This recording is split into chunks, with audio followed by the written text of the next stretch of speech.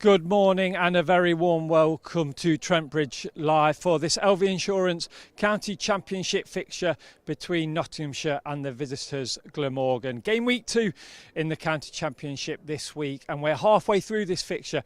2 days gone, 2 days still to come. What will we have in store today on day 3? Well, we will find out very shortly, as play is due to get underway at 11 a.m. Now, Glamorgan will start the day with a lead of 52 runs. They came in yesterday 269 runs behind, and they will start today with that lead. But what happened on day 2? Well, we will show you now, and we'll do that by showing you the highlights from day 2. Van der Hookton and Whale turn the tables on Notts. Ben Duckett starred for Nottinghamshire on day 1 at Trent Bridge. His 122, the bedrock upon which their first innings score of 302 was built. Glamorgan had finished the day with the bat, up to 33 for none at the start of day 2, 269 behind their visitors. And Nottinghamshire would strike the first blow. Andrew Salter out, caught by Clark at first slip off the bowling of Pattinson. That meant it was time for Marnus Labuschagne to make his return to the crease for Glamorgan, albeit briefly. Pinned leg before by Brett Hutton for 3, not the best of starts for the visitors. But from there, Glamorgan regrouped. Lloyd and North East gave them something to cling on to, first with a 50 partnership, then by bringing up the 100, albeit in somewhat fortuitous circumstances. Lloyd wouldn't mind though. That boundary had taken the Glamorgan captain to the cusp of 50, a mark reached when he took a single off a low Everson full toss. When the pair of them reached lunch, the score was now 130 for 2, and North East was just 6 runs away from joining Lloyd on 50. After the break, they picked up where they'd left off. Lloyd's drive back down the ground for 4 took the value of their stand to 100 runs. Fortune smiled on Sam North East. The outside edge dropped harmlessly wide of the slips to take him to 50 runs, scored off 103 balls. The shot that took Glamorgan to 150 was a better one from North East. The ropes found, his side enjoying the start to this session. Brett Hutton brought that to an end though. David Lloyd out by way of an edge through to Duckett, departing for 76. Glamorgan were looking to 200 next, but wouldn't be able to get there without the loss of another wicket. Carlson out, feathering Everson through to Moores. Chris Cook was unable to get off the mark. 12 balls faced, no runs scored, as Moores and Everson combined again to leave Glamorgan 200 for 5. Taylor would also fall before the break. Patterson this time with a wicket. Glamorgan 6 down at tea, but only 69 runs behind Notts. Notts pegged them back again after the break though, with 2 wickets in 3 balls. Nisa went first. Everson's delivery dragged on by the Aussie international. And to the first ball of the next over, North East followed, out for 85, bowled by a full Patterson delivery.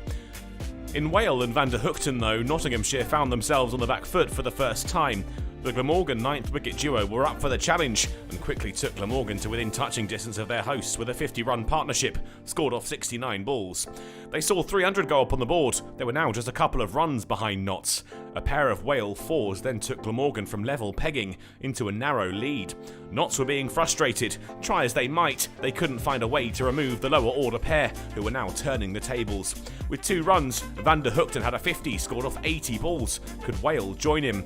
He'd fall agonisingly close. 5 runs shy of a half century when Patterson White separated the stubborn 100-run partnership. Whale out caught behind. That would be the last of the action on day 2. Sterling work from the 9th wicket pairing had flipped the script. Glamorgan now slight favourites heading into the 3rd day at Trent Bridge. When they resume, they'll enjoy a lead of 52 and will hope to stretch that even further. Nottinghamshire won't be put off though. They'll be confident they can undo the damage dealt with just 1 wicket left to take.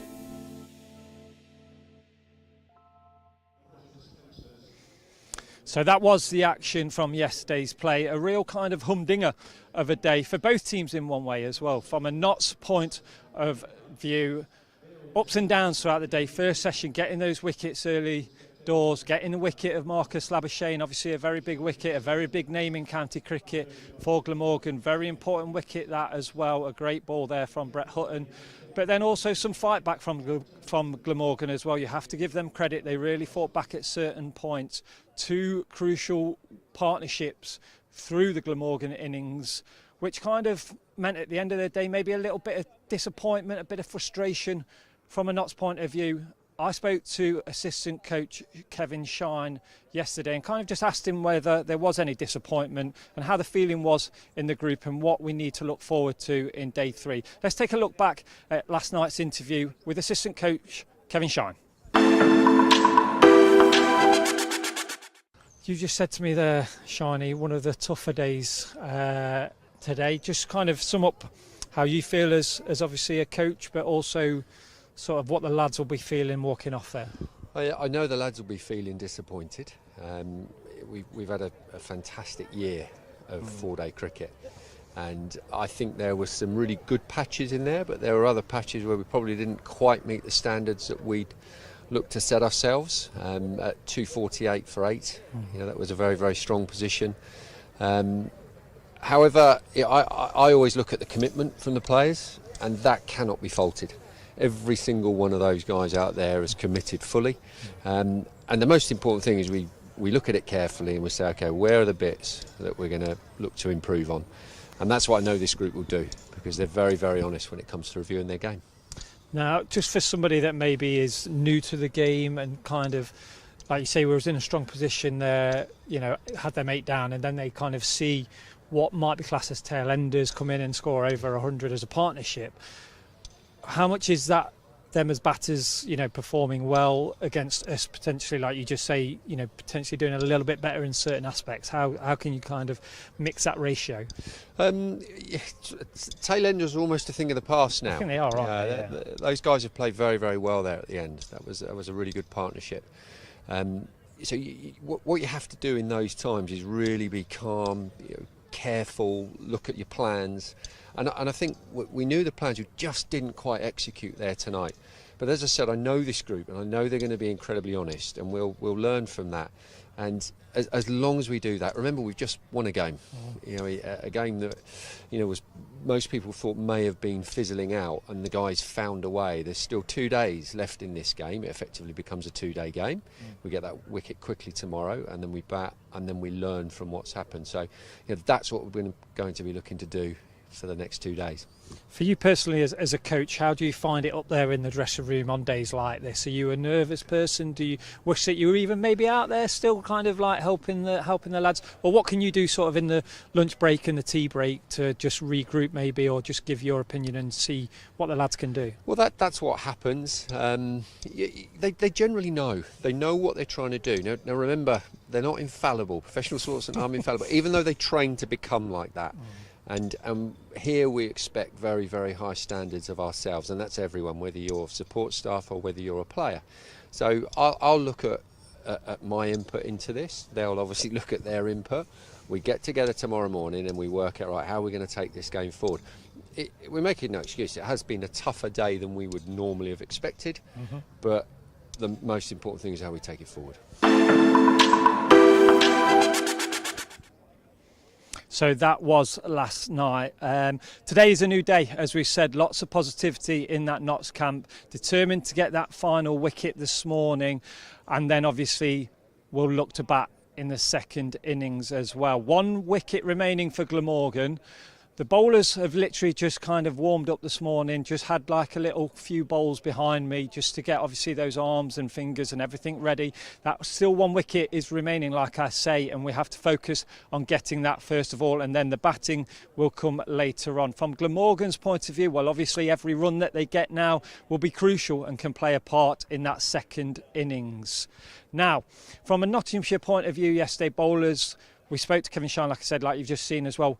They put the graft in, the commitment was there. If we just take a look at when the wickets fell, you will see there's a lot of information on that, but it's about the 2 partnerships from Glamorgan's point of view.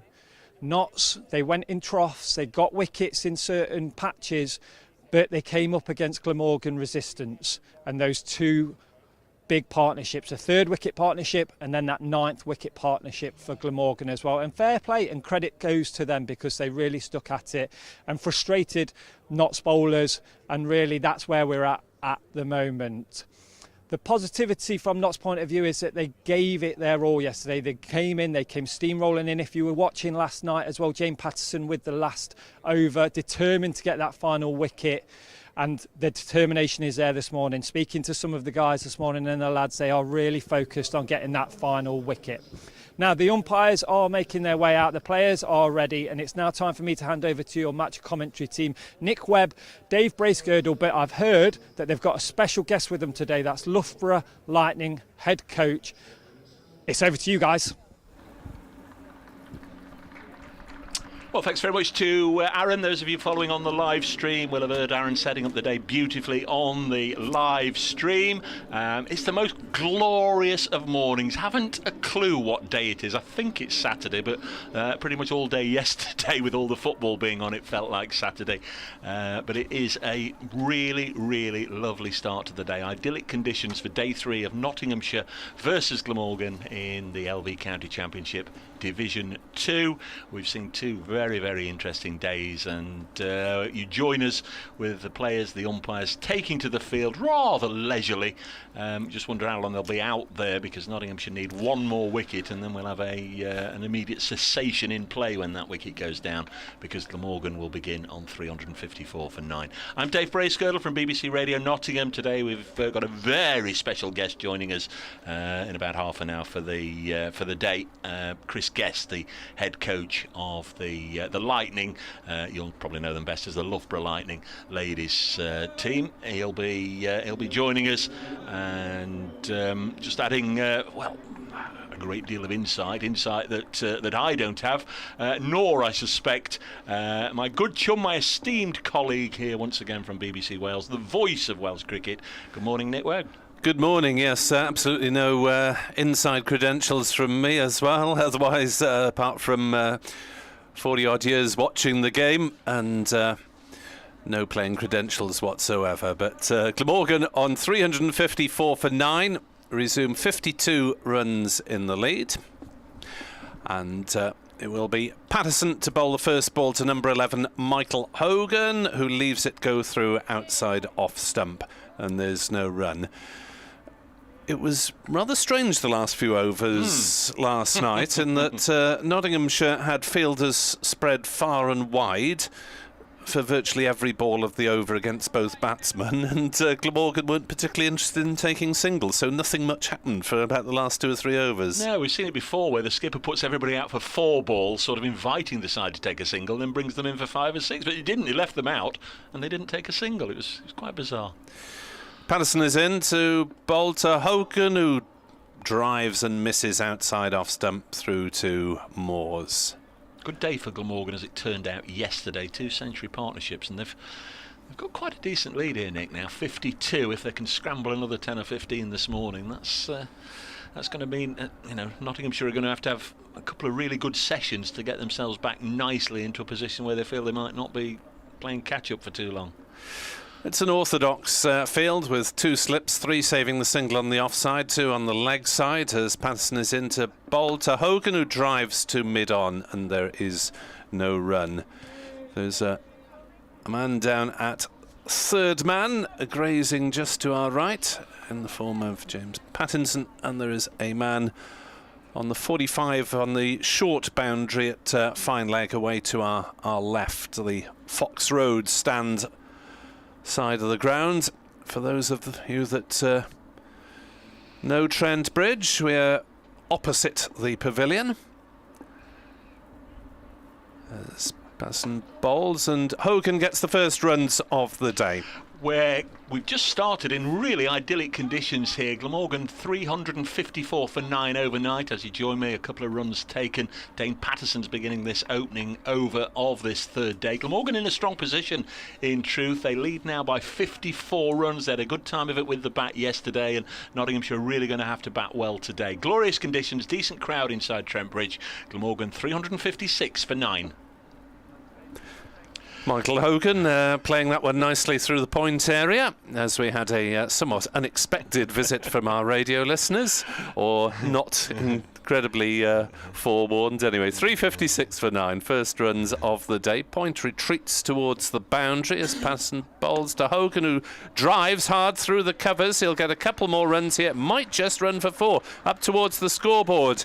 It does go away for 4, and Michael Hogan is up to 6, and Glamorgan 360 for 9. Well, I think Glamorgan supporters have already had as much as they would have expected out of today's addition to the innings.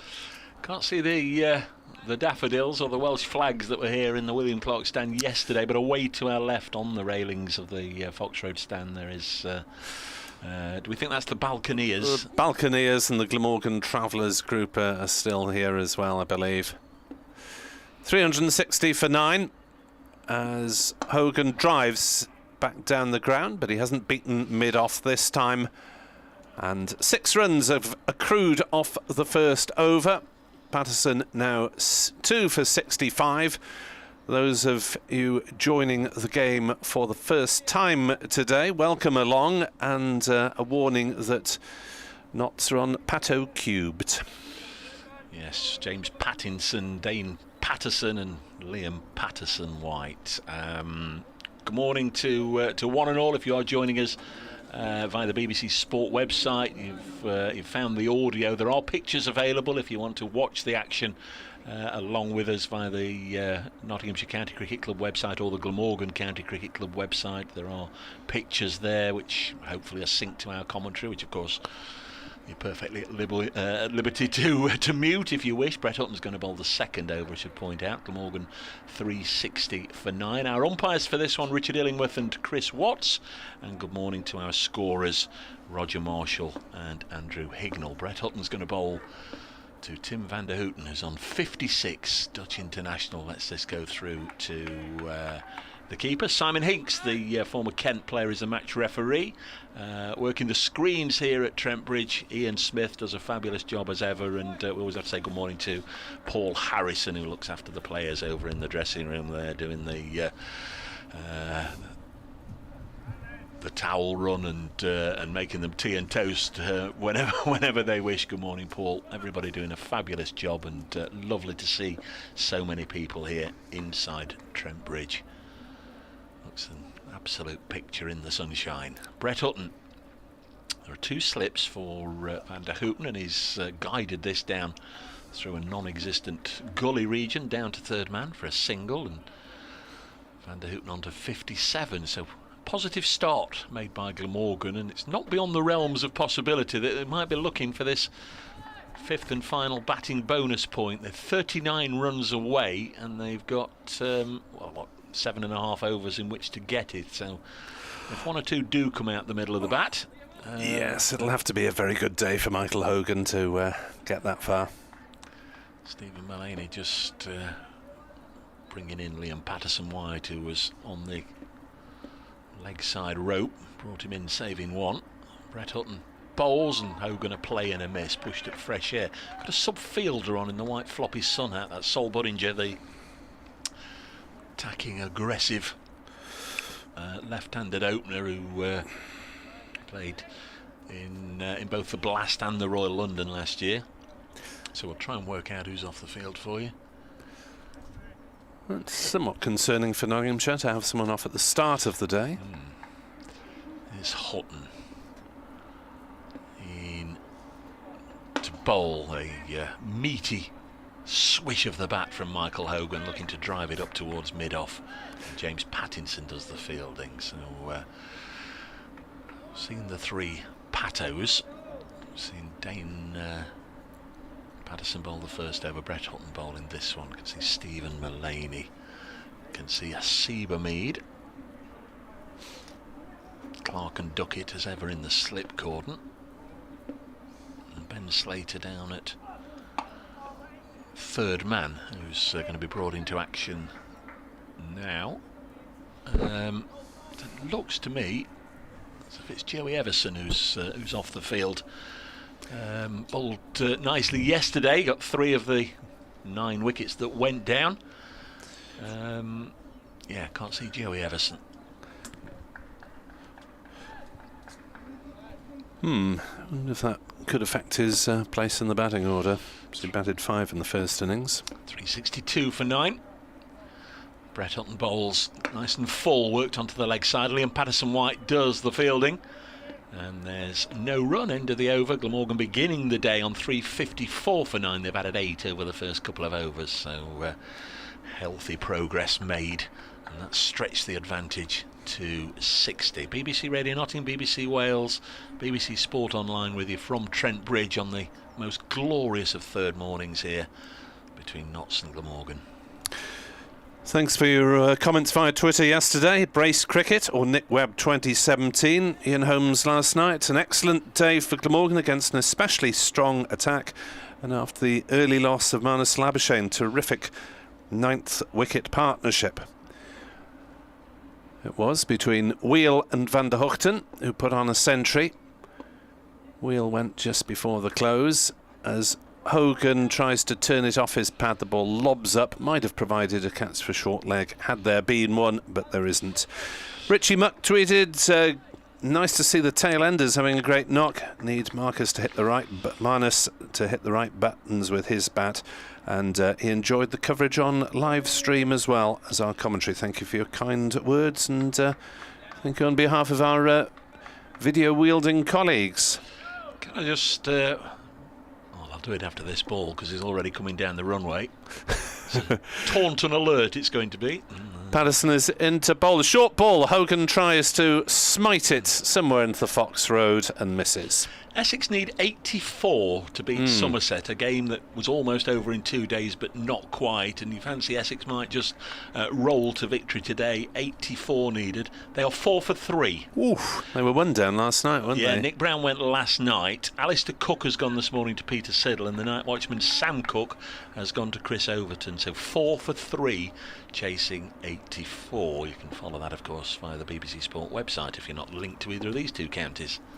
Patterson is into bowl, and Hogan swings, and that one has gone off an inside edge for 4 down to third man. He had absolutely no idea where that one was going. He was trying to hit somewhere straight, and he's got a second boundary to move on to 11. Glamorgan 366 for 9. I've had obviously a little visitor in the night because I've got a cobweb. The window was closed last night, now we've opened it, but you can see the spider's silk that's formed there. It's often cruel, isn't it, to put your fingers through them, but there's been some nice handiwork there. Spider spinning a web overnight. There's no spider in residence currently. Patterson to Hogan, shortish delivery. Hogan plays nicely enough off the back foot out on the offside. Fielded by Patterson White at cover. Good morning to Trevor Freeman. Dublin thinks Sam North East will be a great asset this year. The big day Saturday. He's made a decent start in this match, North East. It already looks as if it's going to be another difficult day for the Seamers, doesn't it? Yes, Hogan and Van der Hoogten might be toiling away with ball in hand very soon, along with Nisa. As Patterson is in to bowl, a short delivery that Hogan decides not to have a go at this time because it was well directed towards the body, and he just swayed away from it. The lanky beanpole figure of Michael Hogan, coming to his 41st birthday in May and his retirement in September from the first class game. Testimonial year. Look out for events on his website, Hogs2022 rather .co.uk. Patterson bowls and Hogan is hit on the pad. Ball bounces out on the leg side, fielded by the bowler. That is the end of the over. Patterson is left bemoaning his lack of fortune. Glamorgan 366 for 9. Hogan has 11. Van der Hoogten has added a single this morning to be on 57 not out. So 34 now required from 6 overs if Glamorgan are to get maximum batting points. They, whatever happens, will take more points, more bonus points from this game than Nottinghamshire. They've got 7, Notts have got 6. And also a word on the over rate. Notts overnight have seen no alteration. They are -2 on their over rate, so they're really going to need to work on that in their second innings. Here's Brett Hutton, 2 for 62. His figures, bowls to Van der Hoogten, who lets this go through to the wicket keeper. A run for every day of a leap year. 366 for Glamorgan. 366 for 9 means they lead by 64. The weather described by the Nottinghamshire social media as deliciously sunny. Surprisingly sunny for an Easter weekend. It's usually cold and damp. I went with idyllic on Twitter. Next ball, Hutton bowls, push out into the offside. No semblance of a run there because Asiba Mead is quickly onto it. He'll be hoping that he's blessed with a little more fortune than he was in the first innings when it's his turn to have a bat. He was cruel way to get out. He was run out at the non-striker's end, the ball deflecting off the bowler James Wheel, and Hasib Hamid was out for 34. Looked in fairly good order up to that point. Essex 4 for 4. Good grief. 2 apiece for Overton and Siddle. 366 for 9. Hutton bowls, and this one is just played with soft hands. I think it came off the shoulder of the bat from Van der Hoekten to the left of Hamid, down to Ben Slater, who trots in from the third man fence. 367 for 9. You can only imagine the panic in the dressing room as players scramble to find their equipment, their protection or whatever, having not expected to bat for an hour or two. Probably the tailenders wouldn't have expected to bat at all, chasing 84. Stephen Mullaney bringing one of his slips out. Joe Clark has been brought into the mid-wicket area, so just Ben Duckett there. Sort of well, he's actually stayed, I think, at second slip position. Brett Hutton in past umpire Watts. Bowls, and that's an almighty mow from Hogan, who was looking to test the far extremities of this Trent Bridge ground there. He was looking to heave it away towards deep mid-wicket, I fancy. A little bit of an agricultural slog. He's now gone down to do some gardening, as if it was the strip itself that made him miss that. Oh, absolutely.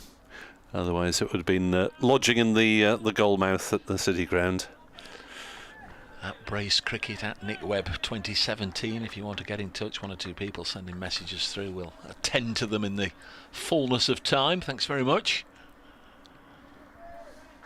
2 balls left in this over. Hogan has been given his head by Van der Hoekten. He's not really looked to monopolise the strike. Hutton bowls, and he's got this one away to mid-wicket. Well, Notts can't say they weren't warned from the previous ball. Won't go all the way to the fence, and they'll just jog through. They'll amble through Ranatunga-like for a second run. 369 for 9. Hogan on to 13. Caden on Twitter rather optimistically looking for a 100-run lead. It's 67 at the moment. Morning to the Glammy podcast, boys. As children, we long to be able to listen to County Championship cricket on our radios. It's true. Thank you very much. 369 for 9. Love all you listeners and viewers, but it's great to see so many people actually here inside the ground as well, as Van der Hoekten, I beg your pardon, Hogan lets this go through to the keeper. The lead is 67. And well, last night we described this partnership as being irritable following that century partnership. Well, it's going to be even more frustrating now. They've only added 15, but 15 useful runs, and they've soaked up 47 deliveries in doing it. 369 for 9. And it's also taken away a little bit from the concentration levels, presumably, of the Nottinghamshire openers. Hasib Hamid and Ben Slater, who had the last wicket fallen last night, would have been able to clear their minds and concentrate on the business of batting. As it is, they might have to chase 1 or 2 more. Van der Hoekten scraping away at his batting crease. A few footmarks there. As Patterson in towards us from the pavilion end, bowls, and Van der Hoekten leaves outside off stump. Clark and Duckett remain in the slips at the moment. The fielders are fairly well dispersed. Only Hamid at point and Hutton at mid-off are probably saving the single. Mid-on is dropped halfway back. Square leg is on the ropes. Fine leg back. Cover point back. Third man as well. So a few singles if Van der Hoekten wants to take them, and he will as he drives out into the offside. And they amble through for 1. Van der Hoekten onto 59 and Glamorgan onto 370 for 9. Matthias Muralitharan is 50 today. I doubt he's listening, but happy birthday to Murali, the leading wicket taker in Test cricket. What a career he had. Really made Sri Lanka a force to be reckoned with. The great man, 50 years of age today. Bothered a few county batsmen as well. Gloucestershire. 370 for 9. Played for Lancashire as well, didn't he? Lancashire, yeah. As Hogan has a swing, doesn't get a full swing of the bat in, but he's done enough to work it out to square leg for a single. 371 for 9. So Glamorgan doing enough to make this morning's return worthwhile. They've added a further 17 runs so far. Since Glamorgan were 248 for 8, the game looked to have slewed Nottinghamshire's way at that stage when North East was 8th out after tea. Patterson is into Van der Hoogten, who allows that one to go through. No shot played. Of the Nottinghamshire birthdays, I can find just David Allain today, celebrating a birthday. He was born on this day, 17th of April 1976 in York. Began with Middlesex, batsman, wicket-keeper, had a couple of, in fact he had 3 years with Notts, 2004, 5 and 6. Wicket-keeper batsman, so David Allain, 46 today, if we've done the old Rachel Rileys properly. Patterson bowls to Van der Hoogten, who's beaten outside off stump, prodding at the ball. Didn't quite get to the pitch of it. Good morning to Edward Cooper of the Balconeers, who's watching from somewhere down next to the other scoreboard by the angle of his photo. Away to our left. He too posted a picture of the Daff Heads yesterday. A group of somewhat younger than usual Glamorgan away supporters. They were only in our eye line for the afternoon session, weren't they? I mean, it may well be that they're sort of in this stand, so we couldn't see them. Patterson bowls, Van der Hoogten mistimes that one, and it just rolls to Hamid at point. No run. 371 for 9, Hogan 14, Van der Hoogten is 59. Glamorgan's advantage is 69 runs, and the unlikely prospect of a 5th batting point, well, they've got 4 overs to get 29 runs. James Pattinson is coming up to hand his cap over to the umpire, so Brett Hutton, 24 overs, 2 for 65, unable to knock over this last wicket this morning, and he makes way now for the Australian, who hasn't got the most flattering of figures on his return to Trent Bridge. 26 overs, 3 maidens, 1 for 105. Could have been so different, you may remember. Second ball of the innings had David Lloyd caught at slip off a no ball, and it turned the situation round really in an instant for both of them. Lloyd went on to get 76, having had that life, and Pattinson has, though he has picked up 1 wicket in the innings, that's almost symptomatic of his luck. Any edges have flown wide of the slips or just past the stumps. Not had the greatest of fortune. Now can he finish off the innings here? Hogan on strike on 14, false start, and Pato won't like that a great deal. Hogan wasn't ready. I think possibly Slip was still chattering. The good mates had a long chat as we saw. I snapped a photo which I put on at Brace Cricket on the first morning of the two of them having a long old chat before the match started on Thursday morning. So they know each other's game very well. Pattinson to bowl to Hogan. Low full toss, which is pumped up to Mulaney at mid-on, and they take a single. There won't be any old fast bowlers union either between them. They'll be more than happy to give each other a short pitch delivery. Single taken. There've been an unusual number of full tosses, haven't there, for a championship game? Obviously get a few bowled deliberately in the white ball stuff. Essex 6 for 4. They've been aided by a couple of extras. Not much coming off the bat at Taunton. As Pattinson bowls, and Van der Hoogten solidly behind this. Really impressive innings from a batsman who came in at number 10, remember, last evening. His career best is, what, Nick, 85? 85. So Headingley last year. He's some way off that, but certainly knows which end of the bat to hold. He hit 3 or 4 aerial drives down the ground during the latter part of the day yesterday to push the score on. Next ball is off the pad, I think. Pattinson asks the umpire's opinion, but Chris Watts, who hasn't necessarily been his best friend throughout the game, turns his back on him and walks away and doesn't touch his knee. So there was some bat involved. 373 for 9. Had a little bit of a love-hate relationship throughout since that early no ball from Pattinson. Once or twice he's tried to get the umpire on side by saying, please tell me where my foot's landing.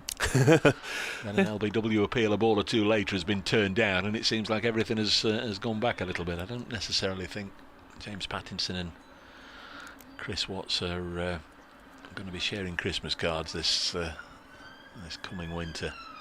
There's Pattinson again as you can hear the siren from a police car going past the ground. Another low full toss, might have got him this time. Asking, imploring, and the umpire says no, not out once again. And James Pattinson does a double take. He looks at the umpire, looks back to the stumps, looks at the umpire, looks back towards Michael Hogan, and has to begin the fairly weary looking march back to his bowling mark. He thought he'd got him then, didn't he? Yeah, that looked certainly more adjacent, and maybe the umpire on aesthetic grounds saying, no, full toss, you didn't really deserve a wicket with that, mate. There's Pattinson again, 373 for 9. Next ball, oh, Hogan bobs underneath it. I tell you what, Hogan got the telegram even before he'd released the ball that this was going to be a short pitch delivery. So he was bobbing, and well, it's a good job he got his head down to about, I don't know, 2 feet from the ground, because the ball went over his head 2.5 feet from the ground. Yes, presumably resuming old battles from Victoria against Western Australia back in the day. That was the Shield final this year, and Western Australia getting the better of it. Pattinson had to miss out with a bit of a calf injury. Bowls now, and Van der Hoogten's got hold of this. He's hit it in the air. Brett Hutton's looking towards the skies, hoping he can get somewhere near it, but he can't. It's gone over his head and gone for 4. And that final batting point, don't rule it out yet. 377 for 9. Pattinson's comeback. Well, treated with disdain by Glamorgan's last wicket pair. 377 for 9, Hogan 19, Van der Hoogten now on 60. 60, and it's 75 the lead. Tim Van der Hoogten in the Cricketers Who's Who claims his look-alike is the actress presenter Ellen DeGeneres, which is somewhat unlikely. Hobbies, he lists Sudoku. What do you enjoy listening to? Country? Guilty pleasure? Disney films? Prediction for the future of cricket? USA will break into the top 10 in the next decade. Well, that's a bit of a left field one. As we get to get a bit of spin. More Pato. Yeah, Patterson White. Twirly-whirly stuff. The third of the Patos to be employed this morning, but we've got to wait for some protective pads and a helmet, and oh crikey, takes forever.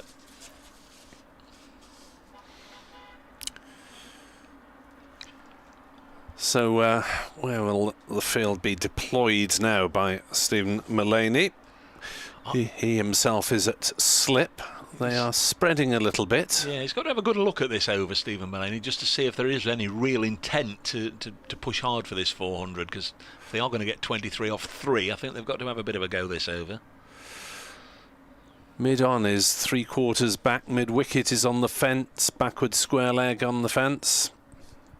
Or the boundary rope to be literal. Van der Hoogten presses forward. He's going to have a little look at least. Men saving the single are at short mid-wicket. Cover and backward point. This man out at cover point on the boundary as Van der Hoogten pushes it. Might have tried to sneak one there, but Hasib Hamid was alert at cover and moved quickly to his left to do the fielding. Number 99, like Marnus Labuschagne. Patterson White balls quicker and played away by Van der Hoogten. Oh, it's gone through backward point, and they'll pick up a couple of bonus runs. There is a hand of apology because that really should have been fielded by Pattinson, but it wasn't. No, you tell him. You tell him, Nick. I won't tell him to his face. No, I'm not telling him. 2 more to the Glamorgan cause. 379 for 9. Patterson White bowls. Van der Hoogten pushes back down the wicket to the bowler. No run. Hogan 19. Van der Hoogten 62. Just the one real blow in anger from the Netherlands international. Patterson White bowls, and there's another one straight back down the ground, but hasn't got a hold of it, and it's finished up at long off. And Patterson White concludes proceedings by dismissing Tim van der Hoogten for 62, and Glamorgan are all out for 379, with Michael Hogan left 19 not out. So the end has come. Glamorgan have that lead of 77. It was Joe Clark who spent most of the innings in that slip cordon. Got a couple of catches there at first slip through the course of the innings.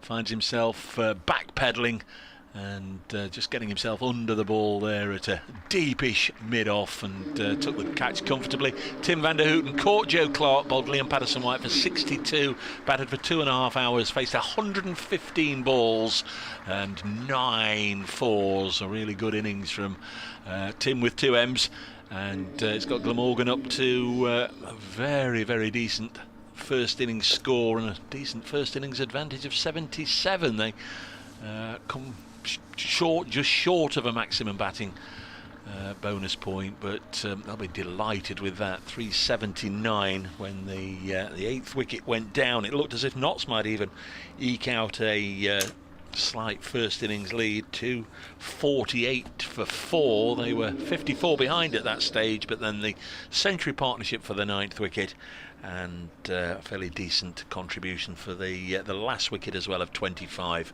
between Van der Hoogten and Hogan. So Notts will be really putting a lot on their top order to wipe out this deficit as soon as possible when they start in 7 or 8 minutes time. Just quickly, I can tell you that Andy Newbold has been in touch. Lovely to hear from you, Andy. I spent many happy days at Trent Bridge as a boy, as my dad was a Notts member.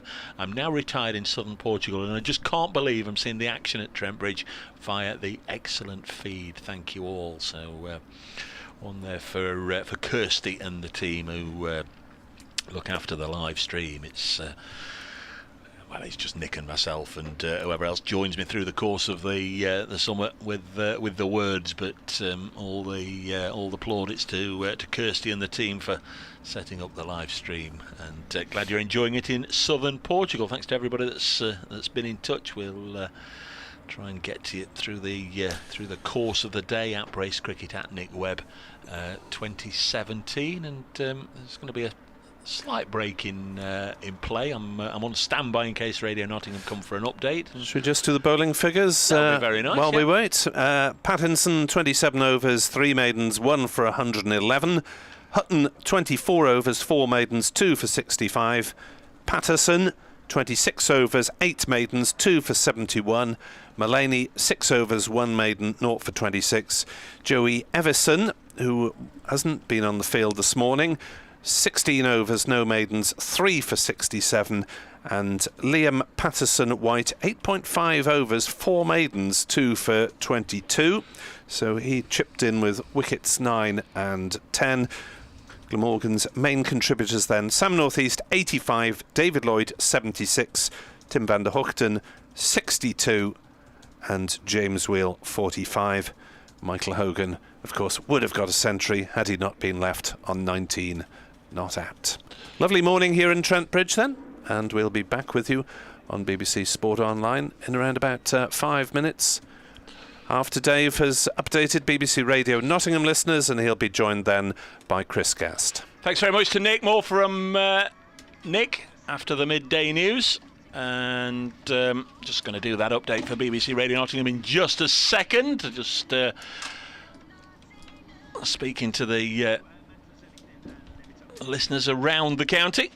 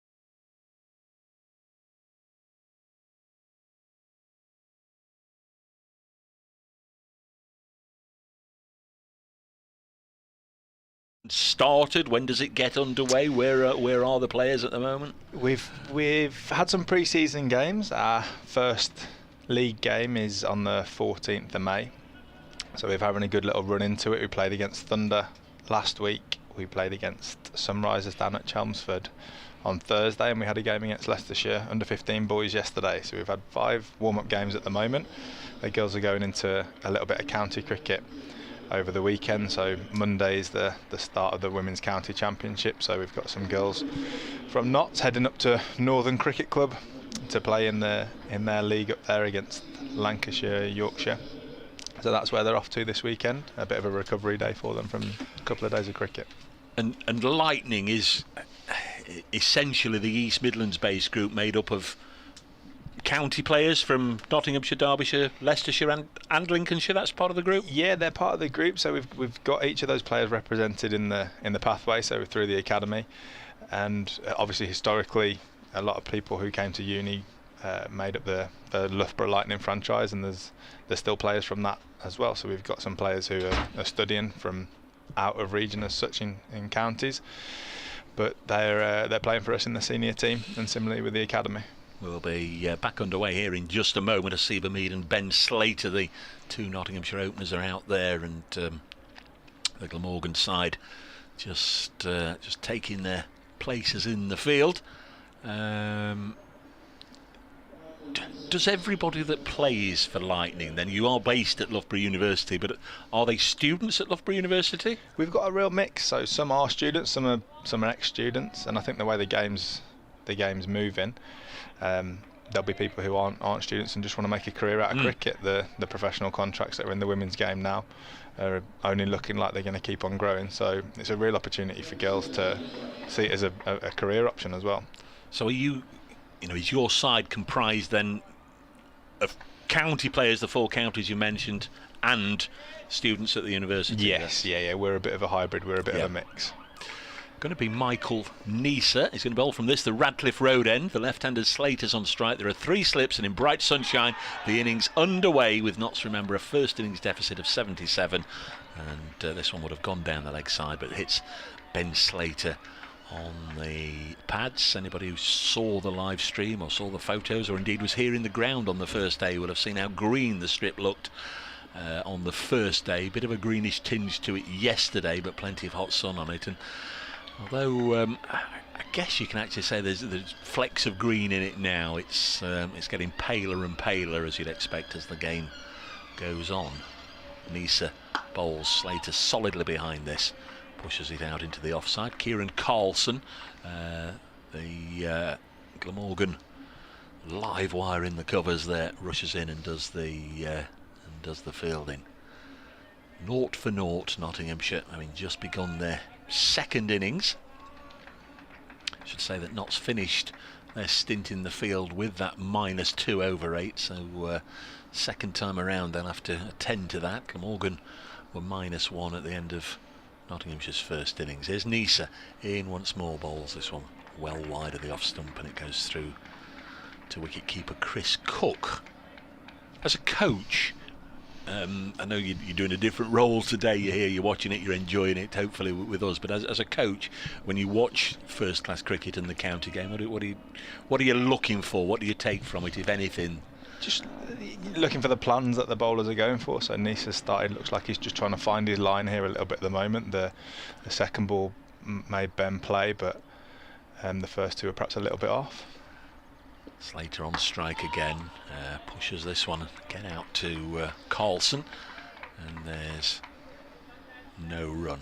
Yeah, so he looks like he's tightened up again there, just trying to bring those 3 slips that are behind the bat into play, and just work out the tactics that the players are thinking, I suppose, is from a coach's eye what I'm looking for. You're trying to pick up cues on what plans people are going for, and obviously with those catches he's looking to entice the drive, so he wants to make sure that Ben's playing early on here. And again comes Nisa, not the longest of runs from the Australian fast bowler. Slater leaves this alone, goes through to the wicket keeper. So the 2 big competitions, I guess, really for the Lightning are the Rachel Hayo Flint Trophy and the Charlotte Edwards. Yeah, that's trophy. correct. So the the women's game is just purely white ball cricket. So we're starting this season with a block of 2020 cricket, where last year it was split. So we've had a good block of practice to lead into a competition and purely focus on a 2020 format, which has been good.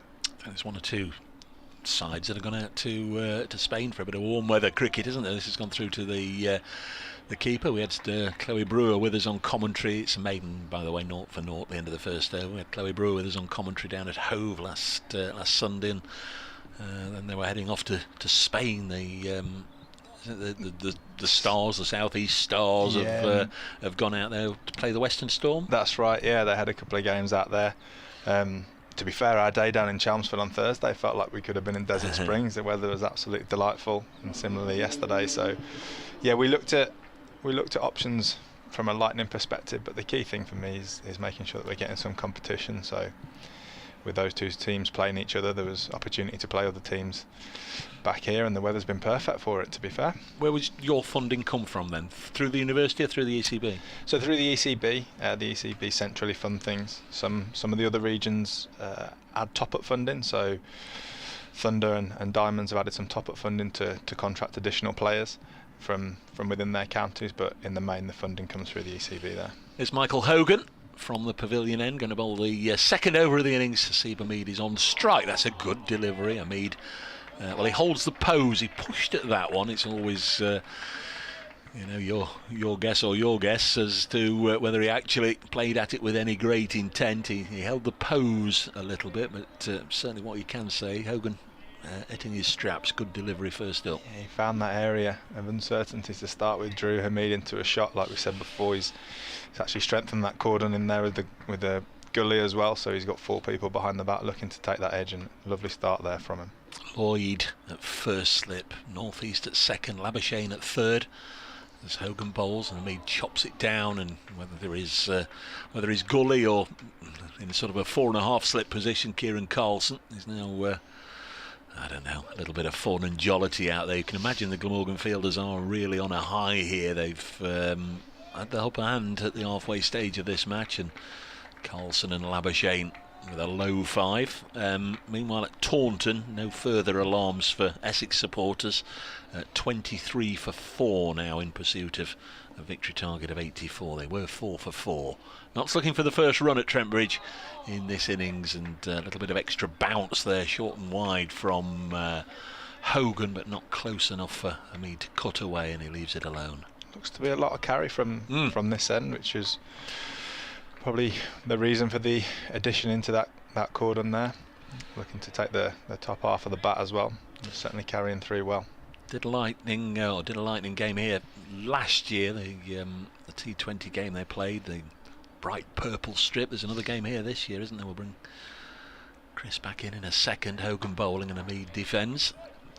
Yeah, we've got another game here. I think it's a double header with a men's game here as well this year, and we're out in the region as well. We've got games at all of the first class county grounds, and making sure that we're getting out into Lincolnshire with some of our training opportunities as well. So we're trying to make sure that we're representing the whole region and not being siloed at Loughborough University. Will some of the girls be playing club cricket this weekend? I know there's certainly a lot of friendlies going on. I'm not entirely sure how much league cricket has started, but I wonder if some of them are getting a little bit of cricket action as Hamid defends. No run yet. More so the academy girls might be playing some cricket, but as I said, the county championships start on Monday for the women, so they'll be going away with their counties. None of our senior girls will be playing any men's cricket this weekend, with a pretty heavy week of fixtures that we've had so far. I was going to say, how many of them actually play in men's leagues, play men's cricket, and is that a good thing? Is that good for their game? I believe it is, yeah. I believe that the more games that they can play, the better, to be honest. But there's not a huge amount in our squad that do. Next ball on its way now, and again Hamid happy to defend. And the second consecutive maiden. Notts remain 0-0, so they've not yet eaten into this deficit. They're 77 behind if you're just joining us. Took Notts just over half an hour to get the final Glamorgan wicket this morning, that of Tim van der Houten. Liam Patterson-White, the spinner, came on and tempted the Dutch international to hoist one high up to a backpedalling Joe Clark at mid-off and he took the catch. Van der Hoogten out for 62. Hogan 19 not out. 379 all out. Glamorgan. And that lead of 77 is where we're at. Yeah, nice start from the bowlers there. They've held pretty tight lines and got 2 maidens in early on, but the openers will be quite happy just to see off this new ball, as we said, and look to cash in a little bit later. Nisa again. Past the umpire, goes through to the keeper. Of course, we've begun the second part of the game, if you like, the third innings of the match. So the umpires have swapped over. We've now got Richard Illingworth here at our end of the ground, the Radcliffe Road end. Chris Watts, one of the newer members of the umpires panel, at square leg at the far end. It was interesting to see Sue Redfern appointed onto the umpires panel as the first female umpire, which is exciting for the game and for her, being a bit of a trailblazer in that. Very much. I've not noted or noticed if she's got an appointment this round of matches or not, but certainly welcome it. Look forward to the day that she does her first Notts game as Slater again pushes it out as far as Carlson. I've been umpired by Sue a few times myself in the Birmingham League, where she umpired in league cricket, so it's great to see the work that she's put in and the progressions that she's made as an umpire to earn the right to be on the list, and I'm sure she'll hold her own more than comfortably. Yeah, she was telling us off mic, you're still a young man, but you've decided not to play anymore yourself, which is it's a shame. Play while you're young and you can, as Nisa bowls, and he struck Slater on the pad. I suspect it pitched outside leg, and the appeal was certainly not prolonged or with any degree of confidence from Michael Nisa. Yeah, it's my club, Ford Houses Cricket Club. It's their first league games of the season today. It's the first time in 20 odd years that I've not been packing the kit bag to play the night before, but time for a new group to take that forwards, and I'm sure I'll be back when my kids grow up and play a little bit more with them when they're a bit older. Nisa looking to find the exact spot. He's there or thereabouts. Slater lets this go through to the wicket keeper. It's been a difficult start as a opening batsman. You love that one that's short and wide that you can put away and get that board when you turn around and look at it, up and running, get a few runs against your name. Definitely, it's that discipline in the mind just to wait for it and trust that it'll come, and then when it can get you going, make sure you cash in on it. 70 minutes to go until lunch, so barring something remarkable happening, Notts are going to be trailing by the interval. This one goes through to the keeper, and going to take a good early part of the afternoon, even with a following wind, for them to get their noses in front. They'll desperately hope to get there without too much collateral damage. It's just got a feel of a batting day, hasn't it? It feels like it's a nice day to be out there in the middle and earn the right to bat later on in the day. Do the hard work now. It's been extremely hard work for, I think, bowlers of both sides, but Glamorgan know if they can just exercise a little bit of pressure. That's a good delivery, and again Slater, well, he holds the pose. Third consecutive maidens. Good start this from Michael Nisa and Michael Hogan. No runs yet have come here on BBC Radio Nottingham, BBC Wales, BBC Sport Online, with Nick Webb will be back with us after midday. Myself, Dave Bracegood, and Chris Guest joined us, the head coach of Lightning Cricket. Yeah, another good over there, just keeping that line and length consistent. That last ball looked like it had a little bit of shape as well, the way the keeper took the ball, just moving back into Ben Slater there. Wondered what the umpires were gesturing there. We had two Glamorgan. Oh, Dan Douthwaite, the 12th man's on the boundary. As I was going to say, they've got two fielders out here at deep backward point, but one of them is the 12th man, Douthwaite. The other one is Van der Hoogten. Don't know what that was all about.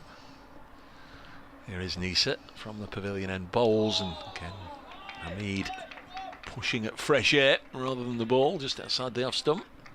It's quite an interesting fielding position out there, at a sort of deep point, but not all the way. You don't often see that 4 overs into a championship match when you're trailing by 70 odd, but there must be a plan.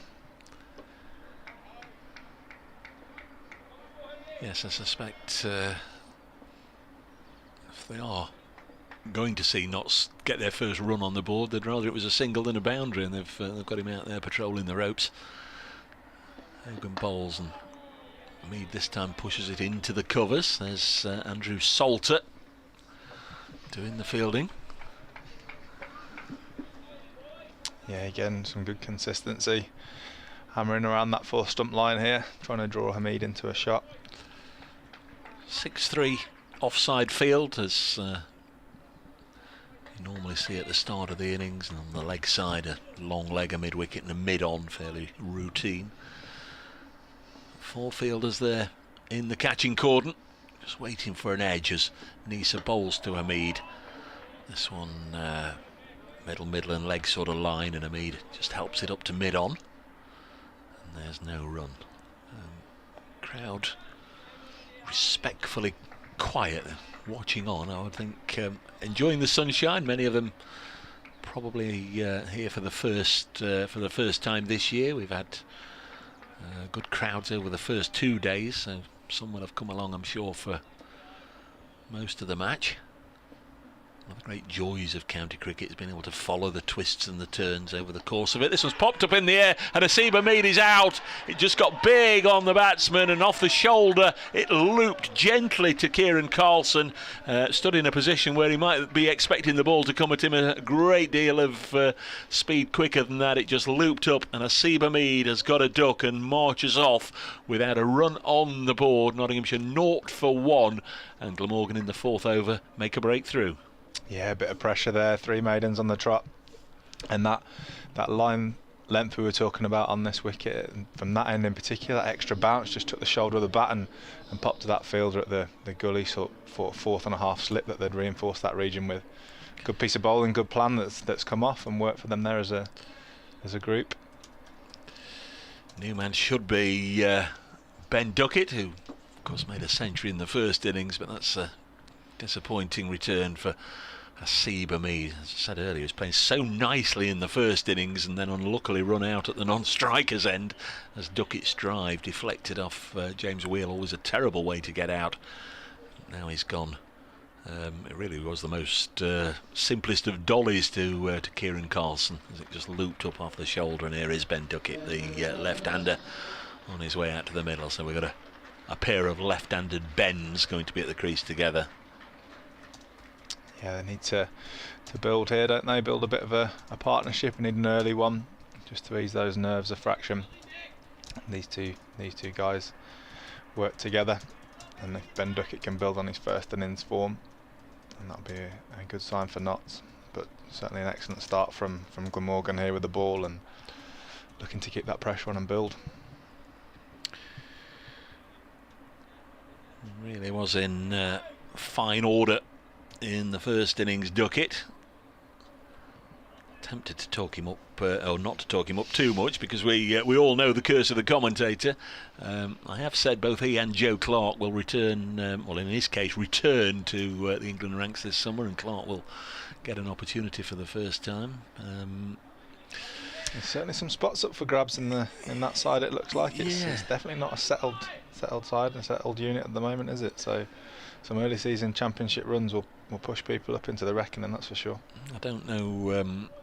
I don't want you to put your neck on the on the block this early in commentary, but it is a strange old one, isn't it? 0 for 1 as Duckett's on strike, Hogan in and bowls, and Duckett defends. There's a weight of thought that form in these early season county championship matches should count for a lot. There's obviously the issue of central contracts and those players. There's those that went to the Caribbean, even though England lost, do they deserve the first shot at it? There's all sorts of opinions out there, but of course now a new captain needs to be selected as well, and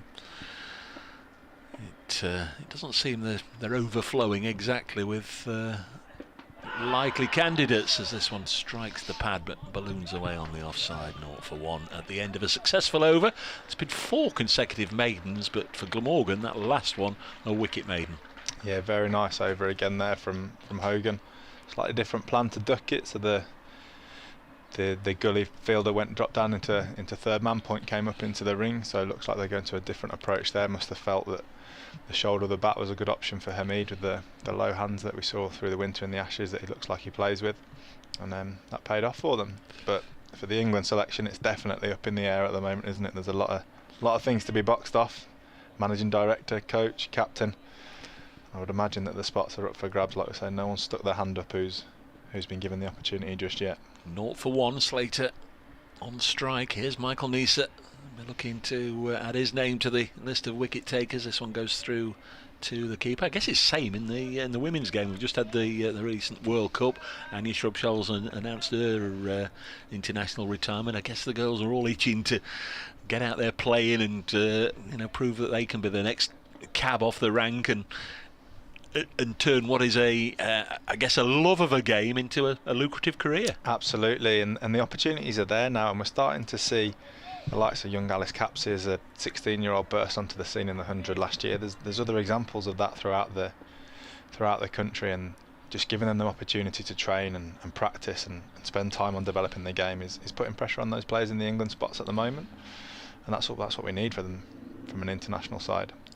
Here comes Neser. This will be the 26th ball of the innings. Still no run. And Slater pushes it as far as Carlson on the offside, and there's no run. I know, crikey, you could start an argument with practically anybody you choose to if you start going down the route of the 100 and the benefits with the men's game. But I think unanimously everybody felt it was good for the women's game, and it was such an attractive product to put on television last year. I think everybody that watched the women's game very much enjoyed what they saw, and it brought out some new personalities, some new characters, and a lot of them became household names over the course of the month as this is pushed into the offside. Yeah, absolutely. I mean, I'm not going to lie, I was a bit sceptical of the 100 at the start and what it would bring, but for what it's brought to the women's game, it's been massive. It's been allowing opportunities for girls to put themselves under play under pressure. But like we said, the county championship starting next week, there won't be any people watching those games, or very few. It'll be family members. And for some of them, you saw Emma Lamb's reaction at the first ball of the 100 when she looked up and the fireworks were going off. 0-1. Next ball is again pushed out into the offside. No run there. This is really good from the Glamorgan two openers, Neser and Hogan. Of course, they're both vastly experienced, but from the coaching side, it's what you want, isn't it? And just to settle nicely straight away into the groove, no looseness, no loose full tossers or short and wide stuff that can be hammered away and get the bowler straight away trying to play catch up, having gone for a few quick runs. That exerted the pressure right from the start. Neser, number 30, bowls, and again Slater can't get him away. He's not in too much difficulty, you'd imagine, but he's played this out onto the offside to Salter, and there's no run. Yeah, they've really given nothing away at the moment, and I think that's the order of the day out there. It's going to be a patience day and staying disciplined as a bowling unit. I don't think there's many demons in the pitch from what we can see from up here, so it's definitely going to be keep hammering away and build that patience, and they've done an excellent job so far with no runs scored coming up to the end of the 5th. But assume in the next moment or two BBC Radio Nottingham will be joining us for an update, and once that's out the way, Nick Webb will be back with Chris. This one goes through to the keeper. Chris Cook took that, and my word, it's a good job it didn't burst through his gloves. There was an extra little bit of oomph behind that one. The effort ball from Neser, quick delivery. 3 overs 3 maidens for Neser. Hogan 2 overs 2 maidens, 1 for none. And well, they just can't break the shackles free, can they? 5 overs have gone, and that's 0-1. A Seabermead out, caught Carlson in the gully off the bowling of Hogan for 0. Yeah, like you said there, Dave, the consistency of these bowlers has been key so far. They've given absolutely nothing. It's not like the batters have missed out on any freebies or any opportunities. There's just been nothing there for them at the minute. I know there's other games going on, but focus back on Taunton. We will give you the scores from those other games from time to time. Said they were going along nicely, but they've just lost 2 more wickets, Essex. They're 33 for 6, chasing 84 to beat Somerset. A run! A run! It will be cheered from the rafters. The fireworks go off. They don't, but yeah, you heard the round of applause as Radio Nottingham where Nottinghamshire are now batting, and they've made a sticky start to their second innings. They're 1 for 1. Huge cheers a moment ago as the first run came in the 6th over of the innings. By then, Asiba Mead was already back in the pavilion, out for naught to Michael Hogan. Glamorgan this morning battered on until reaching 379. Liam Patterson-White with the last wicket to fall. So Glamorgan, a first innings advantage of 77. Second time round, Notts a 1 for 1. So there is that update. Here is Michael Hogan into bowl, and he's gone on the pull, and he's feathered it through to the keeper, and Slater's out, and it's 1 for 2, and Hogan has 2 wickets this morning, and Notts are in all sorts of difficulty here, caught behind by Chris Cook from the bowling of Michael Hogan, and Notts in a great deal of difficulty here. Slater is also out for naught. A little bit of a strangle there, just trying to take the pull on down the leg side and caught a little feather of the bat, but again the bounce from the far end, putting the batters under pressure and making them have to think differently about how they're going about things. And the field was set for it. There was a deep square, there was a fine leg, so the plan was shown. We'll have Nick join us in just a second, so what I'm going to do is disconnect Chris. It's the time when we do a little bit of Strictly Come Dancing choreography, whilst we have a bit of a swap over in the commentary box. But it's going to be Joe Clark out to join Ben Duckett. Notts are 1 for 2.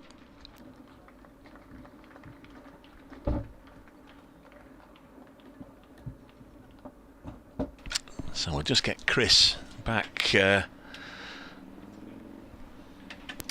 connected, and then we'll bring Nick in.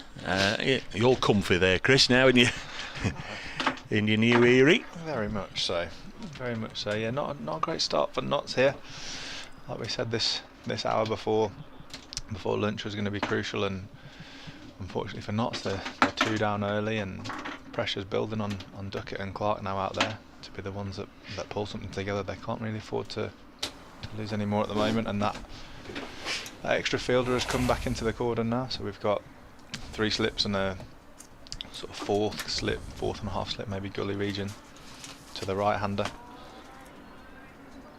It's been a superb first hour for Glamorgan and for Michael Hogan in particular, hitting 19 not out and then taking 2 wickets in his first 14 deliveries. Nottinghamshire 1 for 2 are still 76 runs behind, and on a good batting track. Glamorgan will be delighted to have made those early inroads with the new ball. It's a cordon of 3 slips and a gully. Carlson, who took that catch to get rid of Hamid. As Hogan is in from the pavilion end and bowls to Clark, who plays that out into the covers, and there's no run. I mean, the early strikes really against the feel of what you expected from this day's play, with the batsmen have looked to get on top for some periods of this game, but it hasn't quite happened so far. No, absolutely. Like we said, it's very much got a feel of a batting day, but the new ball in red ball cricket is always crucial, and to pick up 2 so early is excellent there for Glamorgan. Hogan bowls and Clark edges through the slips for 4. It wasn't a chance, it was along the ground, but it was a false shot. First boundary of the innings. We had an ironic cheer when Duckett got the account up and running in the 6th over, wasn't it? It was, yeah. It took a while for that first run to come, with a little glance down to fine leg, and then 4 from the shoulder of the bat there from Joe Clark, but played with soft hands, went in the gap between the gully and the 3rd slip, and ran away for 4 down to 3rd man. So the deficit is 72. Hogan into bowl. Clark drives and will get runs through the vacant mid-off position. Salter is scampering after it, and in fact does so effectively to keep them down to just the single. think that's one of the first times the batter's been able to get forward to Hogan there, get on the front foot. He's held a really good length that's been hard to get at, but that one was just a little bit fuller, so Clark was just able to lean on it and take the single to the vacant mid-off region. Good morning to Ian Holmes, Glamorgan follower in Sheffield, who says he's just completed a successful beehive inspection. Well done, Ian. His next delivery is pushed back to Hogan by Duckett. End of the over. Nottinghamshire 6 for 2, Clark 5, Duckett 1. Glamorgan in the ascendancy. Steve West on Twitter, morning Steve, says spy of the game will depend on how many wickets Glamorgan claim before Notts' total is in credit, but a pleasure to enjoy the marvellous weather in the meantime. It's something of a shock, isn't it, to have a glorious sunny Easter weekend when people have time off work and so on? Very much. We had our first pre-season game just a week ago up in Lancashire against Thunder at Sale Cricket Club, and we were just having to wait for the ice to defrost off the covers before we played. So quite a turnaround in a week, but much enjoyed as it is this morning. Yeah, I think it's set to last over the weekend. Both Nottinghamshire openers dismissed without scoring. Slater faced 19 balls and Hamid 10.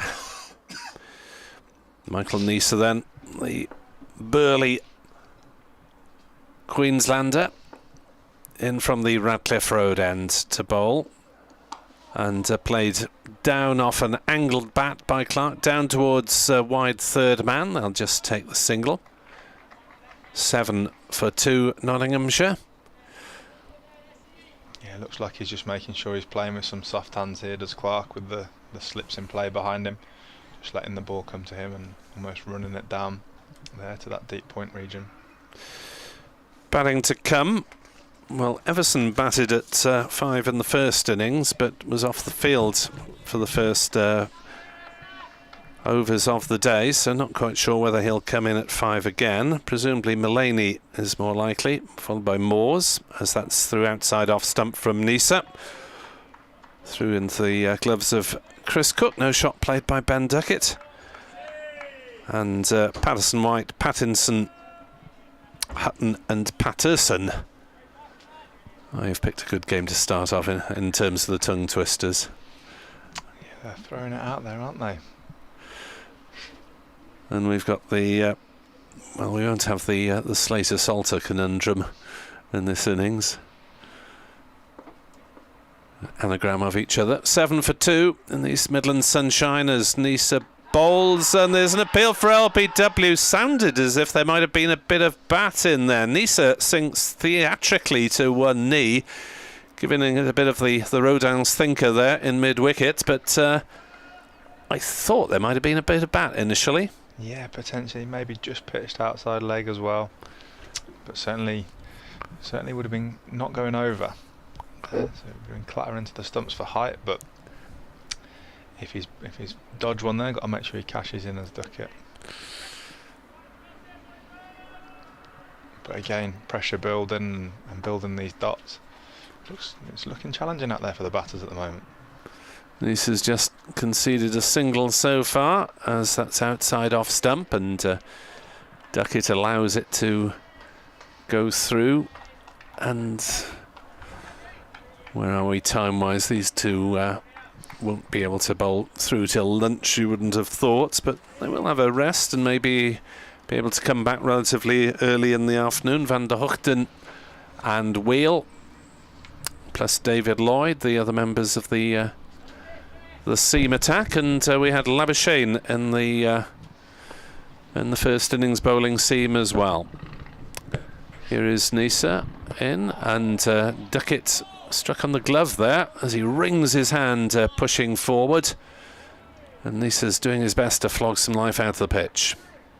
Yeah, that extra bounce again, it's certainly looking like taking the shoulder of the bat more often than not, and Duckett's just got the glove off at the minute, shaking that hand off, trying not to show his pain, and get ready to go again next ball, make sure he's switched on and put that one behind him.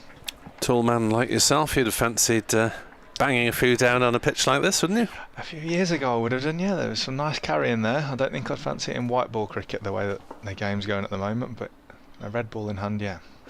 Nisa bowls, and that's driven gently by Duckett up towards mid-off. Fielded by Carlson. There's no run, 7 for 2 Nottinghamshire. At the end of 7 overs, Glamorgan's over rate is -1, so that's something they'll have to be mindful of. Michael Hogan's got the 2 wickets to fall, as well as clobbering a merry little 19 off 34 balls. That's quite slow for his usual strike rate. Trust you enjoyed Michael Hogan's agricultural batting. I've got a lot of time for that, to be honest. Yeah, if he'd have got hold of a couple, they might have gone sailing down into the rows behind us. But it was a good partnership from the final pair there to push Glamorgan into that 70+ run lead. And then he's come out and taken a bit of confidence from the bat and bowling beautifully here at the moment. Here comes Hogan then, loping in bowls. Joe Clark defends onto the onside, and there is no run. Joe Clark, educated over the border in Wales, being a Shropshire boy, but went to Llanfachlin High School in Powys. Yeah, I was saying before, I actually played against Joe, and I felt like it wasn't too long ago, and I looked this morning, it was 11 years ago, so he must have been a very young kid, an excellent player, even back then for Oswestry Cricket Club. Well, he's 25 now. He's facing up to Hogan, driving back down the ground. Hogan gets a hand to it, otherwise that might have gone away for 4. Deflects it towards Duckett, who picks it up and flings it to the nearest fielder. Glamorgan's chief ball polisher, Kieran Carlson, is not actually performing that role at this end at the moment, because he's gone into sort of 5th slip come gully position. We took that catch to get rid of Hamid, a lobbed effort. Hogan bowls and Clark turns into the leg side, but won't risk a single, despite it being just a square of mid-wicket, fielded by Callum Taylor, one of Glamorgan's livelier men in the field. 7 for 2 Nottinghamshire in the second innings, 70 runs still in arrears. Yeah, that position that Carlson's in there, it's a definite plan to the right-handers. I just think it's a bit to do with the extra bounce and the way that Hamid got out there, just taking the shoulder of the bat and popping up for a nice easy catch to him. Here comes Hogan in, and Clark getting everything behind that one, defending it in correct manner up to mid-on. Slip cordon, David Lloyd at first slip. The skipper will spend most of the summer. Northeast seems to have settled in at second slip, which was often taken by Nick Selman in previous seasons, but the openers left Glamorgan, gone back to Australia to live. Labuschagne has claimed third slip. Hogan into bowl, and Clark will get a single here down to backwards square. Turning it gently around the corner, Wheel doing the fielding. And that's the end of... no, it's just the swapping round for right and left. Can't count to 6. No wonder I need a clicker. Yeah, there could be some miles in the legs for the umpires today with the right-left hand combinations. What time do you think they'll give up? About tea time? Don't think they'll be still doing it in the evening session, will they, if not to still batting? Yeah, there's the sun on the body today. Flagged them. Hogan is into bowl. Duckett plays it back to him. That is the end of Hogan's over. Just a single off it. 2 for 7. Hogan, Nisa 0 for 1 at the other end. Nottinghamshire 8 for 2 after 8. 69 runs in arrears. As wonder how many overs we'll see. Maybe half a dozen each from Nisa and Hogan with their tails up. So another 2 apiece, I'd say. Yeah, around that, I think. It's certainly been an excellent start for them, and the change bowlers, first and second change, I want to make sure they're keeping that pressure on. But I said at the start there, I think this is a crucial time, obviously, with a new ball, because it's very much like you said earlier. It feels like it should be a batting day. The wicket doesn't look like it's got any demons, so Glamorgan need to keep working on that discipline. as they've started with here. Nisa tears in, bowls, and that's played gently by Clark to Hogan at mid-on. You can almost feel the effort in Nisa's deliveries from up here in the gods and 60, 70 metres away, can't you? They're very much. There's a lot of shoulder goes into it. There's a lot of hustle and bustle to get there, and a lot of shoulder work to get the ball down the other end, but it's coming out nicely for him just now. He's only conceded the 1 run so far. 32 years old, once captained the Ashes against England, as he beats the edge of Clark's bat through to Cook. Oohs and ahs from the slip cordon. Yeah, there's still that little bit of movement every so often. It's not consistently ball on ball, but that ball certainly shaped away. Keeper's ended up taking it outside the right side of the body. Clark will be relieved to have just missed it. Just shows you the strength and depth that Australia have in the seam department, really, with Pattinson not in the picture for the last couple of years, and Nisa on the fringes of things. Yeah, he had a decent game in the Ashes as well, didn't he? Nisa bowls, and Clark defends on the onside. Yeah, took a wicket early on to settle himself, but just played the one test, which he was very proud of. Managed to get family members there to support him as well. So that's something that no one can ever take away from him, even if he doesn't play any further international cricket. Not saying that he won't, because as I say, he's still on the fringes. Would have gone to Pakistan had he not picked up a calf injury playing for Queensland. Balls again, and Clark defending to cover. No run. Yeah, he's hammering away on this length. Certainly not giving anything to hit for the batters at the moment. Just looking to build on that consistency that they've both shown so far. But they certainly unearthed a couple in the Ashes, didn't they, the Australians, with Boland coming through and running through England, and Nisa and Richardson. It looks like there's some stocks that they've got over there at the minute. Australia tour Sri Lanka in multi-format tour in June and the first part of July. Nisa in bowls, down leg side, nothing on it from Clark, through to Cook. And we wait to see if Marnus Labuschagne comes back after that to play maybe a bit of July and August. Tends to be the Australian employers pulling the strings who want them back at home for September to prepare for the domestic season down there. Yeah, they'll be waiting to find out if he gets his no objection certificate from Cricket Australia. Down leg side again. Clark looking to work it down to fine leg. Doesn't make contact. 8 for 2 at the end of another Nisa maiden. Yeah, just lost the line a little bit on those last 2 balls going leg side. Just wonder if he was searching for something slightly different, or if the balls just stopped shaping completely. Maybe have to make an adjustment next over, but another maiden from him, so 5 overs, 1 run. Certainly building the pressure. Update from Taunton. Dramatic. Well, it will be a final day. It's the 3rd day in theory. Essex 44 for 6 now. Need a further 40 runs to win. Chasing 84. They were 4 for 4 at one point. Then 28 for 6. 4 wickets to Craig Overton and 2 to Peter Siddle.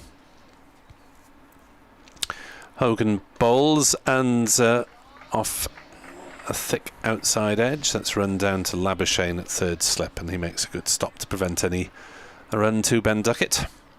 You might have assumed that the spinners would have got the wickets down there at Taunton. It sounds like Seam's done the business this morning. Sounds like an exciting game. Indeed, it will be exciting either way. It'll be interesting to if we learn whether that pitch is marked OK or marked down. There's Hogan bowls. Duckett plays that one nicely out into covers, but there's a diving stop by Taylor, and he keeps them down to a single. 9 for 2. Yes, there are a few poor marks in Cardiff last season, but the square took such a hammering because there weren't any games played on outgrounds, and they had, was it 2 or 3 days of England cricket plus the 100 plus all the county cricket. The calendar's getting very full, isn't it, at the moment, and a lot of the grounds, I've been looking at the stitch pitches, they can regenerate themselves a little bit quicker. We've got a couple of those at Loughborough that we use. As Hogan bowls, beats the outside edge of Clark's defensive prod with a ball that shaped back and was taken by Cook going down the leg side. So for those of our listeners who don't know, explain the nature of the stitch pitches. Now you're putting me under. You said it with such confidence. I did, yeah. I didn't expect the follow-up question. No, in essence, there's an element of almost astroturf in it as well that helps grow back and just regenerate itself a little bit quicker, so that you can get some reuse wickets through the season. It's not just one play and it's out. As Clark defends on the leg side, no run. Yeah, they just tend to last a little bit longer.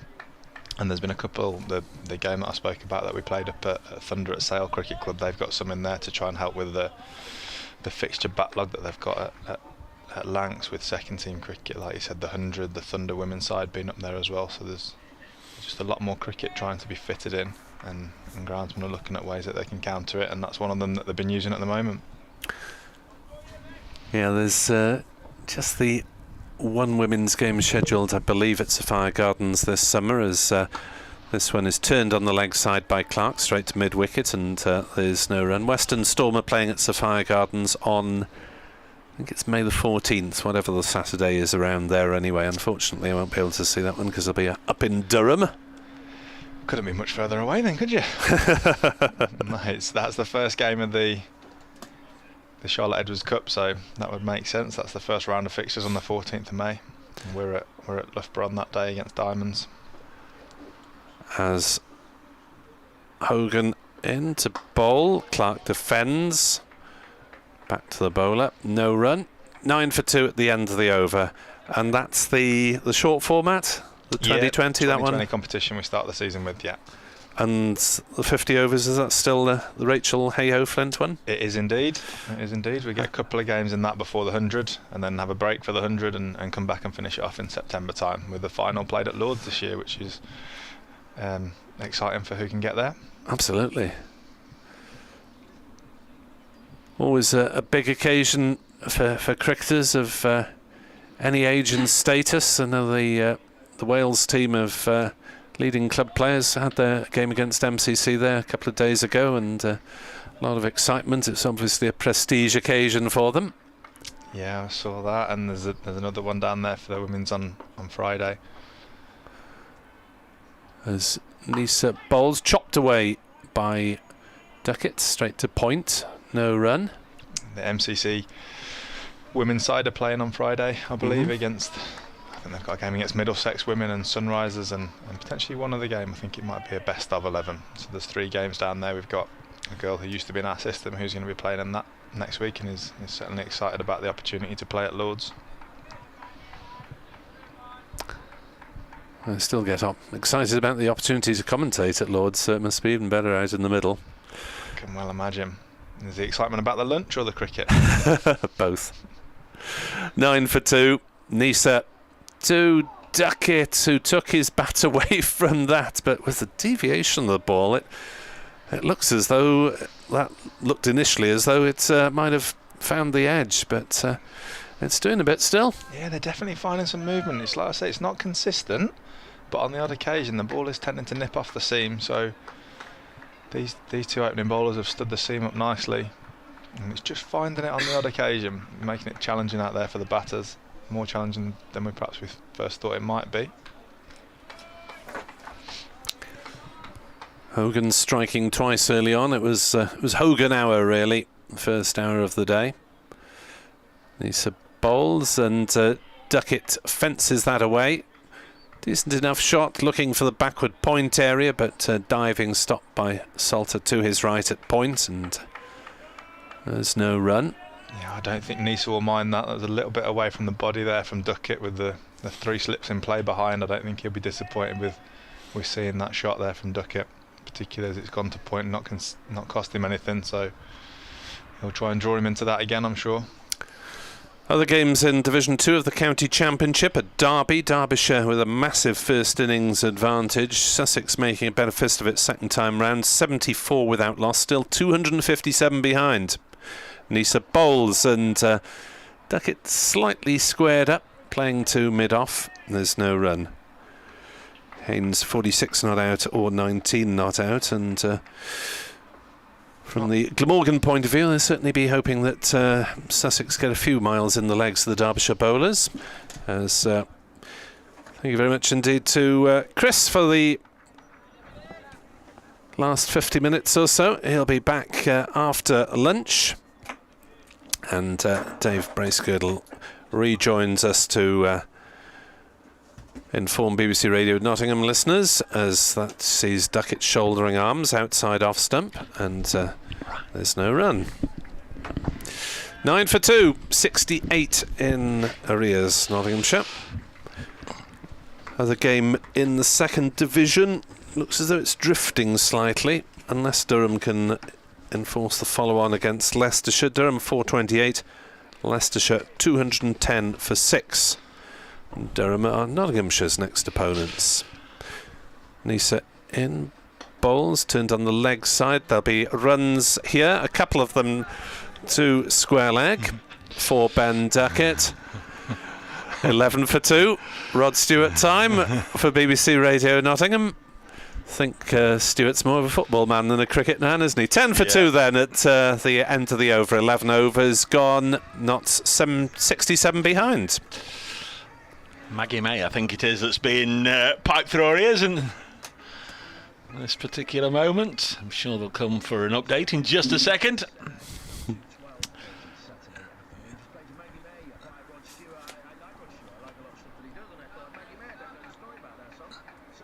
$10 for 2 is the score. Just waiting for the cue this time to speak to the radio listeners. Still going to be Hogan to continue.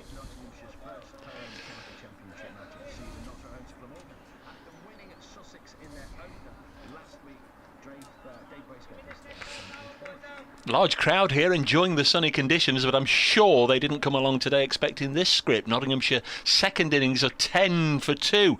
That means they're still 67 runs behind Glamorgan. The Welsh County then very much on top. They batted on this morning for another half an hour before losing their last wicket to Liam Patterson-White, all out for 379. Then when Notts batted without a run on the board, Asib Mead was out to Michael Hogan for naught, and the 40-year-old Australian then dismissed Ben Slater, also out for naught. Notts were 1 for 2 at that stage. Clark and Duckett in the early stages of what Nottinghamshire supporters will hope is a large partnership. They're 10 for 2.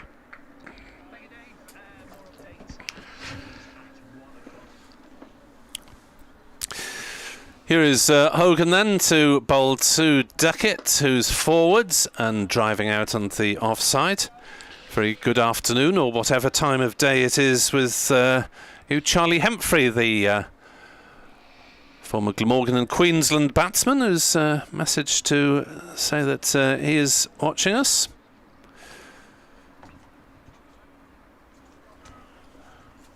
Hope he's enjoying his new life with his family. As Glamorgan change the field slightly.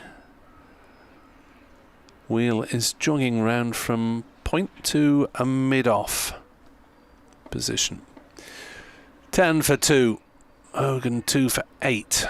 Maybe his last over. Oh, there's a stifled appeal, as Duckett appeared to say. Play that one across that one slightly. Yes, I was listening on from the back of the box whilst yourself and Chris were guiding us through the last half an hour. You suspected they'd have half a dozen apiece. So we might be nearing the time to make a change, but my word, Hogan's... Well, neither of them have given anything, have they?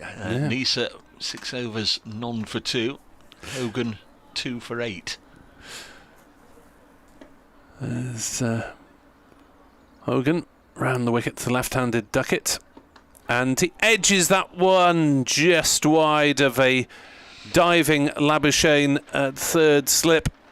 raced away to the boundary for 4. Had there been a 4th slip, I might have been interested. I'm not so sure. He wasn't too far away from that either. It was a great effort from Labuschagne, because Duckett was dropped, was it 29 in the first innings by North East on his way to that score of 122. Won't want to... Glamorgan won't want to see too many opportunities go begging from the outside edge of Ben Duckett's bat. Gets a rather fortuitous boundary there. 14 for 2. Hogan to Duckett, who plays that one on the leg side. Carlson runs round the ball rather, but did enough to put off the batsman from trying a quick single. Yeah, these two batsmen who'll be having to remember to go to the home dressing room when they play the franchise stuff later in the summer in Cardiff. And it's both Welsh Fire players. Duckett, of course, played last year and indeed skippered the side, didn't he, after Johnny Bairstow left? I lost track of who was playing for Welsh Fire as half of Nottinghamshire at one point, wasn't it? With Ball and Fletcher. Next delivery, Duckett driving nicely but straight to mid-off. Wheelfields, no run, and the over 14 for 2. Clark and Duckett have 7 apiece. Nottinghamshire trail by 63 runs. Just a reminder, if he weren't with us at the start of the day, Joey Everson wasn't on the field. Notts had a sub-fielder out there for the half an hour of Glamorgan's first innings, and he is down on the card to be number 5. Batted number 5 in the first innings. Of course, he can bat lower down. Scored his century batting at 9 last week at Hove, but may well be that Notts have to juggle it a little bit, and maybe Stephen Mullaney will come in next. So here's one of the batting heroes of that Glamorgan first innings, now with a job to do with the ball. Tim van der Houten replacing Michael Neser. So Neser 6 overs, 4 maidens, 0 for 2. Did well on the first afternoon, van der Houten, didn't he? Picked up a couple of wickets there, really tilted the game, getting rid of Joe Clark and Joey Everson in quick succession. Just as Notts were trying to get a bit of a partnership going with Duckett and Clark. Could well be Wheel at the other end as well, I suspect. 4 slips for van der Houten. Squad number 64, those big numbers standing out. Bowles, and Clark drives through the offside for 4. Nice looking shot from Joe Clark. Shot of some conviction. He moves on to 11. Notts are 18 for 2, so they trail by 59. Yeah, home supporters haven't had much to applaud, have they, really, in terms of full-blooded shots in the opening 45 minutes of this Nottinghamshire innings. Essex inching closer. They need 30 more. They're 54 for 6. They've got Adam Rossington at the crease and Adam Wheater. An interesting story there if Rossington gets them over the line. And Clark drives now down the ground for 4 more. Through mid-on. Lovely, crisp push through the V. Gets a back-to-back boundary, and Tim van der Houten just on the on the other side of things here, just getting a little bit of his own medicine rammed back down his throat. 2 balls, none for 8 his figures. Yeah, Adam Rossington was ousted from Northants, rather shrouded, unclear circumstances. He was skipper and then suddenly was told he wasn't going to be required this year and was taken on by Essex. Dan Douthwaite's on the field as Clark this time is denied a 3rd consecutive boundary as he drives it to mid-on, and there's no run. I would imagine it's Michael Neser that's having finished his spell, perhaps gone off for a quick quiet comfort break. Douthwaite is been pushed back a little bit at mid-off. More, keep going, says David Lloyd. Here comes van der Houten, bowls, and Clark again works it up to mid-on, and there's no run. This morning, Tim van der Houten with the bat was dismissed by Joe Clark from the bowling of Liam Patterson-White for 62, leaving Michael Hogan not out 19. Glamorgan 3-7-9 all out. That was a first innings lead of 77. They take 7 bonus points from this match. Nottinghamshire takes 6. Excuse me. And then both Nottinghamshire openers out for naught. There's Van der Houten bowls, and Clark again solidly behind it. Hamid got one that just popped on him a little bit, flew off the shoulder of the bat, a nice gentle lob up a dolly to Kieran Carlson. He was tagged onto the end of the 3-slip cord, and you can make your own mind up if he was sort of in a 4.5, 5th slip position, or if he was in the gully, but it was a really gentle catch. Hamid out for naught, and then Slater followed for naught. In Hogan's next over, went to try and pull a short ball and feathered it through to the keeper.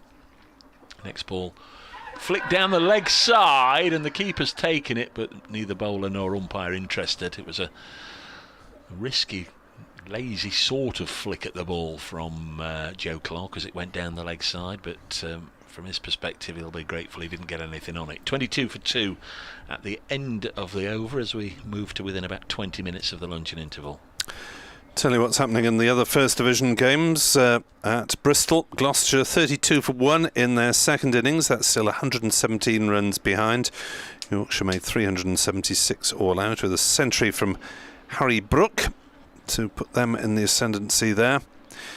At Canterbury, Kent are 190 for 5 in reply to Lancashire's 506 all out. So still needing another 157 to avoid possibility of following on, but that might be heading to a draw at Canterbury. It definitely isn't at Taunton, as we've been telling you. At the Oval, Surrey on top with first innings total of 467, Hampshire 223 all out and 18 for 1 following on. So the run feast at the Oval finally coming to an end after a rather traumatic last 4 days of last season for Mr. Church and myself. James Wheel then racing in for his first delivery across the face of the left-handed Duckett and through to the gloves of Cook. So there's a couple of sides being asked to follow on today. Hampshire in the first division and Sussex just down the A52 there at Derby.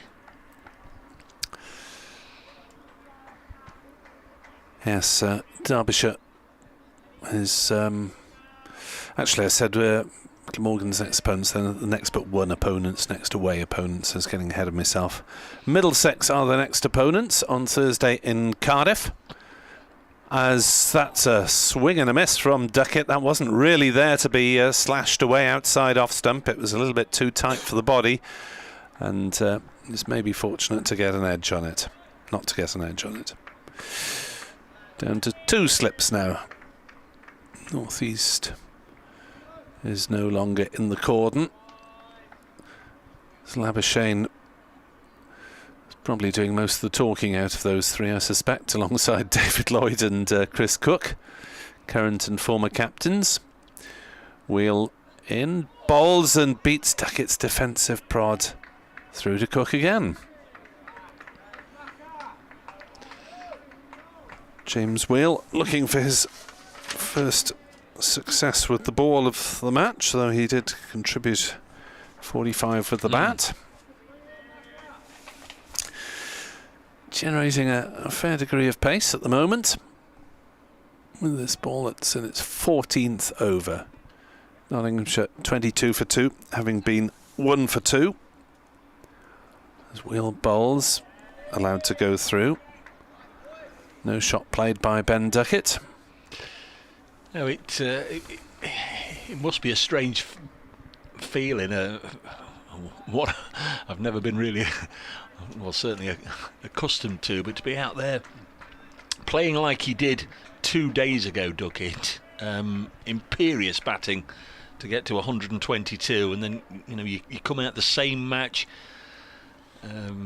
just really a few hours later, but you've got to start afresh, haven't you?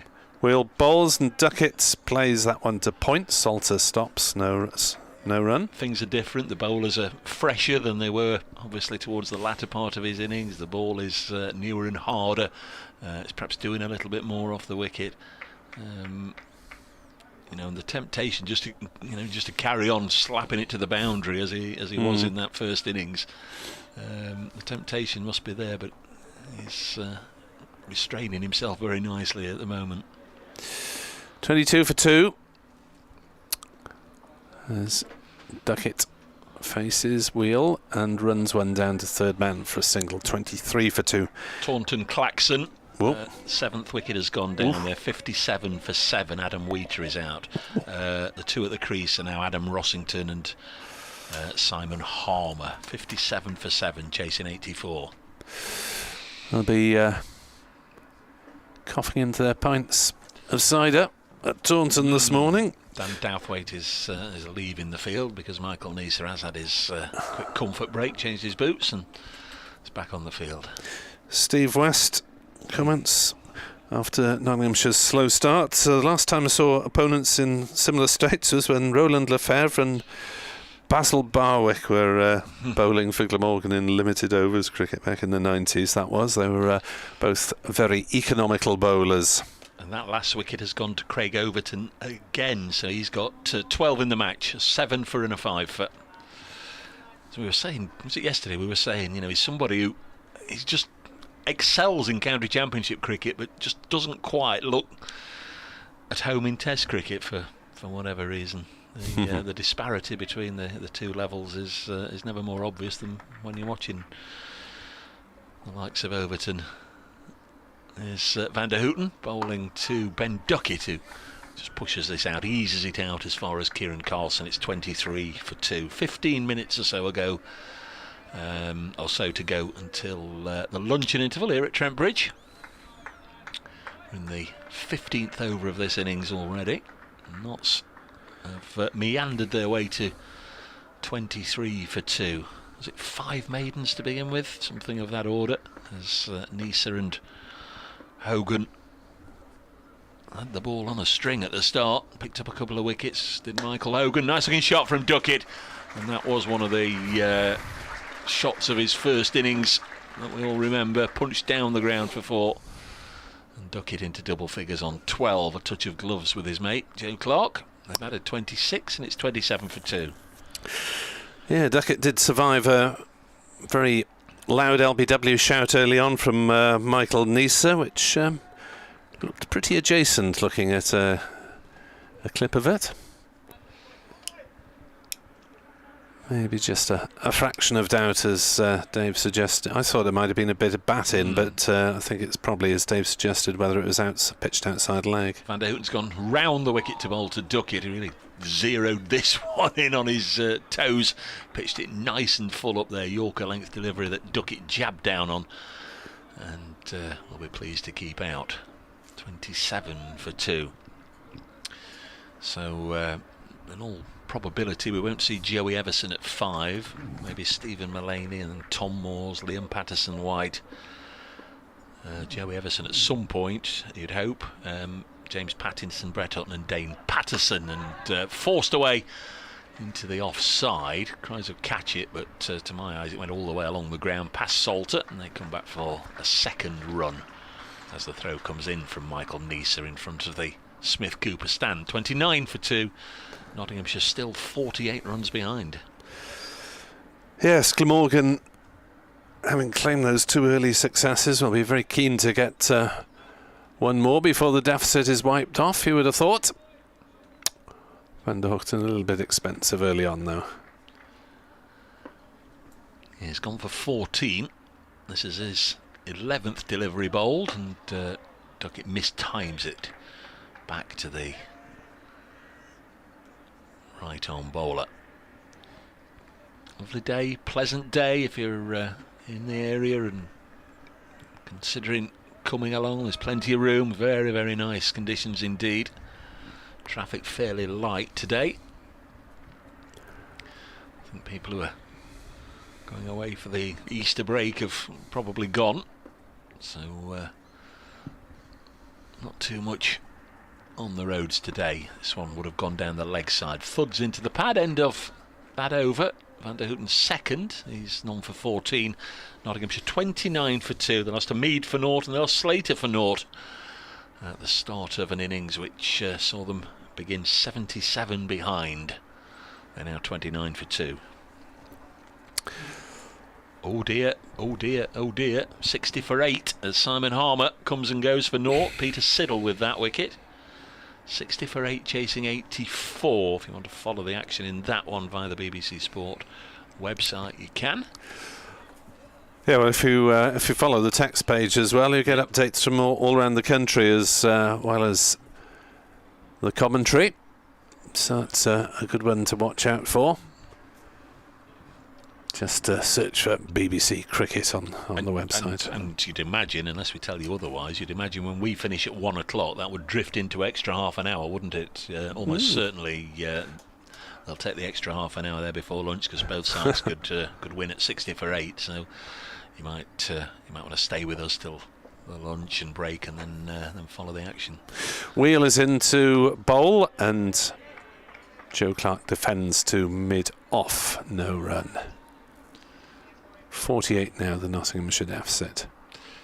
I mean, if you get so close to defending a lead of 83 and lose, it will be a real hammer blow for Somerset, because they'll lose 2 games at the start of the season. They were hammered by an innings last week against Hampshire. But Essex likewise, if they lose that one, they've been set 84 to win in 2 days. Wheel bowls, clipped off his legs by Joe Clark, but there is a man in front of the Fox Road stand at mid-wicket, and they take a single. 30 for 2. Umpire Illingworth is on the trudge from square leg to square leg, right to left-handers. Talked earlier in the match, of course, this ground holds special memories for umpire Illingworth. He got a wicket with his first ball in Test cricket on here, bowling Phil Simmons, the West Indies opener, back in 1991. See Luke Fletcher on the boundary edge away to our right. Wheel into bowl. Duckett tries to slap it away through the offside, but doesn't time it, and it just dribbles to cover, and there's no run. Maybe been away for a bit of gym work. He's got a tight hamstring, so rested for this game. Leading wicket taker in the country last year with 66 wickets. The County Championship Player of the Year is awarded both by the PCA and the Cricket Writers Club, so he had a great year. Nottinghamshire's Player of the Year as well. In between writing books and doing stand-up and whatever you do with them. And playing a bit for the Welsh Fire. Wheel bowls, that's wide-ish and chopped by Duckett through the offside. It's Shoreditch boundary, it'll run away for 4 despite Callum Taylor chasing it. James Wheel there offering too much width, and not surprisingly it was duly dispatched by Duckett, who moves up to 18 not out. Yes, you mentioned it first, so I'll leap on that. Luke's autobiography, Tales from the Front Line. We've got a paperback version coming out from the 25th of April. A couple of extra chapters. Who brings a book out and then has the season of their life? Well, Luke Fletcher. So there's an extra couple of chapters and the paperback version just about what happened last year and how he had such a great year and everything he's been up to. Wheel bowls, and that's again forced through the offside. There is now a sweeper, and so it's just a single for Duckett. Moves to 19, Nottinghamshire 35 for 2. Bit of hasty rewriting then, was it? No, not really. No. Over the winter, can you knock up another 5,000 words?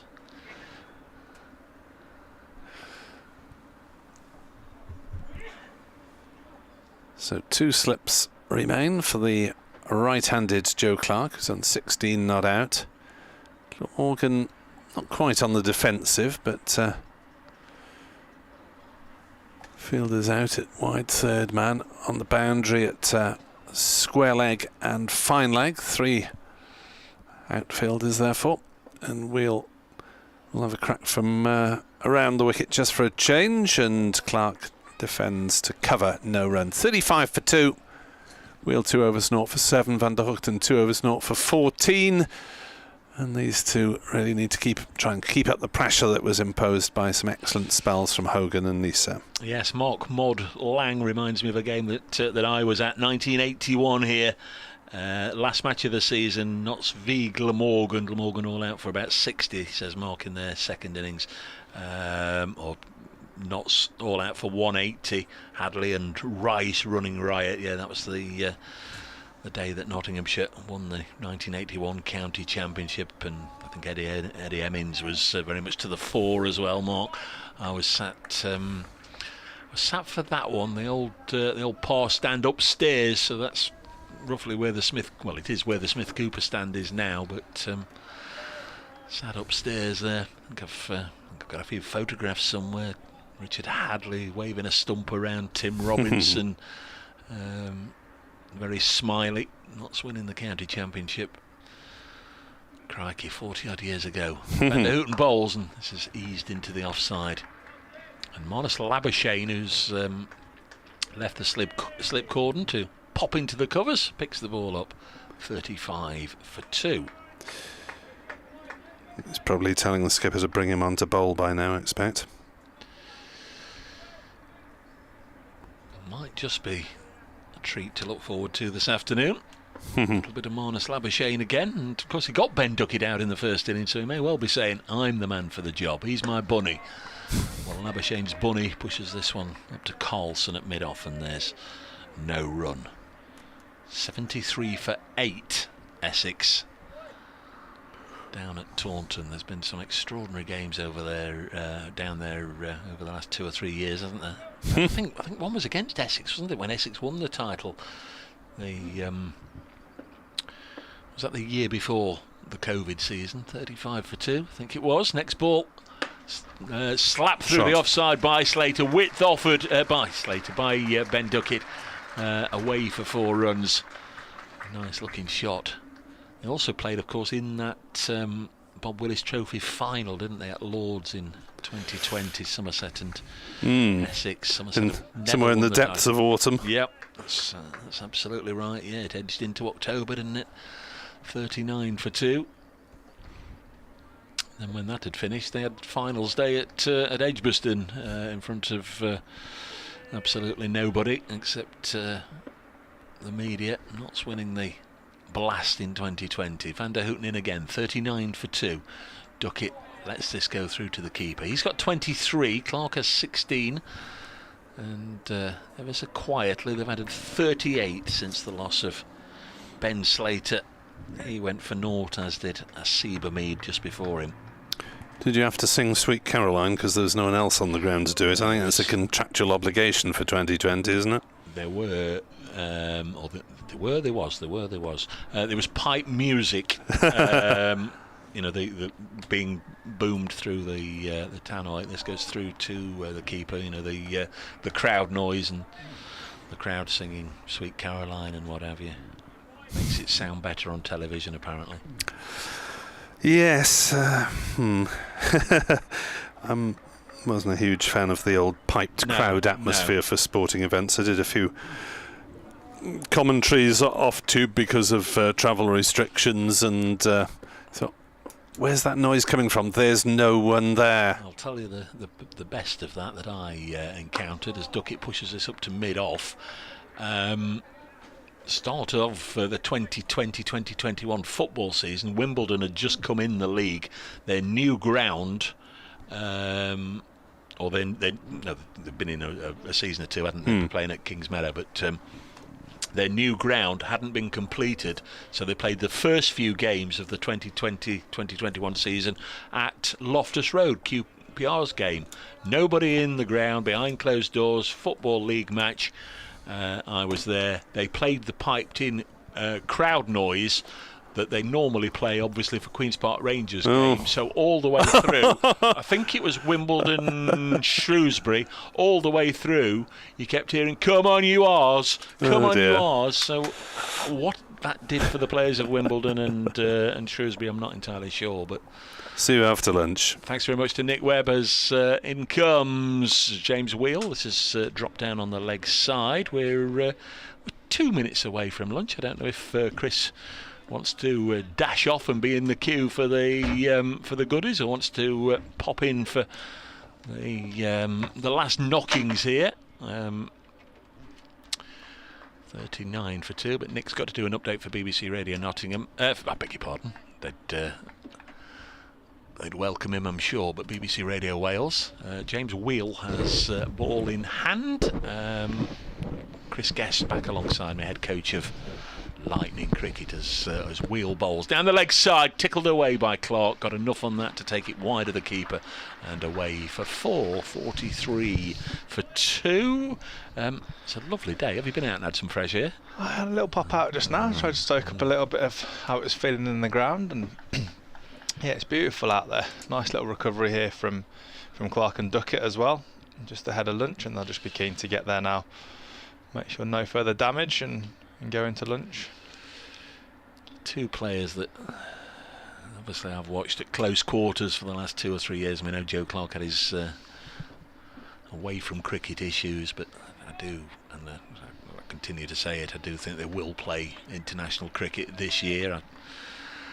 There will be people who say, oh, second division runs doesn't count, because we've heard all that in the past. 43 for 2. Next ball is worked away by Clark, fielder out there on the leg side, but it didn't necessarily matter last year. Alex Lee's Durham opener, of course he played for Yorkshire for many years, but runs he got for Durham last year were, although it wasn't Division 2, but he was elevated into the international ranks. So I hope if they do score a good volume of runs in these first 5 or 6 games that it doesn't count against them because they're playing Division 2 cricket. Yeah, they've looked organised here this morning. Thing with these two batters as well is they've got gears that they can move through. If they have time at the middle, you know that later on in the day the runs will come a lot easier to them. Notts trail by 33. Could just do with getting through to lunch. Wheel in and Duckett blocks it. We've got 2 balls left. And this may well be, and probably will be, the last over of the session. Been a little bizarre the last 2 days when both Nick and I have looked at ourselves. We've had looked at each other. We've had our laptops saying 1 o'clock, our watches, our phones all saying 1 o'clock, and both days the umpires have gone one more over. So we're not entirely sure which clock they're going by, but I think it's already just a whisker past 1 o'clock. So with 2 balls left in the over, I think this might be the end of the morning's action. James Wheel bowls and Duckett with very soft hands there, and just runs it towards third man. Gets down to the safe end. 45 for 2. Yeah, the pressure's just been released a little with the change bowlers that have come on, and Clark and Duckett soaked it up from Nisa and Hogan up top there, and reaping a few rewards here. But like you said, they'll just be keen to get through this ball, get to lunch, come out the other side and spend an afternoon out there in the sun scoring some runs. So it's going to be Wheel. Joe Clark won't thank his mate if he gets out from this last ball of the session for taking that single, but no reason that he should, and gets solidly behind it and defends it. Now then, let's have a look on Messrs Illingworth and Watts. Yeah, that's your lot. That's your ration for the morning. A 2-hour period which has seen Glamorgan extend their first innings for half an hour or so before being bowled out eventually for 379. The last wicket went down when Tim van der Houten, who made 62, had a bit of a go at Liam Patterson-White and skied it. Joe Clark circled underneath and corralled it nicely. So Glamorgan had a 77-run lead. It looked huge at the time, looked even bigger when Asiba Mead and Ben Slater both went for naught. Notts were 1 for 2 at that stage, but Clark and Duckett have seen it through to lunch at 45 for 2. We've had 18 overs in the innings, and at the break Ben Duckett is 24 not out, Joe Clark is 21 not out, and the pair have added 44 so far for the third wicket. From Nick Webb, Chris Guest, myself, Dave Bracegirdle, thanks very much for your company this morning. If you want to get in touch, we'll be delighted to give you a shout out, as I'll do an update for BBC Radio Nottingham in just a second, but otherwise we'll be back with you in about 40 minutes time for the afternoon session. At lunch, Nottinghamshire 45 for 2.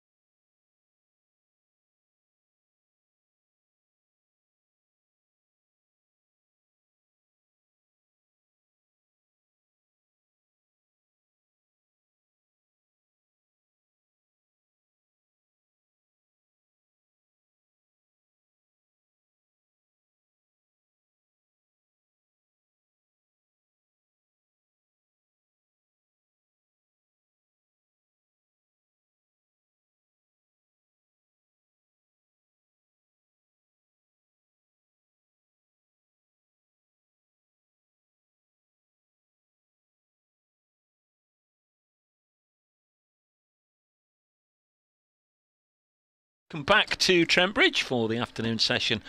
Dave Bracegirdle from BBC Radio Nottingham with Nick Webb from BBC Wales, and our special guest for this game, head coach of Lightning women's team, the boss man there, Chris Guest, will be with us in about 20 minutes time. The umpires, Chris Watts and Richard Illingworth, on their way out to the middle ahead of this afternoon session. The Glamorgan fielders, the Nottinghamshire batsmen, or batters as it says up there on the board now, Joe Clark and Ben Duckett, on their way to the middle, and Nottinghamshire will resume from their lunchtime score of 45-2, so they're still 32 behind Glamorgan, who had that first innings advantage of 77. The one match that we were sort of following perhaps a little too closely during the morning session did finish during the lunch interval, if you're not aware, with again a dramatic conclusion with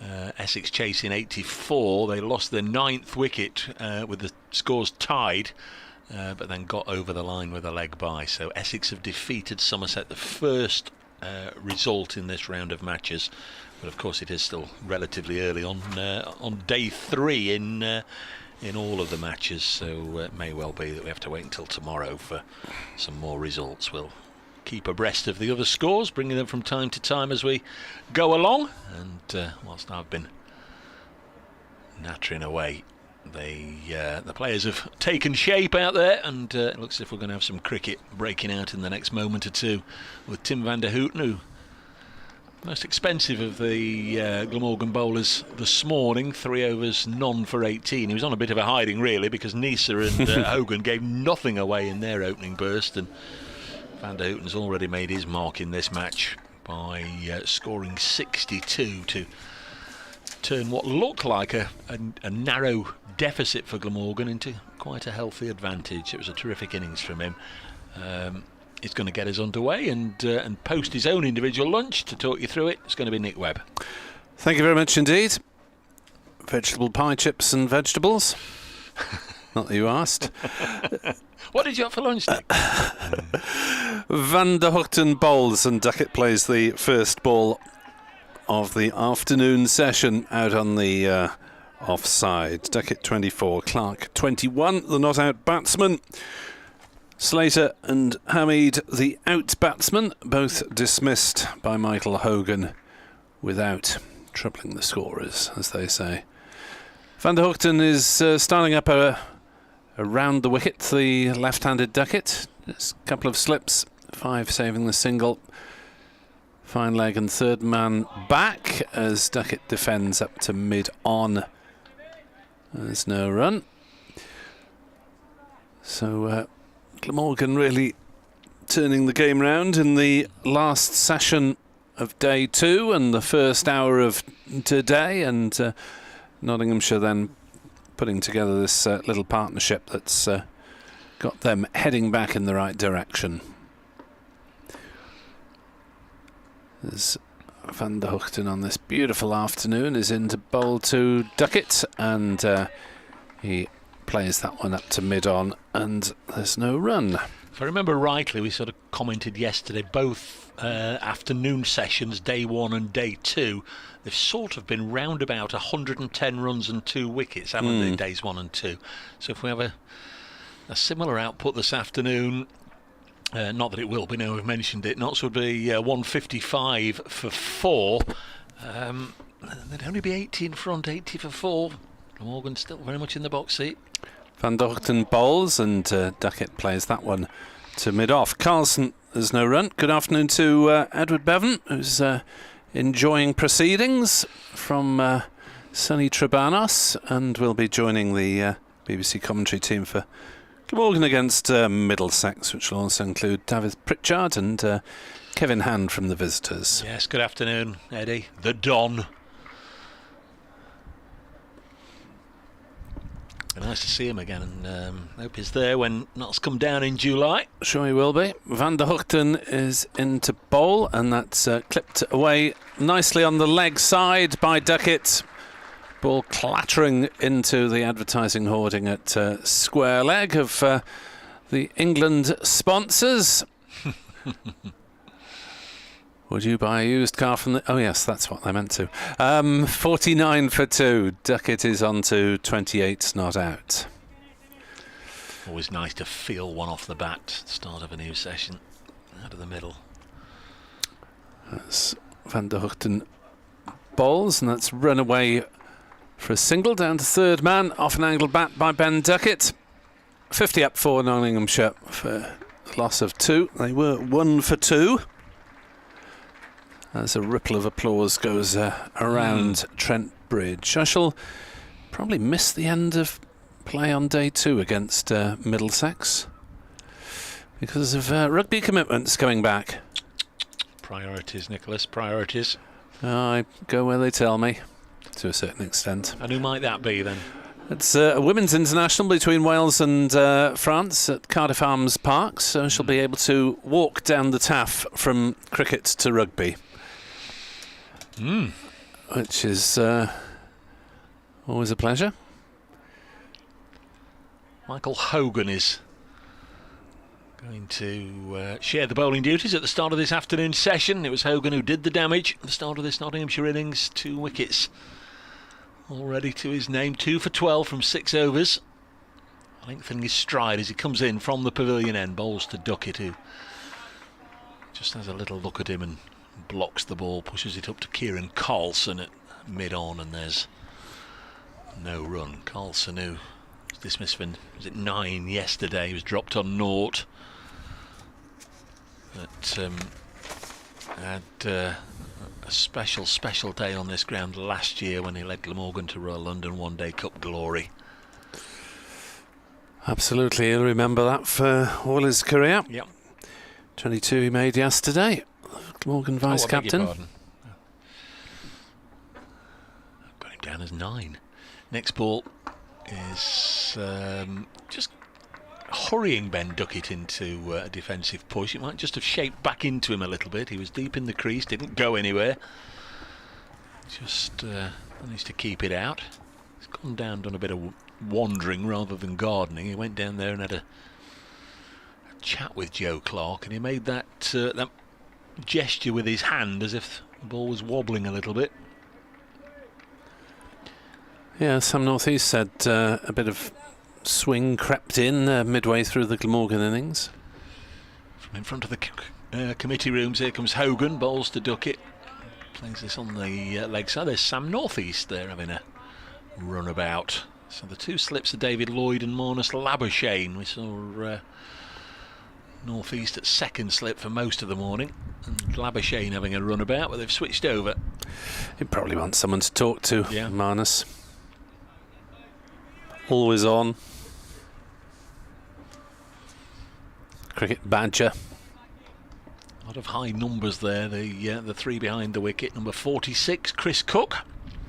As Hogan bowls to Duckett. Nice looking drive. He won't get anything for it. 46, Cook. 73, David Lloyd. And Marnus Labuschagne, 99. I think one of your correspondents actually added up all the numbers for us. Yeah, it was quite a lot. And, yeah, there's Callum Taylor with 4 and Kieran Carlson 5. They sort of let the side down a little bit, don't they, in terms of high numbers. Yeah, I suppose it depends how you pick them, doesn't it? 50 for 2. There's the next delivery, and Duckett will just lean forward, work it away off his hip. He'll get a single. And up comes the 50 partnership between this pair. Duckett has contributed the higher proportion of the runs, 29 from 55 balls. Joe Clark 21 from 32. Not so 51 for 2. A little bit better than 1 for 2 when they came together. Clark's taking guard. I don't think he's faced a ball yet this session, has he? Duckett took a single from the final ball of the first over. Has kept strike ever since. Similar sort of field for the right-hander. 6 on the offside, including 2 slips. Hogan bowls to Joe Clark and the former Worcestershire man. Plays it out gently on the leg side, end of the over. Michael Hogan, 7 overs, 2 for 13 here on BBC Radio Nottingham, BBC Wales Sport Online. And here's Nick Webb. So Glamorgan probing away for the breakthrough, with Hogan taking over from Wheel after lunch, and I suppose Hogan can afford to fling everything at this season, because he won't be playing professional cricket anymore after September. Still very keen to play as many games as he can, Michael Hogan. As Van der Hoogten bowls, and an inside edge by Duckett. Didn't know a huge amount about it, but it was a thickish inside edge, and it was down to fine leg for a single. 52 for 2. Hogan hasn't featured in T20 for a couple of years, but still keen to make himself available and get himself in the thoughts for that format.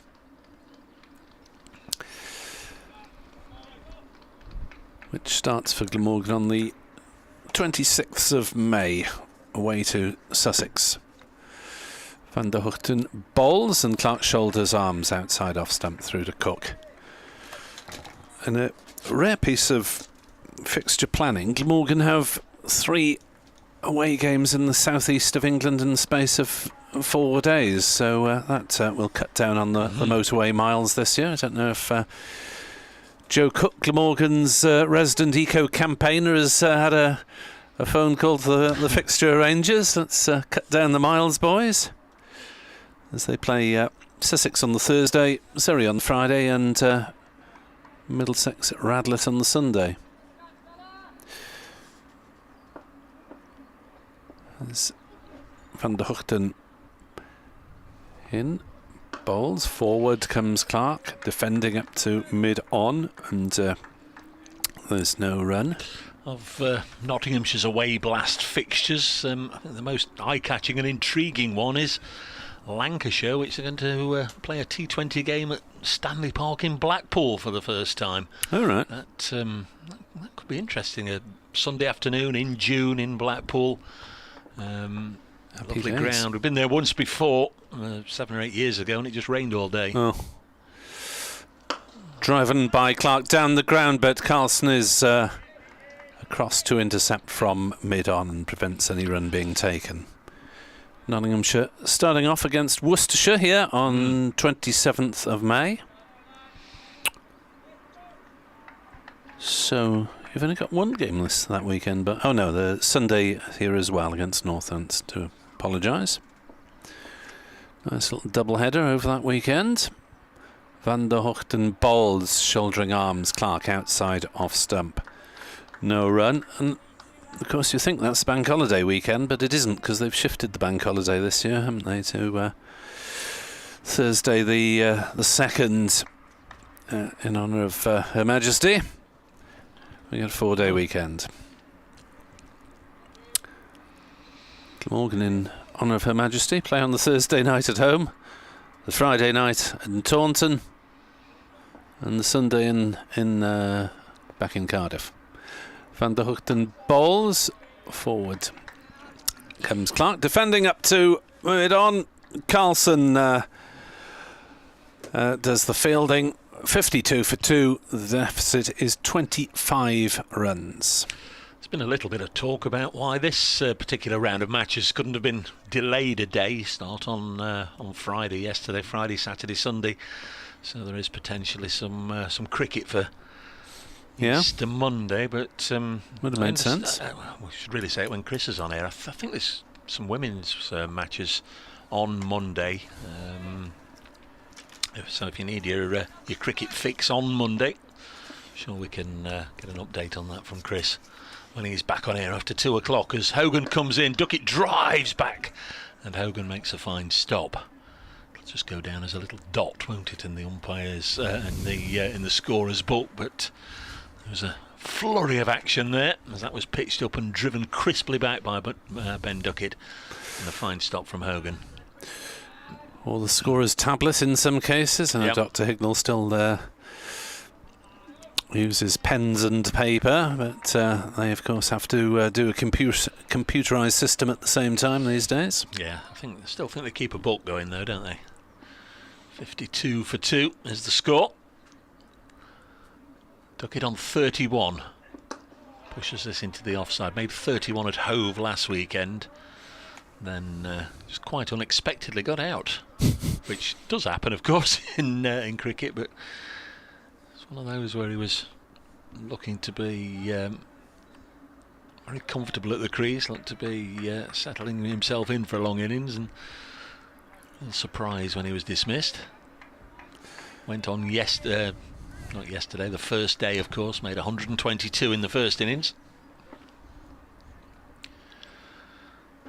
Next ball forced into the offside. The last man to make a century in each innings is at the other end, Joe Clarke, who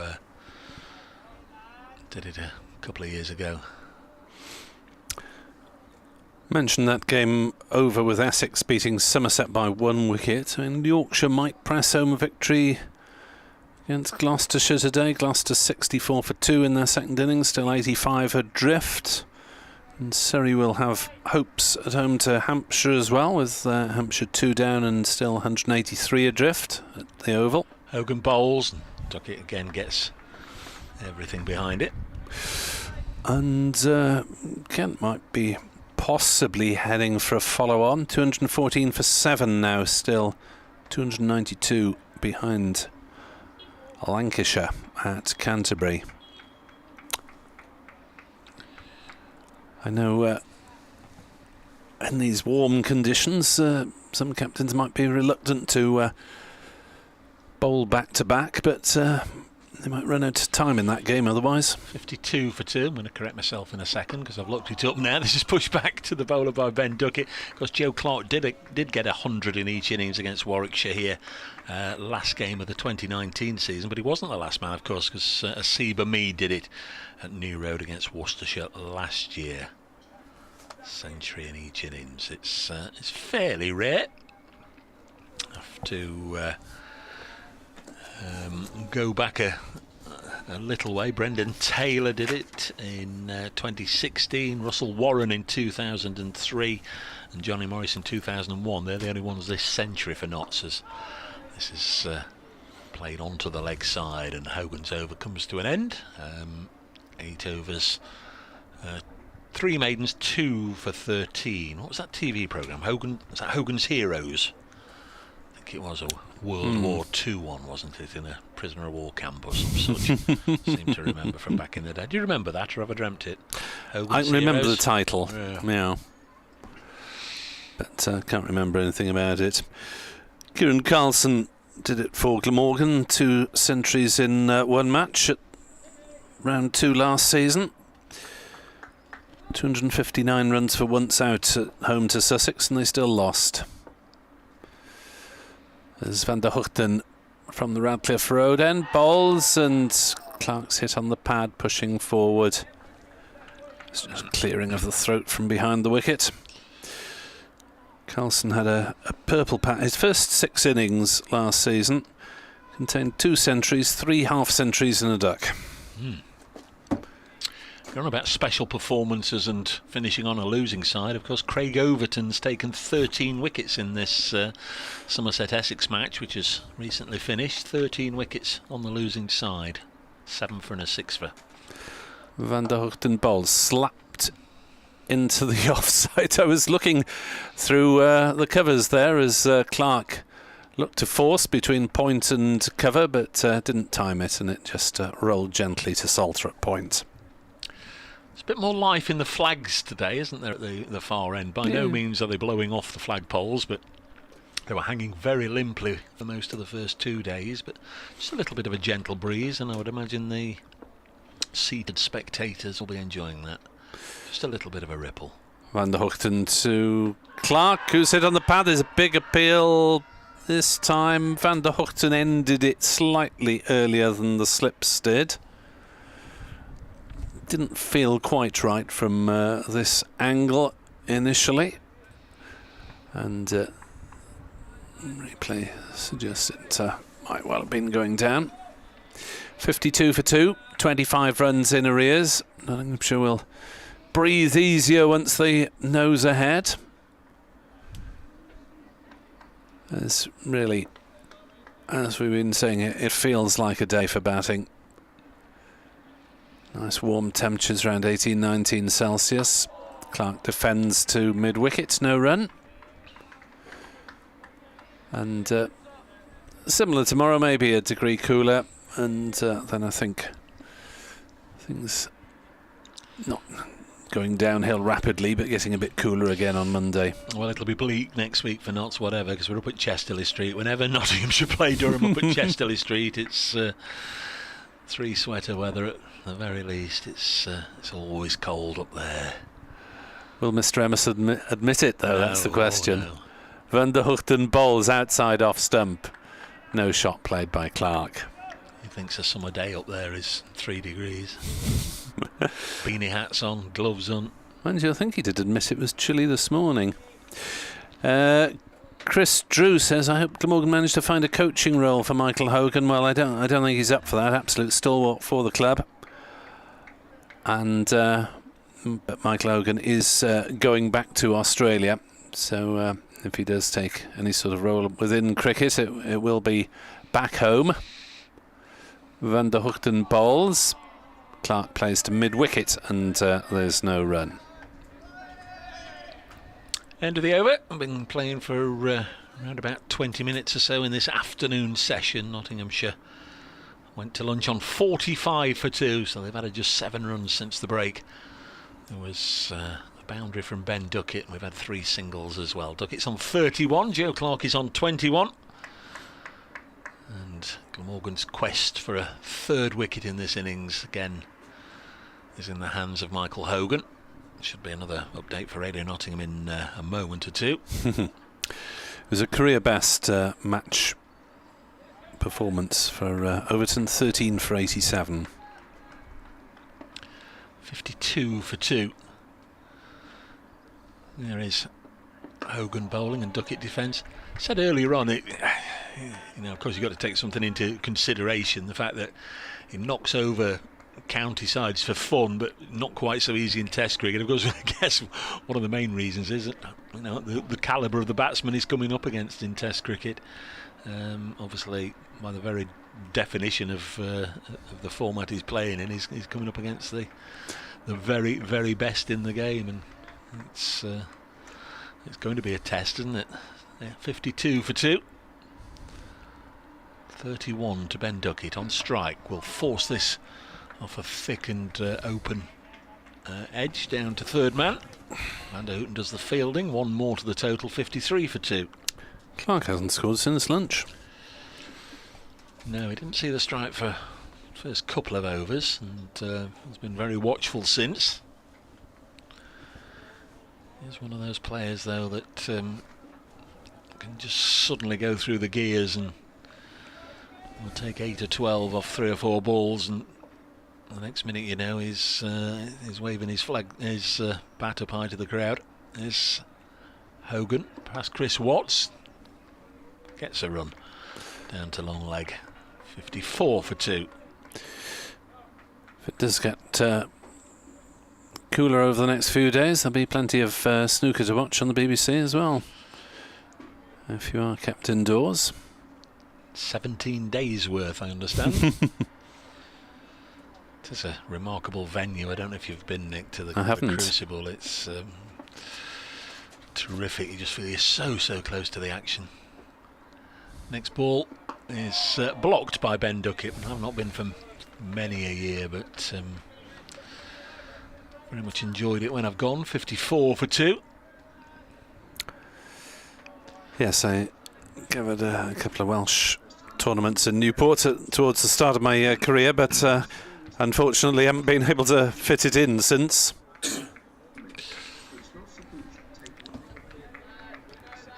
Takes commitment to cover a snooker tournament, doesn't it? They're a week at the shortest. Hogan again. He's into his 9th over now. Bowls to Duckett. Drives without reward up to mid-on.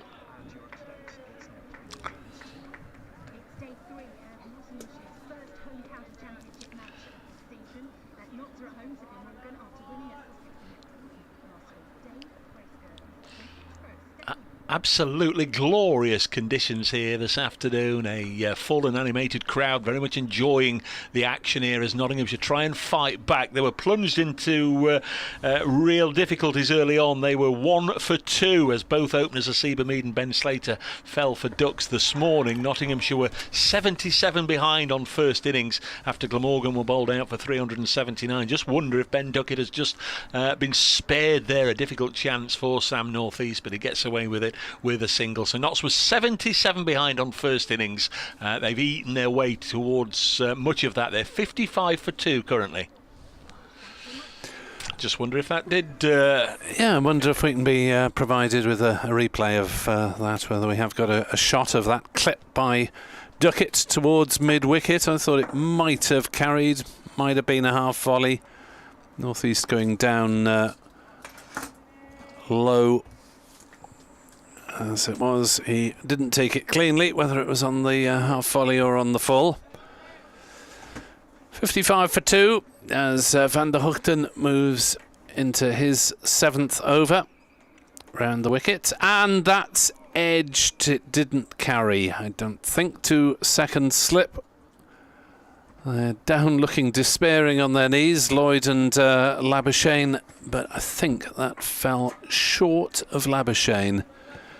And not even the Aussie maestro can persuade himself into that sort of catch. Chris Guest is back with us, head coach of Lightning women's team, to give us his thoughts on the next 20 odd minutes with myself, and thereafter with Dave. There's Van der Hoogten bowls and Duckett pushes forward defending. Batsman pretty cautious, especially Clark at the moment. Yeah, it looks like the wicket's sort of flattening into what we thought it might be at the start of the innings, and they're just taking their time to get going again here after lunch. And like I said earlier, if these two can spend some time at the crease, the runs will flow for them in general. They like to get on with the game. As Van der Hoogten is in to Duckett, who's in defensive mode again, playing back down the wicket to the bowler. And Glamorgan have bowled tightly. Excellent start from Hogan, but Van der Hoogten and Wheel not providing quite the same control as the first two did. No, they've just given a few opportunities to score, which Duckett and Clark have cashed in on. I'm just seeing the slip cordon diminishing as we go through the afternoon as well. Van der Hoogten to Duckett. Decent delivery. Just outside off stump, defended by Duckett. No run. Van der Hoogten last season had 27 wickets at an average of 30. Went for a fraction under 3 runs and over. Average of 30. Respectable for a bowler. But I want to try and drag it down a bit towards the mid-20s. Or even lower. In he comes, bowls. Duckett drives. Van der Hoogten fields in his follow-through. And there's no run. Of course, we saw some excellent figures for Nottinghamshire last season, with Luke Fletcher leading the charge and several others under an average of 20. Yeah, I've not seen Van der Hoogten bowl before, and he looks like he's got a smooth approach to the crease, and quite a lot happens there at the crease. There's a lot of shoulder involved in the action. Just build on that consistency, but there's a bit behind the ball. Ball's outside off stump. Duckett doesn't time an attempted drive. Plays to North East at cover. There is no run. 55 for 2.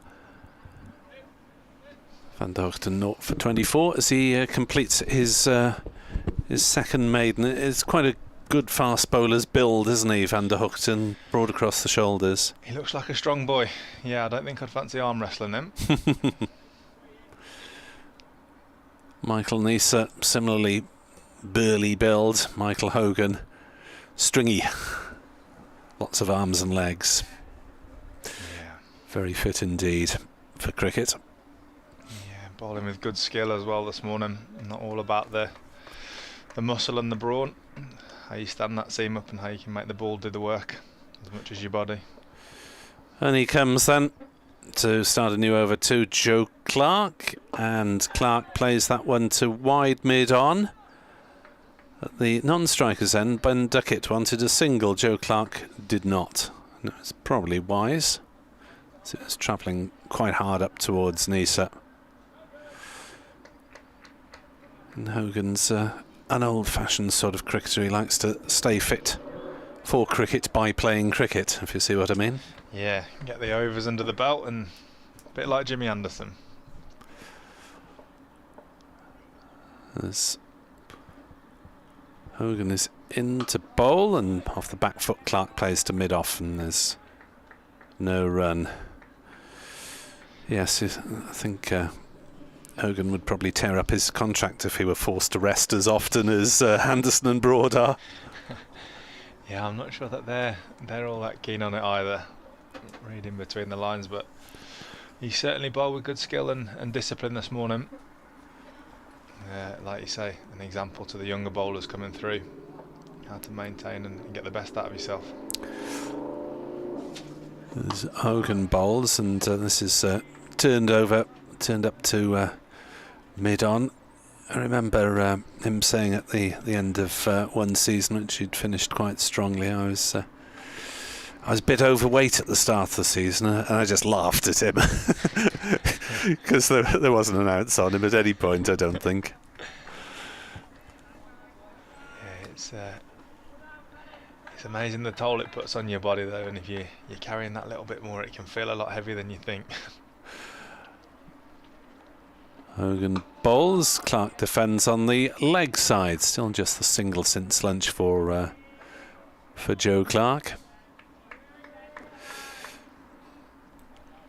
They're just dropping behind their over rate here again, aren't they? Glamorgan a touch. Persisting with the seam bowlers at the minute and just trying to stay disciplined. It might be time for a bit of change of pace at some point soon. Yep, they've used the four frontline seamers. They've got Lloyd and Labuschagne at a gentler pace.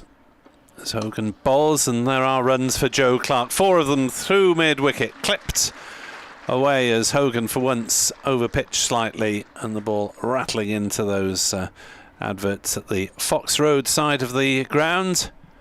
59 for 2, 18 runs behind. Yeah, lovely pick up from Joe Clark there, just drifting into his pads. Stayed balanced and just clipped it out to the vacant area there, just in front of square. As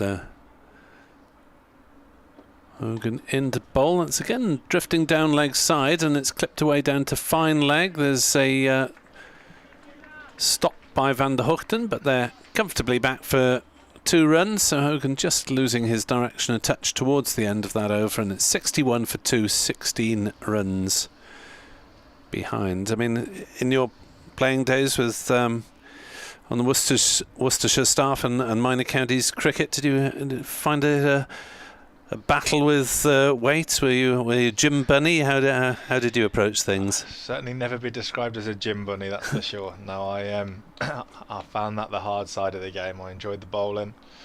I found the gym side and the running side the challenging side, that's for sure. So I can certainly empathise with players that feel the same. 61 for 2 as Van der Hoogten will run away from us at the Ratcliffe Road end, and holds to Duckett, who leaves that go through slightly lowish outside off stump. Yeah, it was always an area that I struggled with, to be honest. But it's a massive part of the game, and if you don't look after your body, you're not going to keep yourself on the park. Like we touched on a bit earlier, there's a lot of cricket happening now, and a lot of opportunities, so you want to give yourself the best chance to be fit and available for all cricket that's out there. As Van der Hoogten to the left-handed Duckett, who tries to force on the offside. Northeast intercepts, no run. It's remarkable, really, to think that Hogan played around the calendar, if you like, for 5 or 6 years for Glamorgan and Western Australia. Go straight from one season to the next, virtually. Yeah, there's not to not have a bit of downtime in that it's a remarkable effort, that. But like you said, bowling fit, ready to bowl his overs, and obviously it's a way that keeps him ticking over. Worked for him. Van Houten bowls, Duckett chops it down, maybe a bit of bat and pad. Ball runs out on the offside and there's no run. It's not just the physical side of it either from that, it's the toll it takes mentally to keep getting up for games of cricket and be in a battle as often as he would have done 12 months of the year for 5 years consistently. It'll take a lot from you mentally as well as physically with that. Laid back sort of character, testimonial year, so I hope that's well supported by Glamorgan followers. Van Houten bowls, it's hit out into the offside by Duckett, bounces up for northeast at cover and there's no run. So what's his plans at the end of the season then? Back to Australia, have you heard? Yep, moving back to Australia, and although he may well look for a bit of work within the game, I think his wife's legal career is going to take precedence for a few years while the children are young, and he looks after them. There's a swing and a miss from Duckett, just outside off stump, maybe not quite far enough outside as he tried to force that one away, and fortunate not to get a nick as it went through to Cook. Came out of the blue, that shot, a little bit there. He's been quite watchful. Well, it's the wrong ball to play it to as well. Very much. I'll just nip back in at him, but certainly didn't hold anything back on that shot. Yeah, I think fair play to Hogan. He's spoken of how his wife's had to make the sacrifices in putting her career on hold while they've been living in the UK for the last few years. As forward comes Duckett, they think about a single as the ball trickles past the stumps. Wheel runs round from mid on to field and there's no run. 61 for 2 then. Still 16 runs behind Nottinghamshire on this beautiful afternoon, especially for mid-April. Feels like more like an end of May or even an August bank holiday, doesn't it, weather-wise? It certainly does. And the batsman taking liquid on board. Have we got a change of bowl in here? Have we got Nisa coming back into the attack? Yeah, Nisa's going to have another blast by the look of it before Glamorgan try out their other seamers. Possibly a bit of spin. Andrew Salter, just 5 overs in the first innings. Took 7 remarkably on the final morning against Durham, or 6 of them came on the final morning. As Nisa bowls and Clark plays it back to him. No run. Duckett scoops up the ball on his bat and holds it out to Callum Taylor. 61 for 2.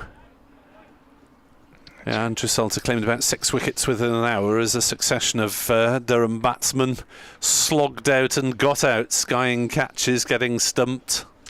You take them however they come. Well, yes, you have to bowl them straight enough in the first place. Nisa bowls, straight driven by Clark, back past the bowler, who can't get a hand to it. Mid-off did, the ball cannons away, and they'll come back for a second run. Throw is a bit askew, and they've gone through for 2. Yeah, some good awareness from Duckett there. Mid-off, dive into his right, got a hand on it, and allowed the batters to take the second run. Got back, keep the scoreboard ticking over. Nisa looks like the change of ends hasn't affected his areas. Started off nicely again, bringing the bat into play. Nisa steaming in balls, and Clark drives again. This time it's a scrambling stop by Hogan. That's bit off, gets a handshake from Kieran Carlson. Hogan probably felt his 40 years with that sort of save. It certainly took him longer to get it up than it did get down there, but it was an excellent bit of fielding. Lovely shot from Joe Clark. Great balance. hitting back through the line, and a great stop there saved the certain 4 runs. Still flinging himself around enthusiastically, as he'll have to do so again. Now he's able to field that one rather more cleanly off the bat of Clark, who's moved up to 30. 63 for 2. Nottinghamshire still in arrears. If you are just joining us for the first time on BBC Sport Online today, then Glamorgan added a further 25 runs before they were all out for 379. Van der Hoogten holed out off the bowling of Patterson White for 62. Hogan was left 19 not out, but it was another half an hour's frustration for Notts, as is edged and gone. Clark has to go, and Nisa's switch of ends does the job as he pushed forward. A thin feather on that one, and a low catch to Chris Cook. Clark has gone for 30, and Nottinghamshire are 63 for 3, still 14 behind. Excellent delivery there from Nisa. In and around that off stump, bringing Joe Clark forward, forcing him into the shot. A little bit of away movement maybe, just took the outside edge and took cleanly there behind the stumps. Yeah. Busy man Chris Cook over the last few years. Doesn't have the captaincy responsibility anymore, but he was certainly full-time on it previously, playing middle-order batsman, wicket-keeper and captain, as Mark Wallace will know from the years before that. Joe Clark then goes in the 30s for the second time in the match. 35 in the first innings, 30 in the second. It must be frustrating, really, to get in on a pitch like this and not be able to go on. He'll be disappointed with that. He looked quite comfortable there at the crease, but Nisa's just drawn him into a shot that he'll perhaps look back and question if he needed to play. But good bowling, yeah, well deserved. Probably needed to. It was not a ball that he could comfortably leave. And as we suspected, there's a change in the Nottinghamshire batting order from the first innings, because Everson was off the field this morning. He batted 5 in the first innings, promoted from 9 last week on the grounds of his century against Sussex, but off the field, and I presume the regulations are still such that you can't bat in the top half of the order if you're off the field at the end. They're a little arcane, and I'm not sure of every line of the regs. Yeah, I can't say I am either. I'm not sure if it was time related, if there's a time that he would be allowed to come back on, or if it's a number in the order, or how it is. Maybe 7, I seem to remember, if it's the law that I'm thinking of. But Mullaney at 5 and Moores at 6 is no real problem for Notts, as Nisa bowls and Mullaney turns it up to Hogan at mid-on. And applause from the Glamorgan players for their fast bowling colleague Michael Nisa, who has got the breakthrough, ending that partnership of 62, as umpire Illingworth is having a word with a member of the ground staff, I think, at square leg. Not quite sure what that was about. There are no problems visible in the playing arena. 63 for 3. Mullaney yet to score. Duckett on 33. As umpire Illingworth makes his way to the presiding position.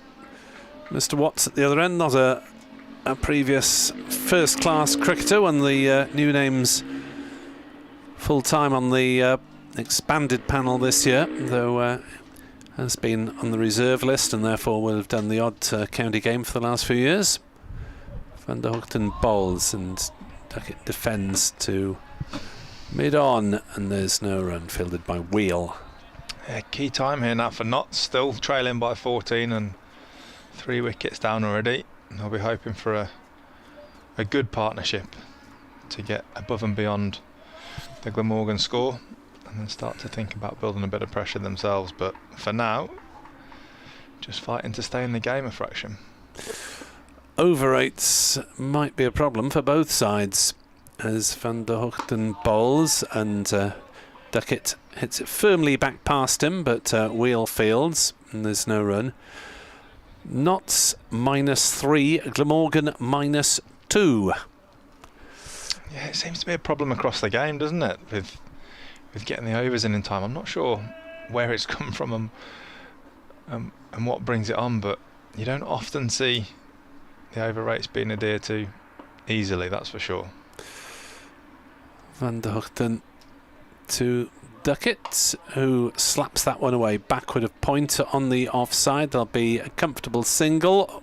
Oh, I thought there might be a reasonable second run, but Nisa charged enthusiastically off the boundary and round towards square and managed to keep them down to a single. 64 for 3, 13 behind. Yeah, good flat throw from Nisa in there to Cook. I think showing that early has put the batters off from taking a second. Nice strong arm from the boundary, and there's certainly no place for a run out for Notts right now with the position that they're in. So sensible decision, I think, there from Duckett. Van der Hoogten then will have a crack at the new man Mullaney, Nottinghamshire captain. Made 44 in the first innings. As Van der Hoogten bowls and Mullaney defends to mid-off, no run. Yeah, with regard to over rates, I suppose it's just 4 fast bowlers operating with longish runs, and you need to mix things up a bit and get the military medium brigade and the spinners in a bit more often. Yeah, definitely. You'd have to be charging round in between overs to get your over rate with these guys run-ups that have bowled so far. The four lads that have taken the ball. Not that Glamorgan particularly messed around between overs. As there's an howl rather than an appeal, I think, as Mullaney went to drive, got one off an inside edge down to fine leg. There was bat involved, says Mr. Illingworth. As I suspected there might have been, and Mullaney is slightly streakily off the mark with a single. 65 for 3, 12 runs behind. Yeah, big inside edge there, brought a little bit of excitement. But all pretty safe for Mullaney, really. As Van der Hoogten into bowl, defended by Duckett on the offside. No run. I presume it's not an issue that you have as much of a problem with in the women's game, with maybe run-ups tending to be a bit shorter and more spinners bowled. Is that a fair observation? Yeah, not so much, and obviously with it being short form cricket as well, one-day cricket and 2020 cricket, not so much. That said, we were actually behind ourselves a little bit the other day, so just need to make sure that you switched on and in-game mode and getting through as quickly as you can. Do you have to yell out to the skipper then? We just remind them after the game in the friendlies that we've got at the moment about how we want to try and get through and create our energy in the field. Nisa is in. It's a bowl and steered away by Mullaney down to third man for a single. Wheelfields 66 for 3. It's a good point, isn't it? Because the quicker you're up and at him, the less time the batter has to settle. Absolutely, and particularly when you're on top, you want to try and get through your overs as quickly as you can without rushing when you're on top, and make the batters feel like they're under even more pressure. Things that are happening quickly. If you can build dot balls even quicker, yeah, it'll add to the pressure that the batters are feeling. And similarly, if you're not going so well, then you give yourself that allowance to slow it down if the bat gets on top. Here's Nisa to Duckett. Plays that to mid-wicket. Labuschagne fields. He's swapped back again with North East. They seem to be sharing the honours between slip and fielding in the ring, don't they? Yeah, he strikes me as someone who likes a bit of variety, does Labuschagne, and maybe that's what it is. Gives him a different perspective from mid-wicket. That means his fellow fielders will need to be on their toes because he likes a shy at the wickets. Does Mr. Labuschagne. His Queensland colleague Nisa bowling to Duckett, who plays bat and pad close together out on the offside. Taylor fields no run. Labuschagne is also very keen to pinch quick singles, so whether he's in the field or whether you're batting with him, teammates really need to be on their toes. Yeah, he looks like a cricketer. He needs to have awareness to be around, that's for sure. Looks like a good a good person to have in your environment. Nisa bowls and Duckett drives wide of mid-off and takes a single, 67 for 3. Well, it's something that Michael Nisa said when I was talking to him at the beginning of the season about Marnus Labuschagne. He says always makes things entertaining in the hours of rain. 67 for 3. As Dave Bracegirdle will be updating BBC Radio Nottingham fairly shortly, but they haven't come through as yet, so you don't need to hurry, Dave. Shouldering arms is Mullaney there, through outside, off stump, into the gloves of Cook. I've been off air for almost half an hour and 25, 26, 27 minutes, and all the time I've had hope. I've been watching the game, seen every ball, but I've had up the Kent scorecard. Ben Compton, of course, released by Notts in the winter. He scored a century last week on his Kent debut. He's been 99 not out since about 3 minutes past 2, since I started looking at the card. So nervy 90s for Ben Compton. Of course, I don't know how much of the strike he's had or not had, but he's on 99 not out in the Kent innings. Nisa in bowls. Mullaney plays to mid-on, no run. End of the over, 67 for 3 after 30 overs. Nottinghamshire, they're still 10 runs behind after Glamorgan were bowled out for 379 after about half a dozen overs this morning. Am I giving way to Chris now? Yes, please. Yep. Okay. Nick, thanks very much for your commentary over the getting on for an hour since we resumed after lunch. Nick will be back before too long. 67 for 3. Yeah, Nick Compton didn't get I beg your pardon, Ben Compton, Nick's cousin, of course, former England Somerset Middlesex player. Didn't get too many opportunities with Notts, but certainly didn't get anywhere near 3 figures.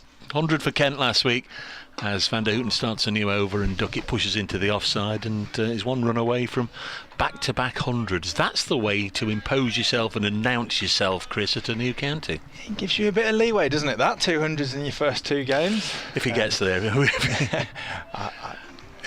He's actually batting with another former Nottinghamshire man, Matt Milnes, who in that time has gone from single figures to 22 not out. This is the Kent-Lancashire score at Kent-Lancashire game at Canterbury. We've got a little bit of the old music in our ears now. Radio Nottingham will be with us before too long as this one's driven up to Kieran Carlson. Wide-ish mid-off, and there's no addition to the total. Not still 10 behind. Would desperately like to get in front and begin forging ahead of Glamorgan.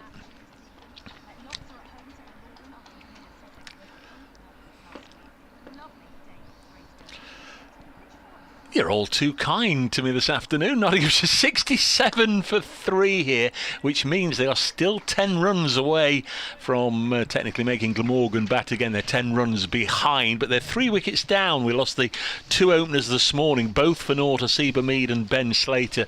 And since lunch, Joe Clark out for his 2nd score in the 30s in this particular match. Michael Nisa got him caught behind by Chris Cook. A big blow there. Stephen Mullaney's come out at number 5. Joe Everson wasn't on the field earlier, so we don't know if he's got some sort of injury, but Mullaney, the skipper, is out there on 2. Ben Duckett's got a start, he's on 35. Notts, as I say, 10 adrift at 67 for 3.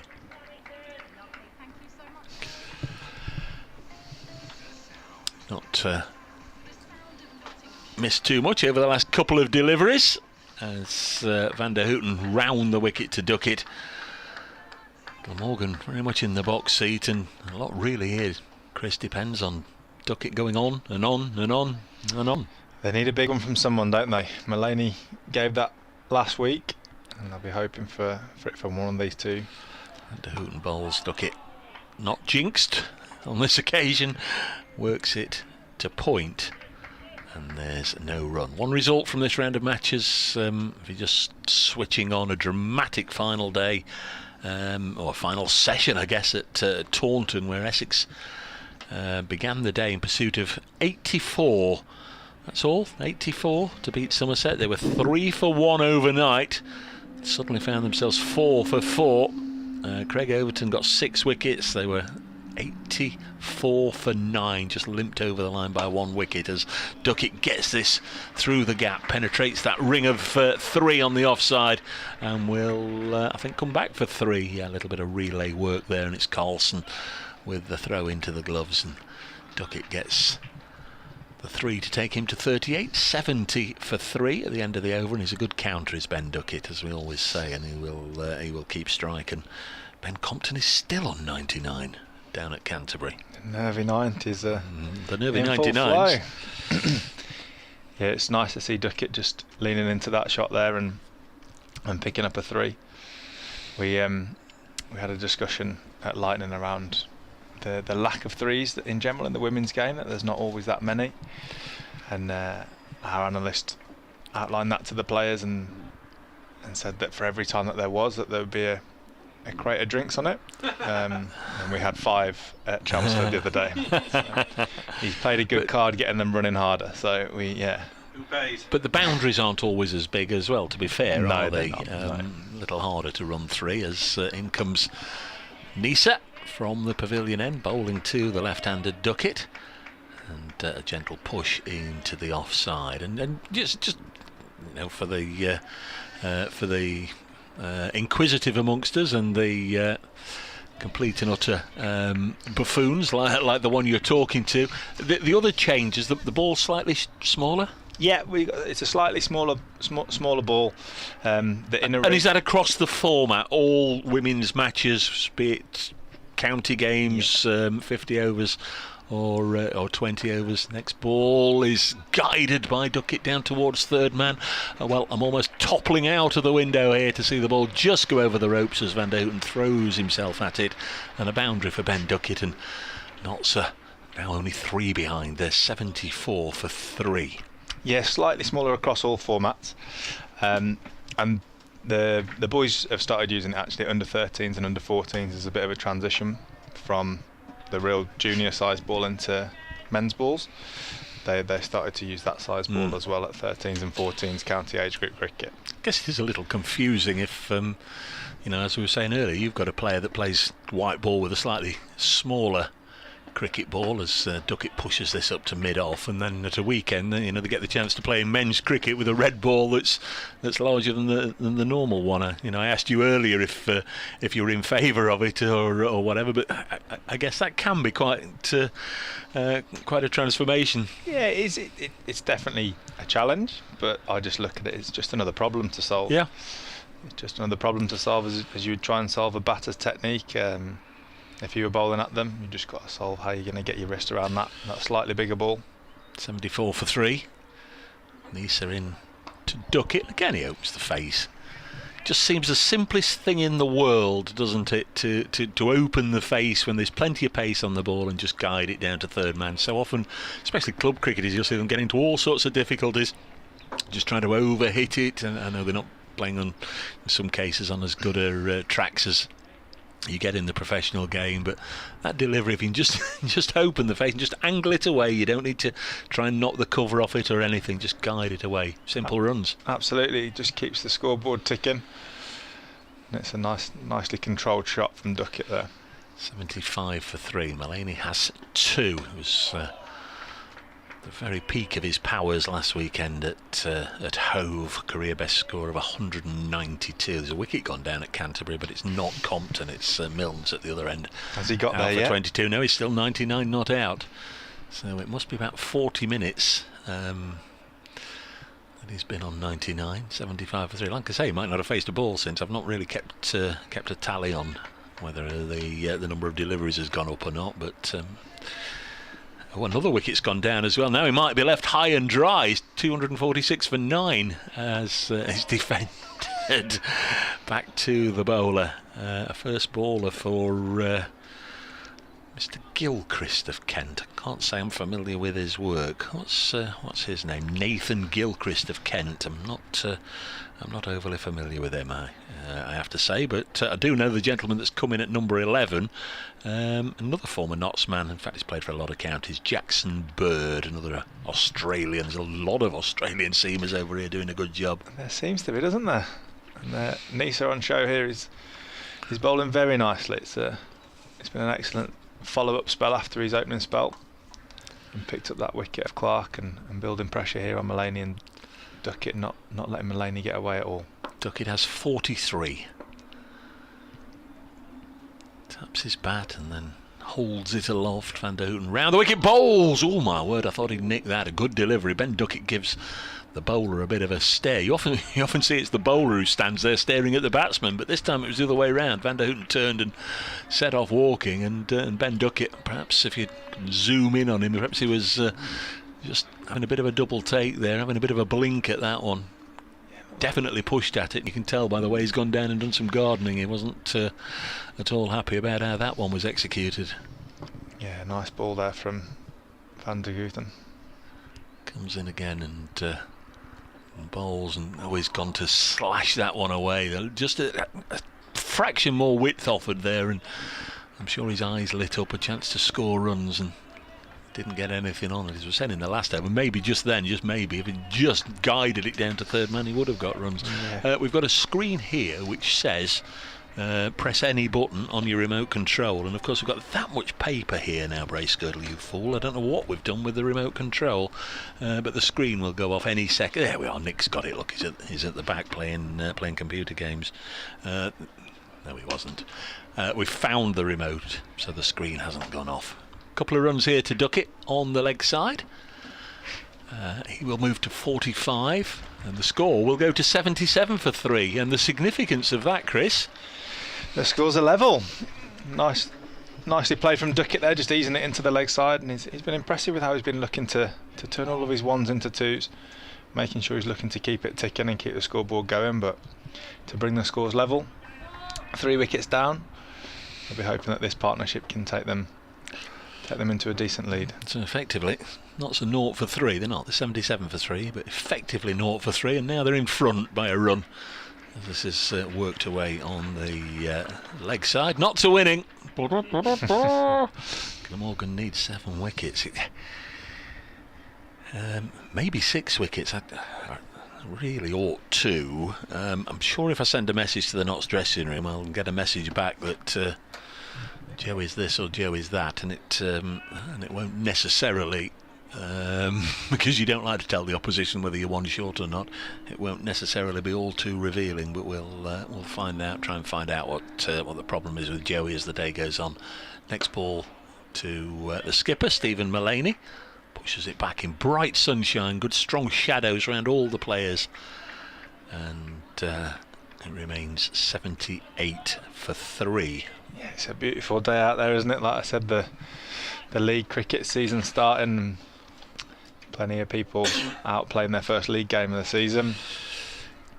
Yeah, there's 1 or 2 leagues, of course, that have sort of stopped cricket teas, haven't they, over the last couple of years? Bring your own, get changed in the car and all that sort of stuff.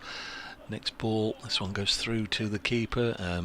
Breaks in play every 6 overs to sanitise the ball in your hands and all sorts of things. I'm not entirely sure what the regulations are going to be for the various leagues around the place, but a touch more normal certainly than it's been over the last couple of years. Yeah, it's definitely feeling a little bit more normal. I think quite a lot of leagues that I've heard of are keeping the no tees, which is not one for the purist, but I suppose in league cricket there's so many varying dietary requirements now, with making sure you cater for it. Makes it a much more challenging affair than it did putting a few sandwiches and a few cakes out like it was a few years ago. Yeah, it was always depending on what we'd done first and what we had to do after tea. If I was going out to bat after tea, I wouldn't bother, I'd just have a cup of tea, but if I was going out to graze in the outfield, perhaps get a bowl late on, I might just tuck into a sandwich or two, but it was always about the 19th hole for me. I must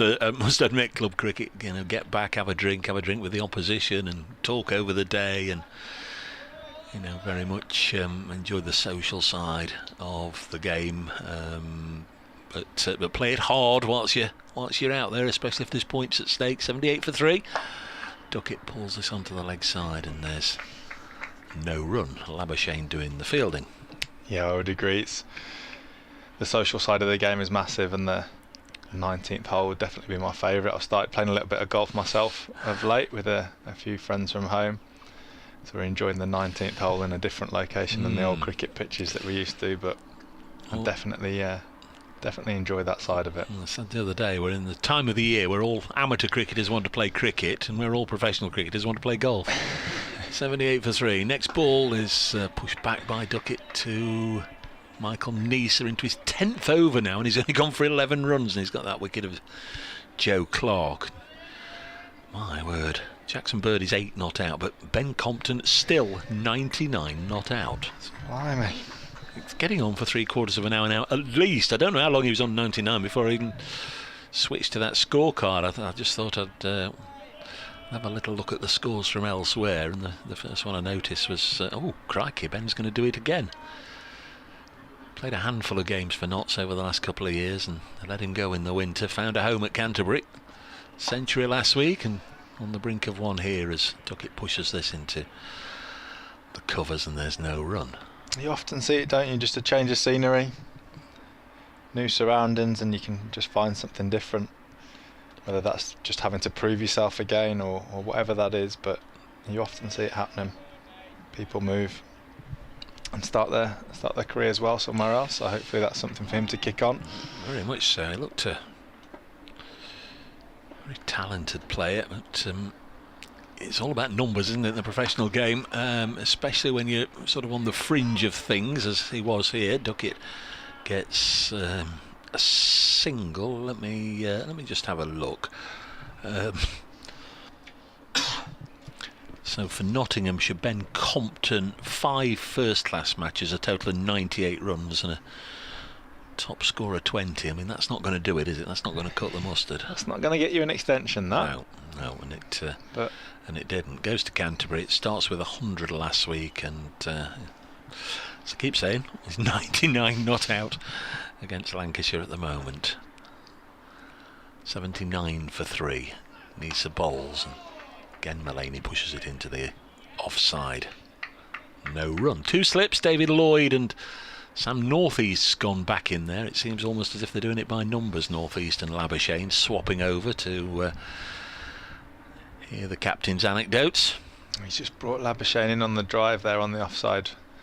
This ball, wonder if there's going to be a change in plan, or if that's just to make the batter think something different. Do you think the bowler's brought him in, the captain's brought him in, or Labuschagne's brought himself in?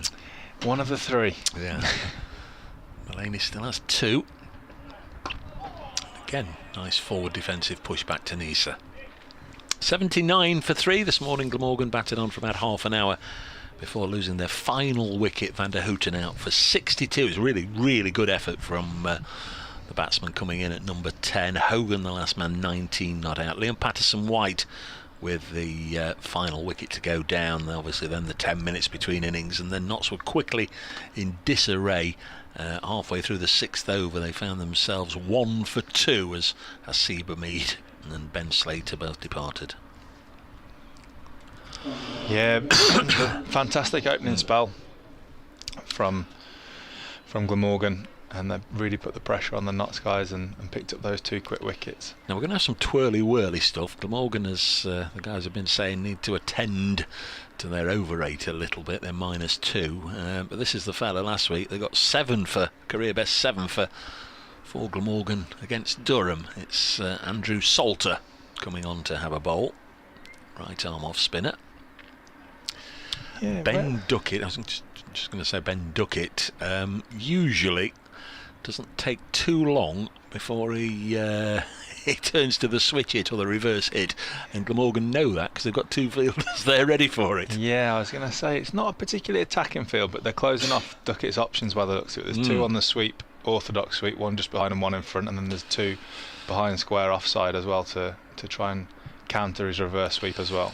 Game should move forward a little bit with the spinner on, tosses it up, and Duckett happy to defend on this particular occasion. Still been no extras in this innings, which, although not unique, it little rare, I guess, to get into the 35th over and we haven't had an extra. Usually get a leg by, ball being kicked away or something. Duckett has gone down the leg side. Now, did he get anything on that? Now, having said that, it may well be a bar. Oh no, let's have a look. Let's have a look. Come on, Illy, tell us. No, there's not going to be a signal, so it is a single. 80 for 3. Duckett on to 48. It didn't take long for the sweep of some variety to come out there, did it? The lap sweep early, but a lot of space there behind square, so sensible option from Duckett just to keep the board ticking. Pretty risk-free option for him with how well he plays that shot as well. Very gently served up, wasn't it, from Salter? I don't know if that's his normal bowling pace, but really did give it a little bit of air, didn't he? Tossed it up there. He did. He's enticing the shot. A little bit more attacking here to Mullaney. Slip in place now. Let's have a look then. The right-handed Stephen Mullaney on strike, floated up, and Mullaney pushes it into the offside and is denied a run by a good stop from Labuschagne. 80 for 3. He will go after the bowling if he possibly can. It's not Labuschagne, in fact that was Sam Northeast again who made the stop. Next ball tossed up, nicely defended by the Nottinghamshire skipper.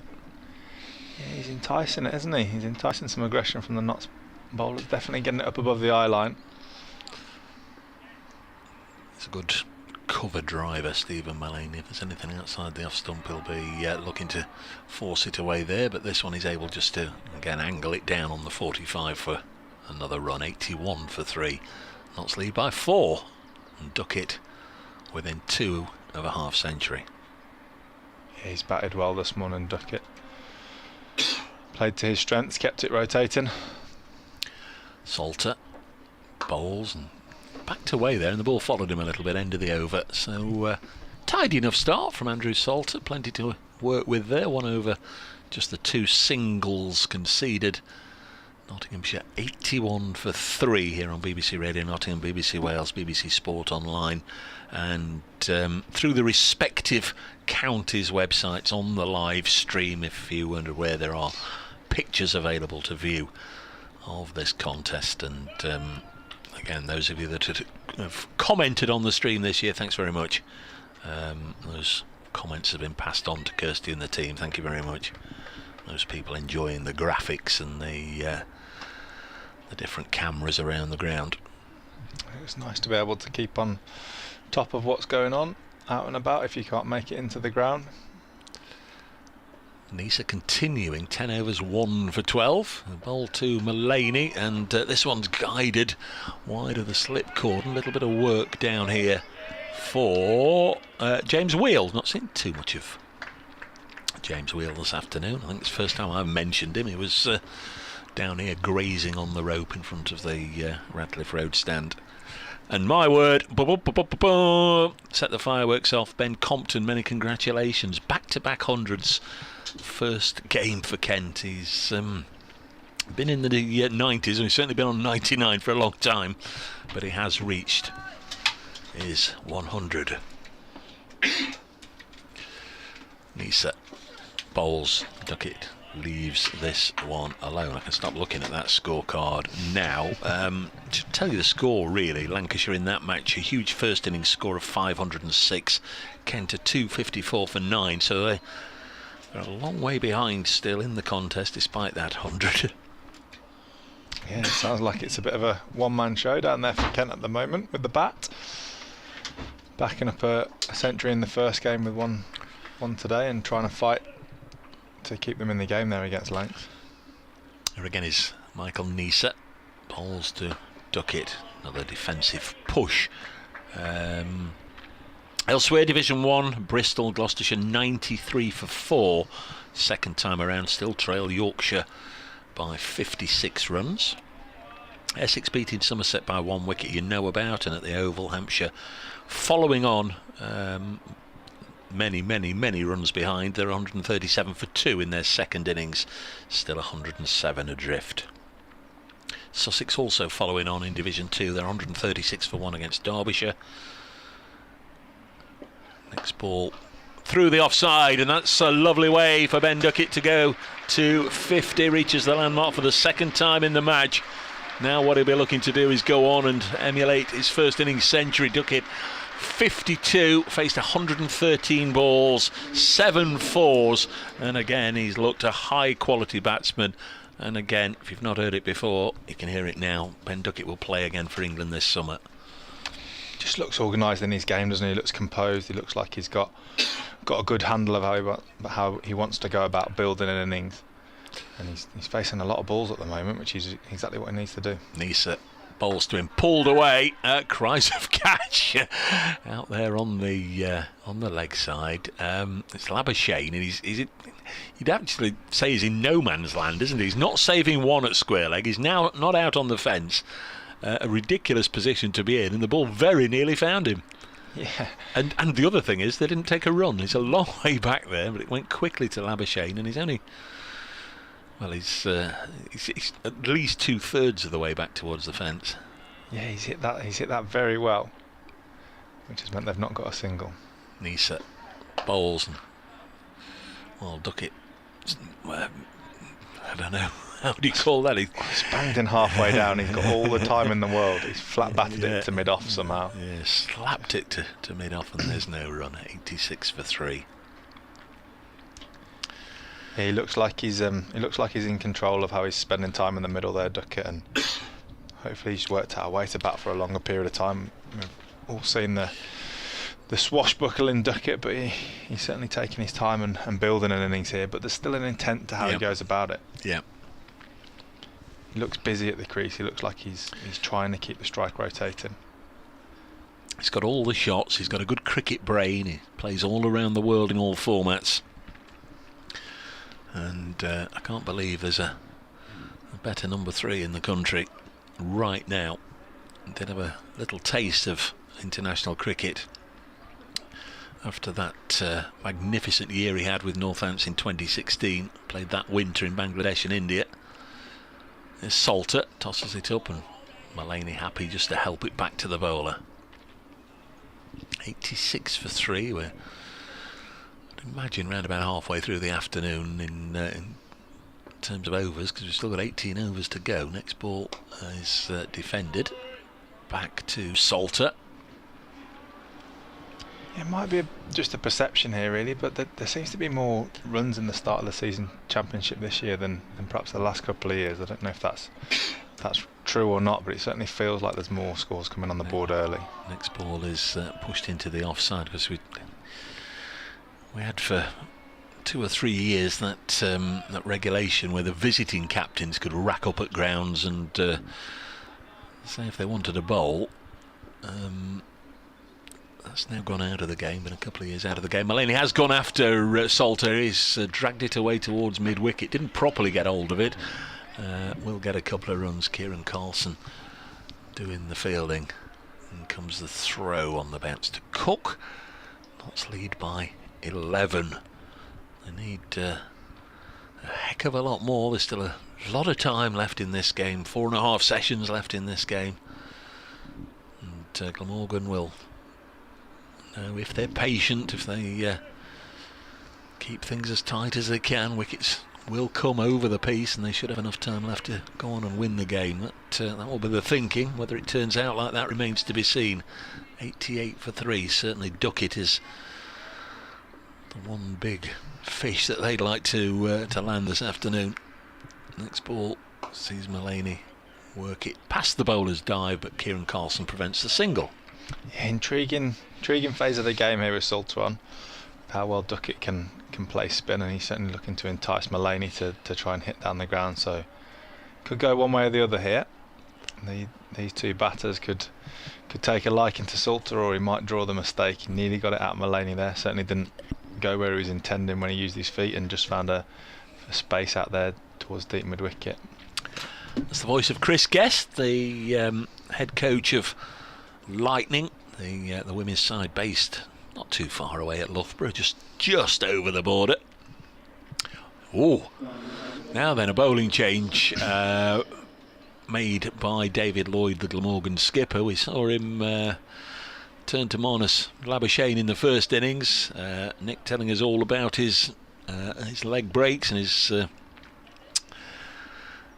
success with Glamorgan over the last couple of years with his leg spinners, and he came on and bowled seam up and got a couple of wickets, including the wicket of Ben Duckett, and he really celebrated that, caught and bowled enthusiastically, and he's going to come back into the attack. Yeah, I've seen a few of the clips on the internet with him bowling some of this in grade cricket in Australia, but interested to see how it comes out and what it looks like live here. Well, he bowled a bouncer in the first innings that was almost still going up as it crossed the ropes down below us. There was absolutely no chance of batsman or keeper getting anything on it. He might be going again here. He's just sent deep square out. Yeah. So he's got a fine leg as well. They're out for the hook. Took it on strike. He might be wondering what's coming. There is Labuschagne. Bowls, and in fact he's pitched this one up, and there'll be some animation, you know that. Whatever happens, there'll be plenty of animation, not only from Labuschagne, the bowler, but from his supportive teammates here. Brings an element of excitement, doesn't he?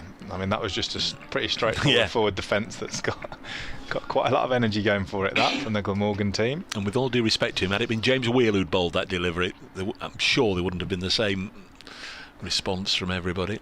Next one is pushed into the offside. Again, Labuschagne throwing his arms up in the air. We've seen a few spinners over the years who used to do that. You remember Peter Such, the spinner who played for Notts and Leicestershire, when he bowled a delivery, every ball was both hands up in the air as if he's signalling a touchdown in American football. There's definitely an element of theatre to proceedings at the moment. Marnus Labuschagne bowls down the leg side. It's gone now, then down to the rope. Was there a touch on it? There was, so no wonder they're all just being a little inquisitive there, and one or two talking to Chris Cook, the keeper, and Labuschagne, I think, feels he's not quite got his just rewards there. Went down the leg side, and Duckett just flicked it out of the reach of the diving keeper. It went, the way Duckett reacted, it went like a leg break. Yeah. It certainly did something off the pitch. It would have been a horrible way to get out of strangle down the leg side, gloved to Marnus Labuschagne, but it certainly did something off the wicket by the looks of it, that ball. Indeed. Here he comes again, bowls. Duckett defends. Mark Modlang says, Dave, remember, he got the wicket the next ball after that bouncer in the first innings. Yeah, there must have been a plan. Setting the batter up, pushing them back. At least that's what he'll tell everyone. Certainly an interesting start to his spell here. 92 for 3. Not entirely sure how good it will be for the over rate, and he comes again and bowls. Let's push back to the bowler, because there's lots of theatre, lots of animation, everybody getting involved and having a bit of a chat between deliveries. To be fair to him, he's putting it there on a length. He's certainly asking some questions. Yes, it's certainly not a case of, let's pop him on as a fifth seamer and see if he can buy one. He's doing a job. Duckett defence. Thanks to the club for the notification that Ben Duckett has just passed 7,000 first-class runs in his career. Decent milestone. 92 for 3. Taking his helmet off, Ben, waving to the dressing room. I think he possibly wants a drink. Yeah, they're not forthcoming, are they, at the moment, though? I'm not sure he'll get it this over. He might have to wait until the end of the next. Not had too much running on and off today. Did make the point that the umpires are now happy to take the caps and the sweaters again, because the last 2 years we've seen the 12th man have to run on at the end of every over and take the caps and the sweaters off and then bring them back on again. The umpires again being happy to be burdened with them. Here's Salter. We tossed that high up and Mulaney works it on the leg side, but last week at Hove they weren't. They didn't take them from the players. They're not. Was that an individual choice, that? I don't know. I understood the umpires were this year, and I said it on air, and then straight away we noticed that there's a shy at the stumps here, and he hits the stumps to Carlson, but an easily taken single in the end by Stephen Mullaney. Carlson was fairly deep at mid-on. He moves well in the field, does Carlson? He does, he's always busy. Bubbly character. Skipper of the Glamorgan side, which won the Royal London One-Day Cup final, which was played here on this ground last year against Durham. 93 for 3. Next ball is played out on the leg side.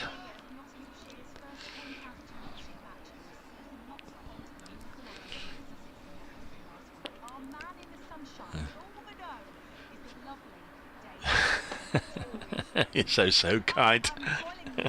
You are indeed, yes. It is very, very pleasant here, and the spectators out in the sunshine are enjoying it. We're in the commentary box, just a little bit of gentle breeze to enjoy, and we're seeing Nottinghamshire 93 for 3, although there's a big blow there by Ben Duckett away on the leg side.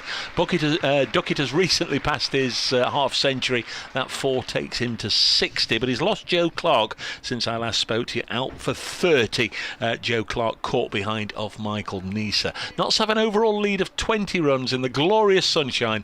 Reporting here from Trent Bridge, I can tell you that Notts are 97 for 3.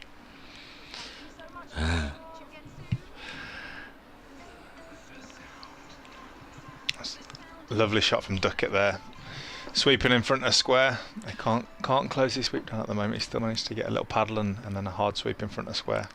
There's Salter in to bowl to the left-hander. Now he's punched this through the offside. Carlson's quick, and he'll need to be to get after that. The ball almost zipping on an extra mile an hour or two as Carlson tried to close it down. They come back for 2, and that's the end of the over. That's a profitable one for Nottinghamshire. Salter's 3 overs, none for 11, and Duckett's eased his way to 62, and it's 99 for 3.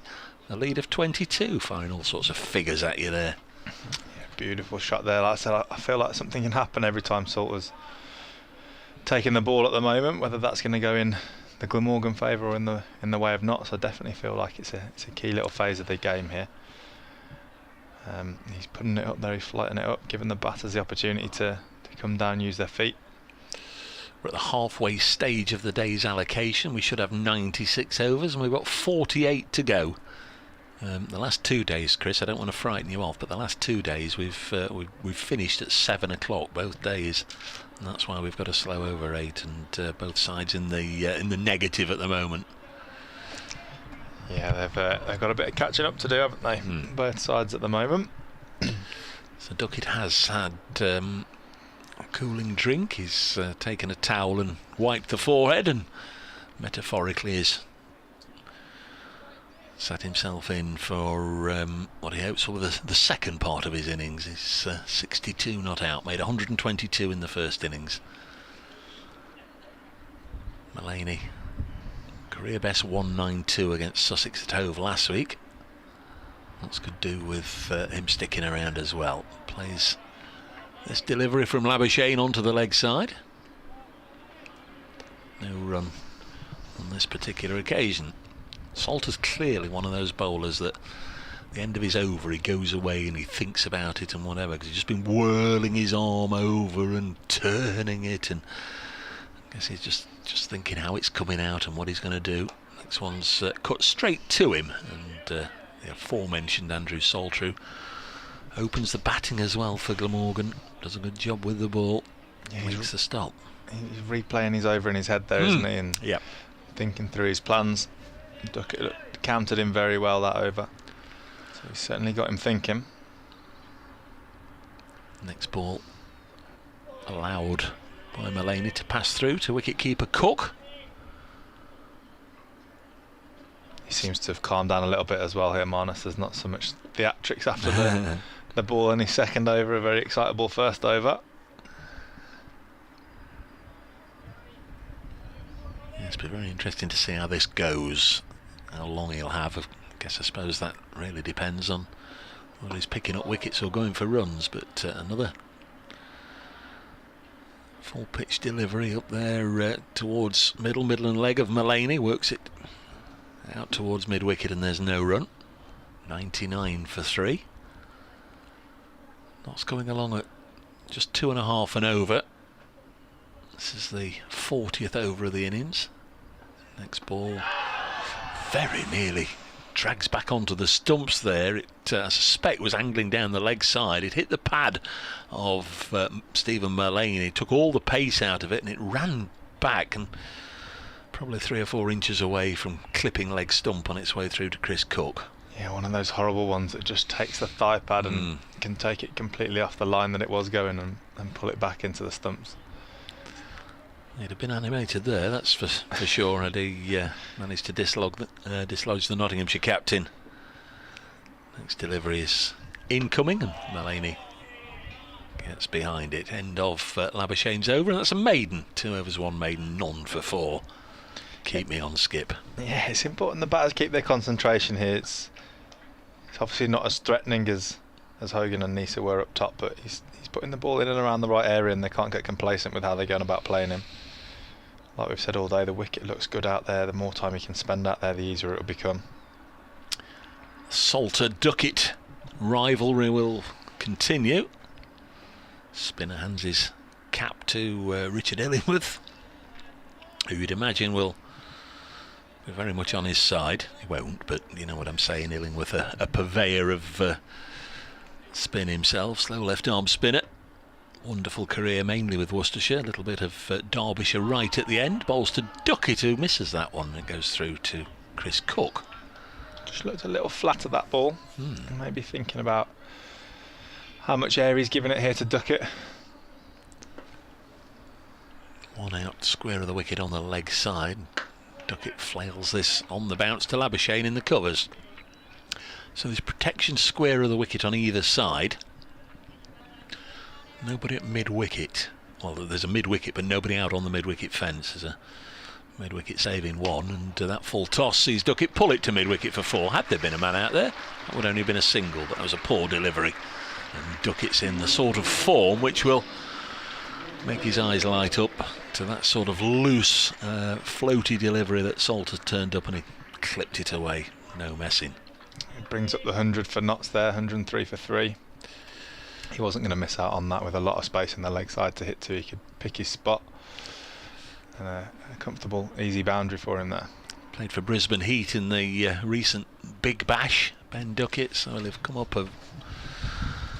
against a lot of different styles, a lot of different actions, some high quality Australian domestic bowlers bowling at him. Had a good winter. Next ball sees him cut this to backward point, and there's no run. He's also a regular in the T10 tournaments in the UAE and Pakistan Super League.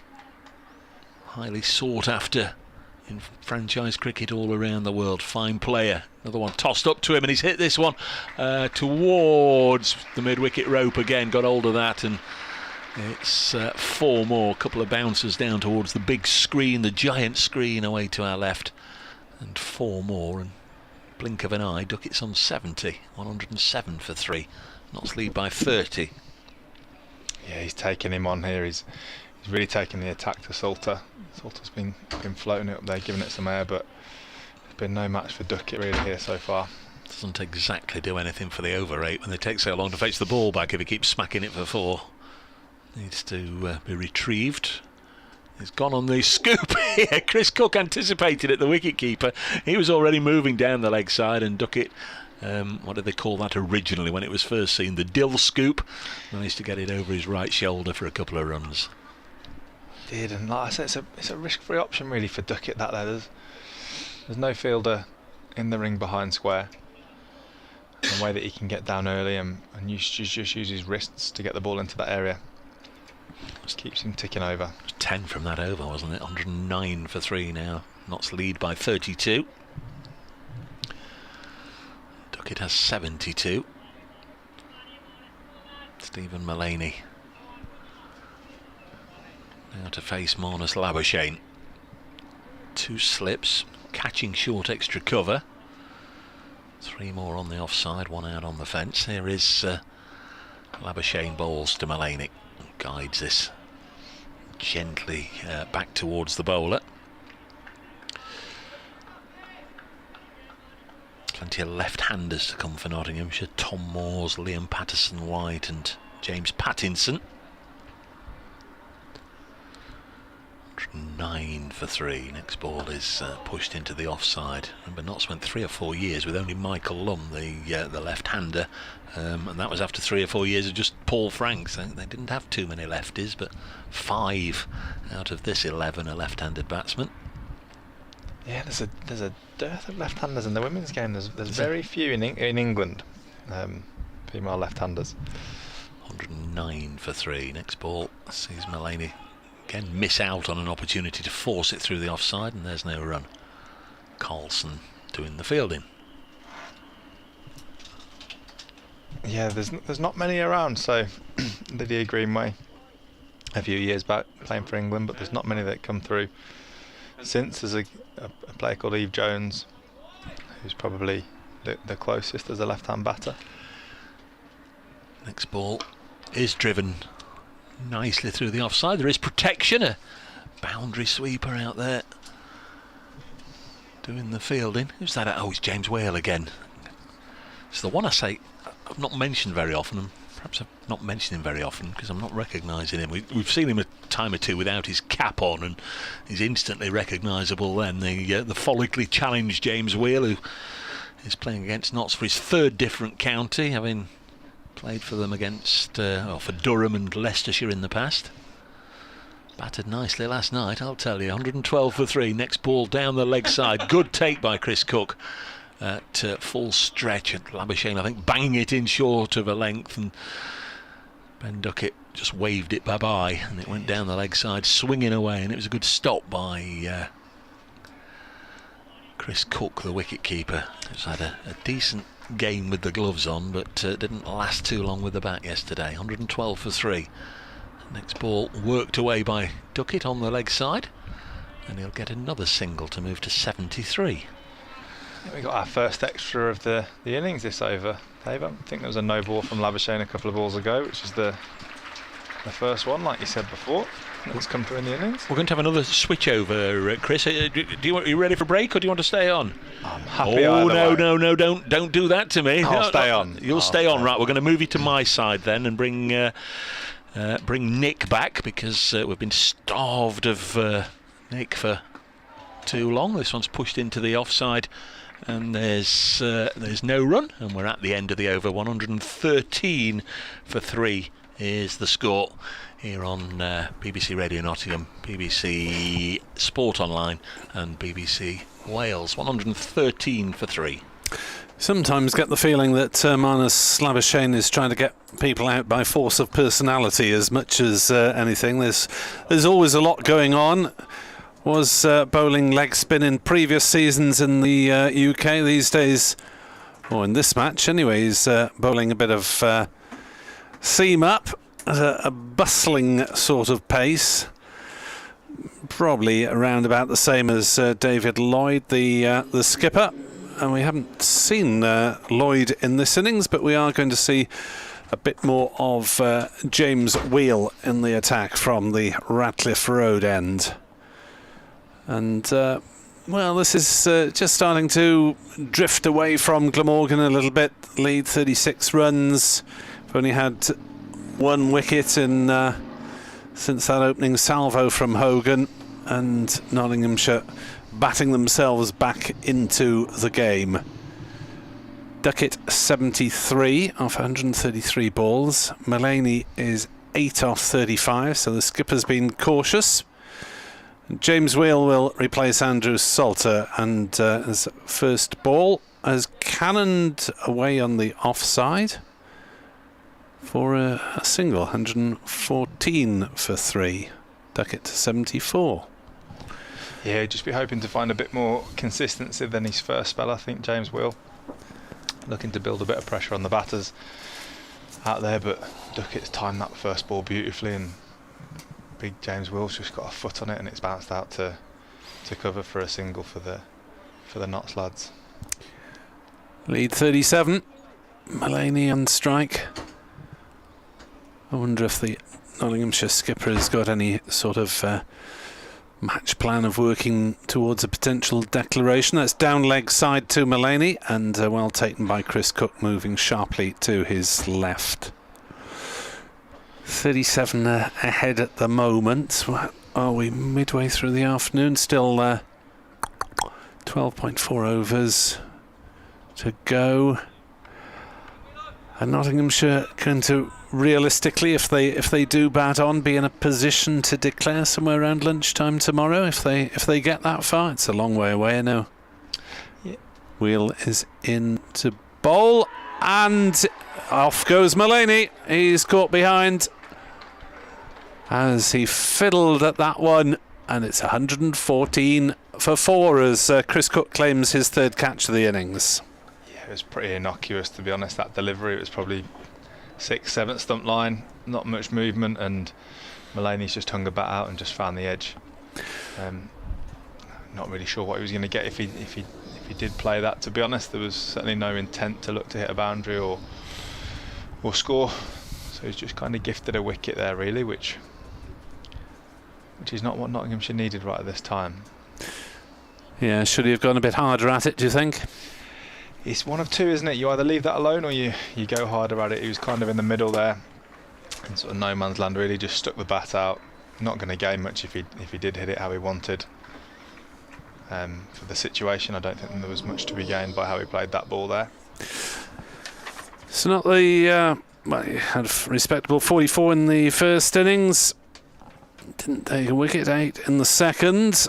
He'll have more time to plan his match strategies from the dressing room, maybe.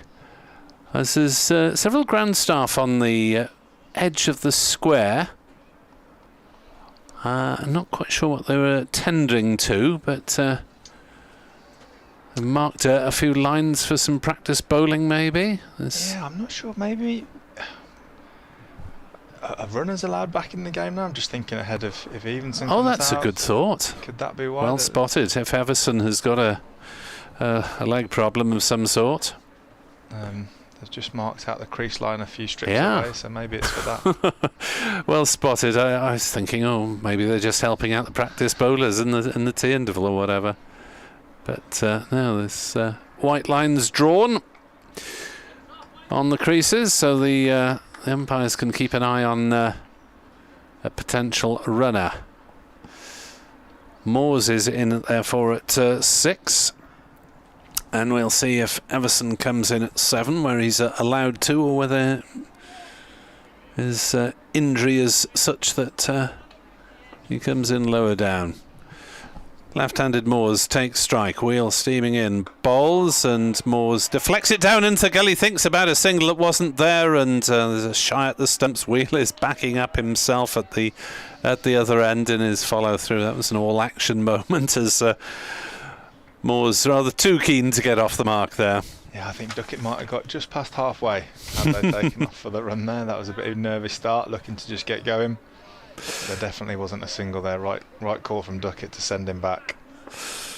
Moore's out for 4, caught behind off Labuschagne in the first innings. 2 slips. Wheel is in to bowl, and that's something of an inside edge out towards square leg as Moore's prodded rather tentatively at that one. 114 for 4, effectively 37 for 4. It's been a better start to the over here from Will, particularly the balls he's bowled to Moores. He's brought him in, he's made him play. The ball that got the wicket was probably the worst ball of the over, to be fair. Neil Thornycroft on Twitter: seems a perfect pitch with a little in it for everyone. Duckett the key man. He's watching on is Ben Duckett from the non-striker's end as Wheel bowls a short delivery that's hit Moores on the arm guard, or did that flick onto the helmet? I think it might have got him on the shoulder, or certainly on the bicep. Top half of the arm there. It's a well-directed bounce of that. Moores couldn't get underneath it and just ended up having to let it take it on the body. Well, he didn't flinch. I thought it would be a padded area initially, but he may well be right. As the ball rolled away. Chris Drew, on the strength of Glamorgan's opening bowler, suggests the 90s hit. Knees are good, knees are good. He's a Michael Knees are good. Is that the Shaman or the Prodigy? Shaman. Thank you, Dave. That definitely needed to come from the back of the box there rather than from me. as Labuschagne bowls and Duckett stretches forward. It's a consistent spell here from Labuschagne. He's not giving much away. The boundary that he did go for just took the glove and flew down to fine leg. He's asking questions with how he's bowling here. And he comes, bowls to Duckett. He'll get runs down to, or single down to Salter at fine leg. 115 for 4. Bowled Marnie. Labuschagne, I mean, on the face of it, it doesn't look terrifying, does it? You feel he's trying to psych him out? Absolutely not. But yeah, he's definitely trying to play some mind games as well. Trying to give the impression that everything is a half chance or a near miss. Absolutely. That's getting him the extra 5 mile an hour that he doesn't have when it comes out of the hand, I think. Labuschagne is into bowl, and that's blocked by Moores out on the offside. No run.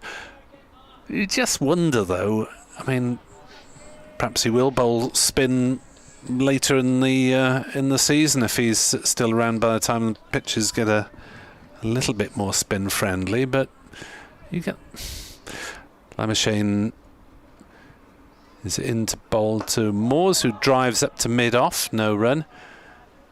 You do wonder if a leg spinner might be more used to a sides bowling attack than a sixth seamer.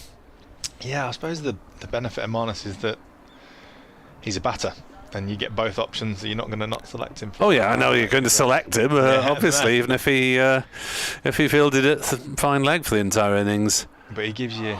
That's beaten him outside the off stump. A 4-dimensional cricketer in that he can offer you both. Yeah. And there's nothing to stop him having a bit of a chunder with some leggies in this game and split in between if he felt that was more threatening. Graham Smith was of the opinion that slip catch earlier might have just carried to Labuschagne. I didn't think so at the time. He bowls and Moore's everything behind it, playing it down into the gully. Salter fields, no run, 115 for 4. Glamorgan's over 8 is now -1. I didn't think they were changing it on the board during the course of sessions anymore, but it has changed from -2 to -1, which is part of the effect that Glamorgan need to have by bowling Labuschagne. Salter was into the attack. Might see a bit of the skipper himself, David Lloyd. Hasn't used himself in this innings. He was the 5th bowler in the first Nottinghamshire innings. James Whale then, 1 for 14 into Duckett, and he defends on the leg side. Might be a little bit of a speedier process now for the fall of the next wicket or two, because we've got 2 left-handers in Duckett and Moores, and another one in Patterson White, who may be in next. Yeah, less movement around the field there. 2 left-handers batting together. 115 for 4. The lead is 38.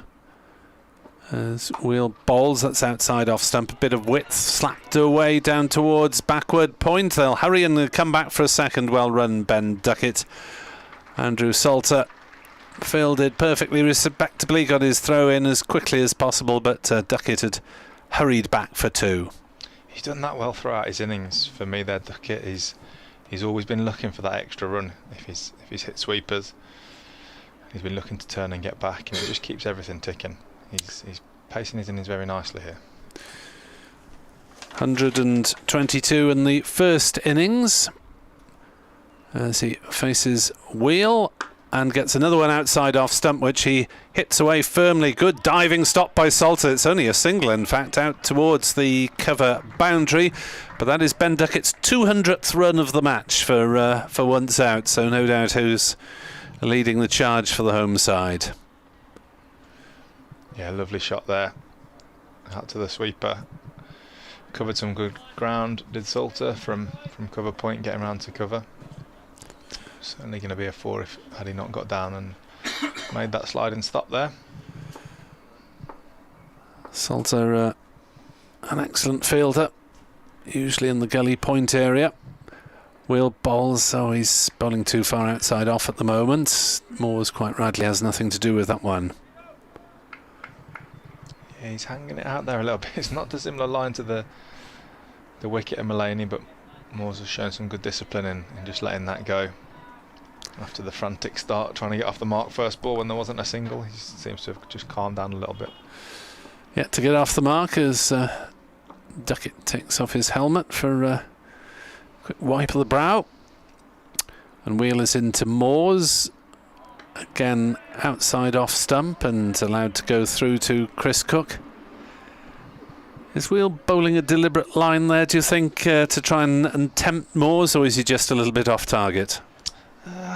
He's got, I'd say, looking at the field, I'd say he's a little bit off target with a deep fine leg and a deep square leg. They're not in play with that line that he's bowling whatsoever. Unless he's hanging it out there to then go short again like he did the finish of the last over. But at the minute, my feeling would be that he's not trying to go quite so wide. I wouldn't be surprised to see a bouncer coming in. Okay, it is the last ball of the over then. Wheel races away and bowls, and just back of a length, defended by Moores, who remains on 0 not out. 118 for 4, Nottinghamshire lead by 41 runs. In Duckett we trust, as Dave Bracegirdle will come back into the fray to update BBC Radio Nottingham listeners fairly shortly. Yes, these half an hours soon whiz by, don't they? But we're still, 42 overs left in the day, so 10 overs from the tea break. So for the third day running, it's going to be the other side of 4 o'clock before we go for tea, and unless things speed up, again we're heading towards a finish round about 7 o'clock. There's Labuschagne from the pavilion end, bowling to Duckett. Plays this on the leg side. There's no run.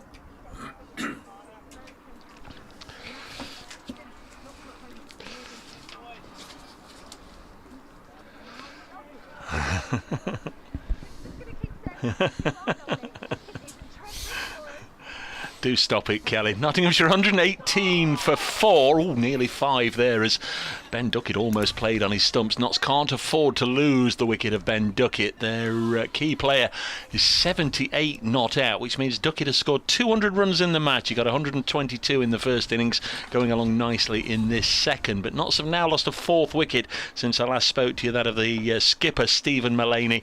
Got a big 100 last week down at Hove, but he only made 8 in this innings, caught behind from the bowling of James Wheel. We're about half an hour or so away from tea. Notts with an overall lead of 41. They're 118 for 4. You're very welcome. For radio listeners, some outrageous flirting between the BBC Radio Nottingham presenter and Mr. Bracegirdle here. You can't blame the girl. Next ball is dropped on the leg side by Ben Duckett. It's a new trackie, Dave. This is what it is. We're we've got the new tracking. Also, my new pass has come. My season pass. I know the season started, but we've got the new season pass. Yours hasn't quite arrived yet, has it? No, they were going to check at Sapphire Gardens whether the post person had delivered. Duckett's on strike, clips this, and they'll take a single. It's a good stop by Kieran Carlson, but he just parried it, couldn't hang on to it. It was crisply clipped by Duckett, who's on 79, 119 for 4. So Duckett has wiped out the deficit himself now, 119 for 4. I can tell you that Ben Compton, not only did he get a century, he carried his bat 104 not out, went back to the dressing room for 10 minutes, and he's back out there batting again because Kent have been asked to follow on down at Canterbury. So see what he can do second time around. Here comes Labuschagne, bowls to Tom Moores. Is that a no ball? It is indeed. Yeah, he's a little bit prone to them for someone who comes off a shortish run up. Is Marnus. I've seen him bowl no balls bowling leg spin, which really shouldn't happen. 2 to the total. Doubles the extras in this innings from 2 to 4, 121 for 4. Bowles and wide of the off stump. It was the quickest delivery. Goes through Moores into the gloves. What do the players call him? Do we know? Is it just Marnus or Labia? Marnie seems to be the Marnie on-field version. 121 for 4. I'd imagine he's a very engaging character to talk to, full of surprises. 121 for 4. Is certainly on the go. I think he was probably one of the leading protagonists when Glamorgan played a bit of dressing room putting, golf championships during rainy days, because they had a large dressing room during the COVID, of course. Wheel is in to bowl, and rather mistimed pull from Duckett, trying to hit it into the Fox Road stand, and the ball just dribbles to mid-on, and there's no run. There was one day at Canterbury where it had hosed it down, and we're in them probably about halfway through the 7 inspections that we had that day, and there was a load of disturbance in the far side by the dressing rooms, and yes, it was Labashane who dragged a couple of Glamorgan colleagues out to play on the outfield with a plastic bat and stumps. Wheel bowls, and that's driven by Duckett to cover, no run. In fact, I think he might have been batting with a stump to make things more difficult for himself. A man who created his own surface at home, putting, I think, bits of metal in a rubber mat at home in Australia to practice for Pakistan, and a bit of unexpected bounce and turn. I wonder if his better half has to do the throwdowns at home. Come on, dear, it'll be fun. Wheel is in to bowl. That's hit away through the offside by Duckett. He'll pick up a single. Didn't quite time it, but hit it firmly enough out towards Salter on the boundary, and Wheel needs to get his lines a bit tighter, you get the feeling. He was one of the first concussion subs in Test cricket, wasn't he, when he stepped into that Lord's Test match for Steve Smith? Yeah, that was when he came to more general acclaim, really. He played a handful of tests when he rocked up at Glamorgan, but 1,114 runs in 10 championship matches, and he was in the Ashes a few weeks later. Wheel bowls to Moores, who drives slightly uncertainly to northeast at cover, and there's no run. Yes, you have to do a double take with these two lefties, don't you? They're both of similar stature, both wearing a short-sleeved Nottinghamshire shirt. Yeah, not the first time Duckett has done well against Glamorgan. As Wheel bowls, and Moores leaves outside off stump through to Chris Cook. Yes, we did have his stats, didn't we, in this? Has he got 100 against Glamorgan? Did your stats go that far for Northampton? I think he has. Duckett, yes, 185 at Northampton in 2016, 133 at Cardiff in 2018, and of course 122 here this week. So he's done well against the Welsh Counties attack. Currently represented by James Wheel from the northeast of England. And he's bowling full outside off stump. That's smashed away through wide mid off. It'll be a couple of runs down. The 12th man is after it, and keeps Moores down to a couple of runs, but he'd be grateful to get off the mark with that. Moores, he's away on the 15th ball that he's faced, and Duckett on 80, not out. It's 224 for 4, the lead. 47. 8 overs till scones. Yes, they need a lot more, don't they? Nottinghamshire 47 for 4 effectively. Still a little bit left in the shed. Michael Hogan's going to come back on and try and improve on figures of 2 for 22. Impressive start to this Nottinghamshire second innings when he dismissed both Asiba Mead and Ben Slater early in the piece. Knots were 1 for 2 at that stage. Wickets for Neser and Wheel since then. 124 for 4 Nottinghamshire. There are 8 overs to go until tea, so with Labashane coming out of the attack, Hogan back. May well be a good half an hour or so, you'd say, before the tea break. There's Hogan. He's going round the wicket. Umpire is Chris Watts, and Ben Duckett has a look at this first returning delivery from Michael Hogan. 124 for 4. Duckett has 80. Tom Moore's 2. They've only recently linked up after the dismissal of Stephen Mullaney, the Notts captain, for 8. Well, Salter 0 for 21 in his 4 overs, so he was the subject of a bit of an attack from Duckett. Labuschagne bowled his 5 overs for 12. Hogan again. Bowls, Duckett. See what he's trying to do there. Either open the face or just work it away square, and in the end did neither. Played it down into the ground and it runs into the gully, no run.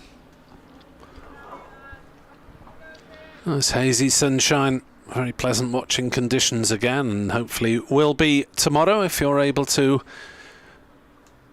get here on the day of celebration, Easter Sunday. I'll tell you what, that was a good spot from Chris about the potential lines for the runner out there, as next one's slapped away behind square for 4 by Ducky. I couldn't quite see from the back of the box, but yeah, that would seem more than likely, wouldn't it? You can see 2 crease lines have been drawn over there on one of the practice wickets, so we'll presume that Joey Everson's got some sort of leg ailment, and I guess there'll be once again changes for Nottinghamshire next week then if Everson is injured. 128 for 4. That was a nice shot from Duckett. Takes him to 84. Hogan giving him too much width. This time it's a much straighter delivery, which is played to mid-on. Notts lead is over 50, just 51 in front.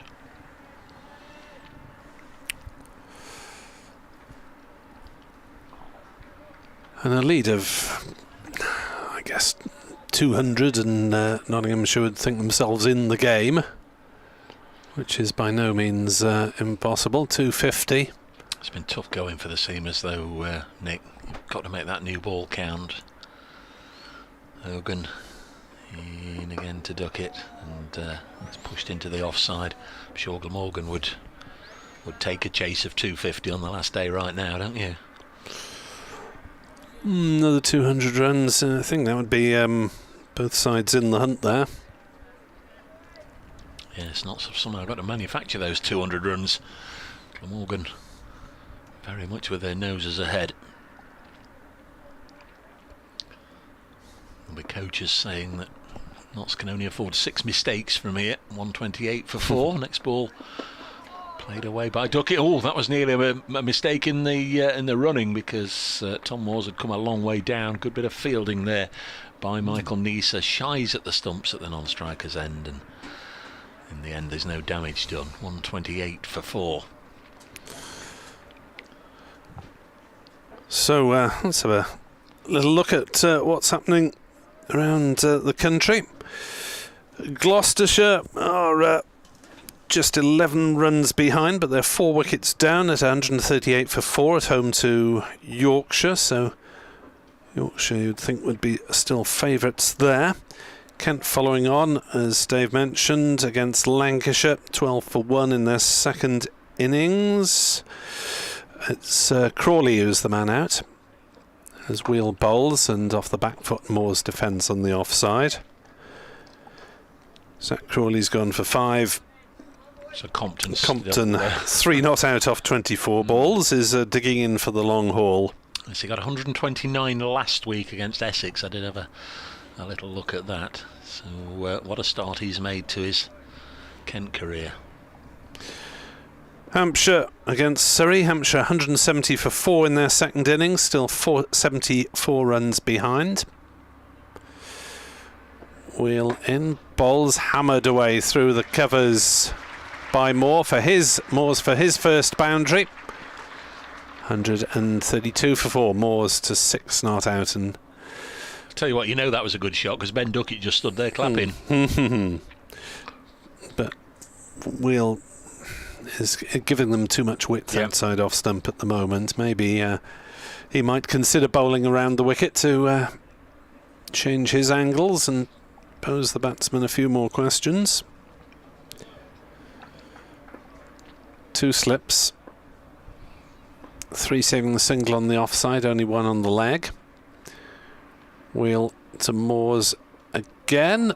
Plays no shot. As a bit of pace and carry on that one through to Chris Cook.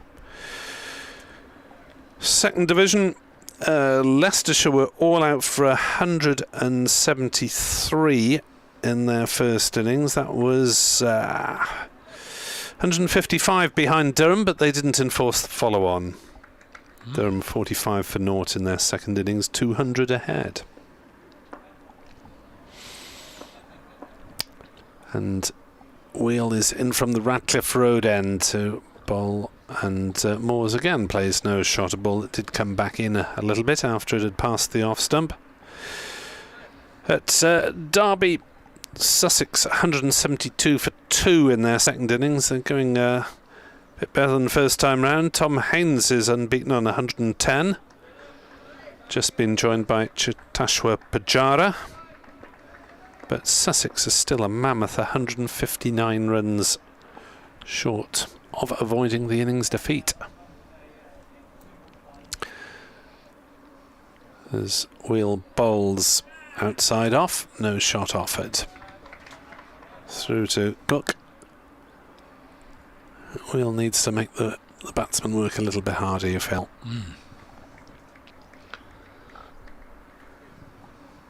Michael Hogan at the other end is the man who looks to make the batsman play virtually every ball of the over. If you want to tweet us, NickWebb2017 or Brace Cricket are the addresses on Twitter. As Nottinghamshire toil away on this third afternoon of the match to try and get a sufficient lead. And Wheel bowls outside off stump coming round the wicket, and Moores again plays no shot. So the boundary came in that over first for keeper Tom Moores. 132 for 4. Having been 1 for 2, it's a decent recovery so far for Notts. But you sort of expected that they'd recover, didn't you? Because it's always felt like a reasonable batting day. Reasonable batting day, and we've seen over the first couple of days very, very hard for the seamers to dislodge a set batsman. And Duckett is the most set of them all at the moment. He's 84 not out. 6 overs to go before the break. Talking about Notts perhaps setting Glamorgan 250 is the very best they can hope to achieve. Well, I mean, that's going to take until lunch tomorrow, you'd imagine. So is the next delivery, start of a new over from Hogan. This is helped down to Wheel at long leg, and I suspect he just wouldn't be the opportunity to take 10 wickets in 2 sessions on there unless things change or there are a lot of miscalculations from the batting side.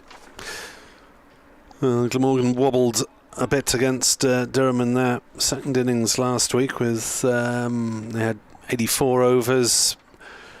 Durham led by 149 on first innings. Glamorgan did lose 4 wickets inside 23 overs then.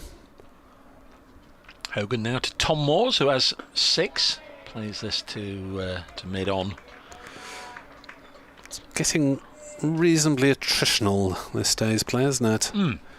Nottinghamshire's scoring rate 2.7. Said he, looking to estimate it before remembering that it's actually on the board.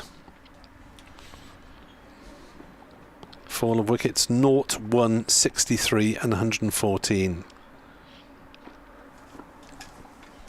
Can't really afford for another couple to go down in quick succession. Next one is sent to Tom Moores, plays it to backward point. There's no run there. Remember, Glamorgan haven't won here. In truth, there's a big asterisk to say they've not played here in the county championship since 2007, but they've not won on this ground in first class cricket this century. 1998 the last time they won here, but it's been far too many years since these sides locked horns in red ball cricket. 133 for 4. Played in 2017 in Cardiff, but that was one of those years where you just played the one match. Glamorgan didn't come here. This was pushed into the offside. There's no run. Probably Nottinghamshire quite grateful there wasn't a return after being blocked to Kingdom Come on the 4th day by Cook and Ingram.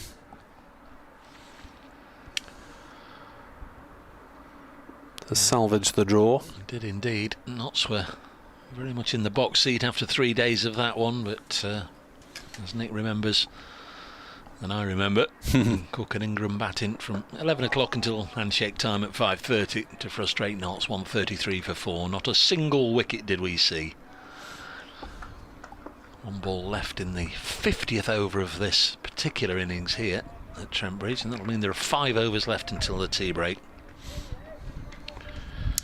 A reminder for Welsh rugby supporters listening that Scarlets against Dragons is on S4C at 7:35 kick-off, and it's also on BBC Sport Online audio commentary in English. Moores has 6. Next ball, he cuts it into the offside for a single. So let me guess, Scarlets are Cardiff based? No. Dragons are Swansea based? Dragons are Cardiff based? No. Swansea are no, there isn't a Swansea. I really don't know. I don't know. You can't glean too much there from those names, can you? Well, we've had Ospreys are Swansea. Ospreys are Swansea, correct. We've had Chris on with talking about all the weather-based women's cricket teams. Scarlets are Llanelli, as was, and Dragons are based in Newport. So some would say it's Llanelli against Newport in old money. But those professional clubs have wider responsibilities within their regions these days. Bowling change. Marnus is coming back. He was only out of the attack for bowl some leg spin. A few minutes. I don't think it's going to be a leg spin, just purely because Chris Cook is standing 15 yards back. But he has switched to this end of the ground. Marnus Labuschagne. Well, Wheel claimed the 1 wicket, but his radar wasn't quite right in that last over or two. 134 for 4. So Labuschagne to bowl to Moores, who's on 7. And here he comes, the Australian, well, the South African-born Australian, bowls to Moores, eases it into the offside. There's Callum Taylor. He's had a quietish match all around, hasn't he, Callum Taylor? Yeah, out for 9, and hasn't had a bowl. Despite being the first spinner used in the first match, he didn't quite have the control that Glamorgan wanted. 134 for 4. Next ball from Labuschagne, nice and full, worked off his pads by Tom Moores, and he's managed to bisect the 2 fielders out there, one square, one at long leg, and he's played it nicely into the railings in front of the Larwood and Vaux stand for 4. He bowls at a decent lick, Labuschagne, but capable of spraying it here and there, and that one was on the pads, and Moores used all the pace on the ball to work it away into that gap. 138 for 4. He's getting a ticking off now, Marnus. He's asking the skipper David Lloyd if he can change his field, but at the same time Richard Illing was ticking him off for running on the strip. Get off my land. Next ball is cut away for more runs. Might just well, has that been stopped? It has been stopped. And Tom Moores has slipped. He's just got back. There was a Shall We Shan't We with the 3rd run, and Tom Moores was sent back by Duckett. He'd come a third of the way down, and as he turned, he slipped over and quickly had to get back. Chris Cook took the ball on the full, the throw from the deep by Whale, took the ball on the full. He was probably 10 yards away and shied at the stumps and missed. 140 for 4. That would have been horrific for Notts to have had a miscommunication there, resulting in a run out. Moores on 13, 140 for 4, and Labuschagne says, I know what the problem is. I'm going over the wicket. Now I'm going to go round.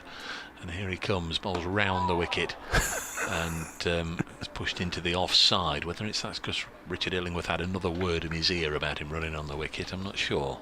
He ended up in the middle of the strip then as well.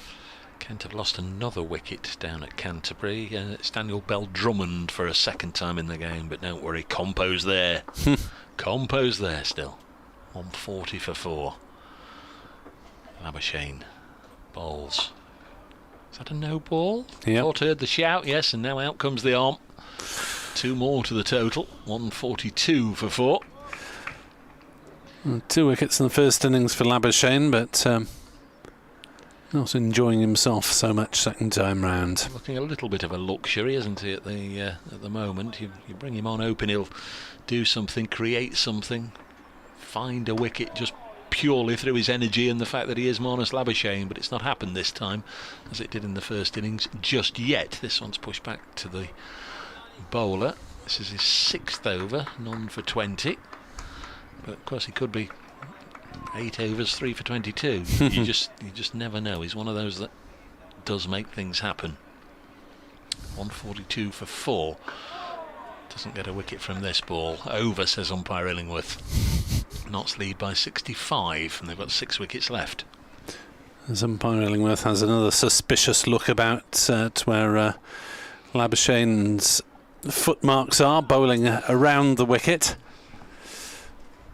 And well, Glamorgan won't want too much rough outside the off stump in the final innings of the game. Although there's not a specialist off spinner here, is there? Well, the slow left arm. The slow left arm, yeah. Don't think umpire really gets too excited about things. he doesn't, does he? Just as a quiet word. He's not one of the more flamboyant umpires in terms of his histrionics out there in the middle. 142 for 4. Duckett's on 85 now. Possibly won't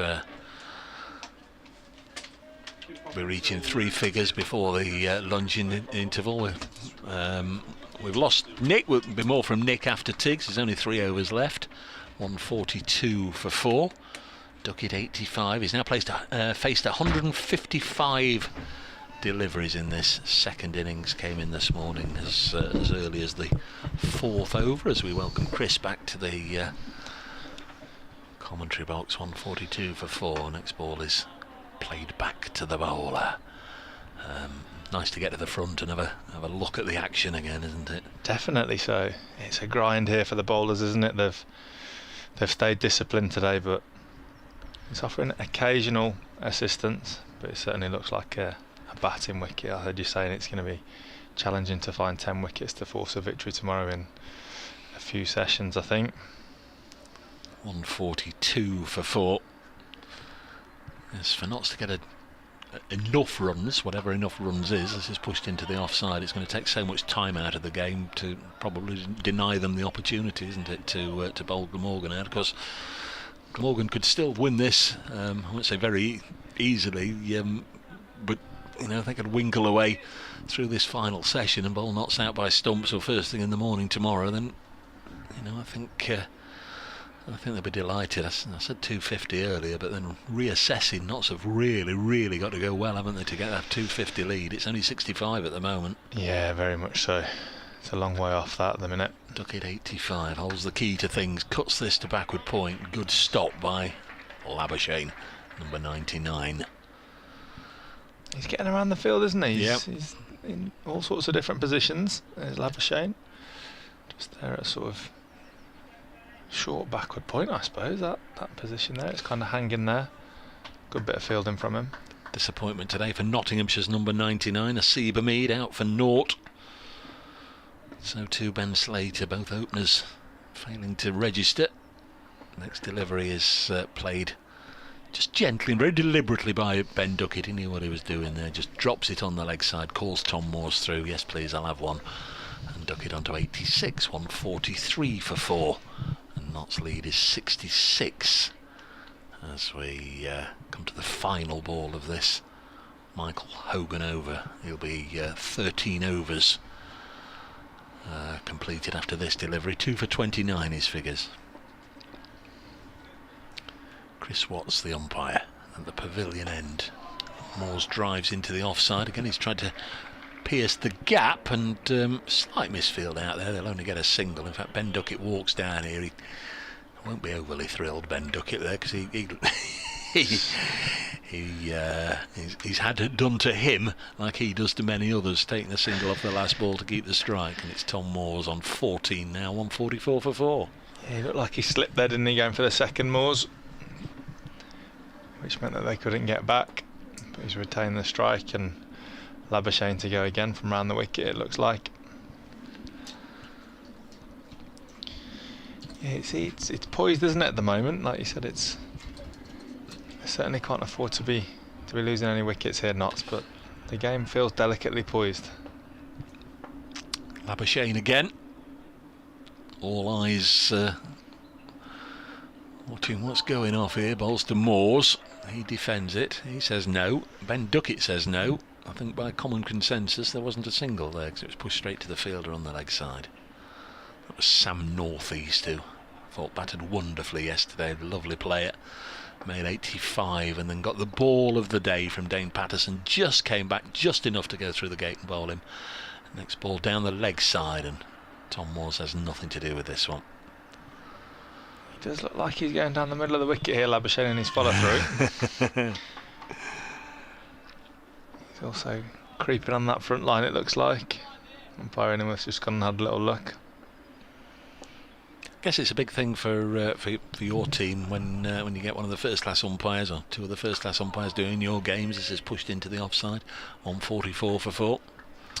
Yeah, it's huge. It just promotes more discipline in the players from how they approach the game. The professionalism that the umpires bring is massive to help the game push forwards. And like we said, that's part of it. Playing on the better grounds is part of developing the women's game. It all adds up. 144 for 4. Next ball pushed down to third man. Tom Moores will get a single. Takes him to 15. 145 for 4. Chris Guest with us, the head coach of the Lightning women's team. Your squad then, what's at the moment, what's the age range? What's your youngest player? What's your oldest player, roughly? Youngest we've got in the squad is probably just turned 17. Yeah. And our oldest player will be top end 20s. Tammy Beaumont when she's with us. I think Tam's just turned 30. So 145 for 4 as Duckett slaps this down to third man. He couldn't find the gap. Gets another single. He's on to 87. 146 for 4. Yeah, so we're quite a young side. Really, I think that's probably one of our points of difference. We've got quite a lot around that uni sort of age. The main bulk of our squad, I'd say, is 19 to 24.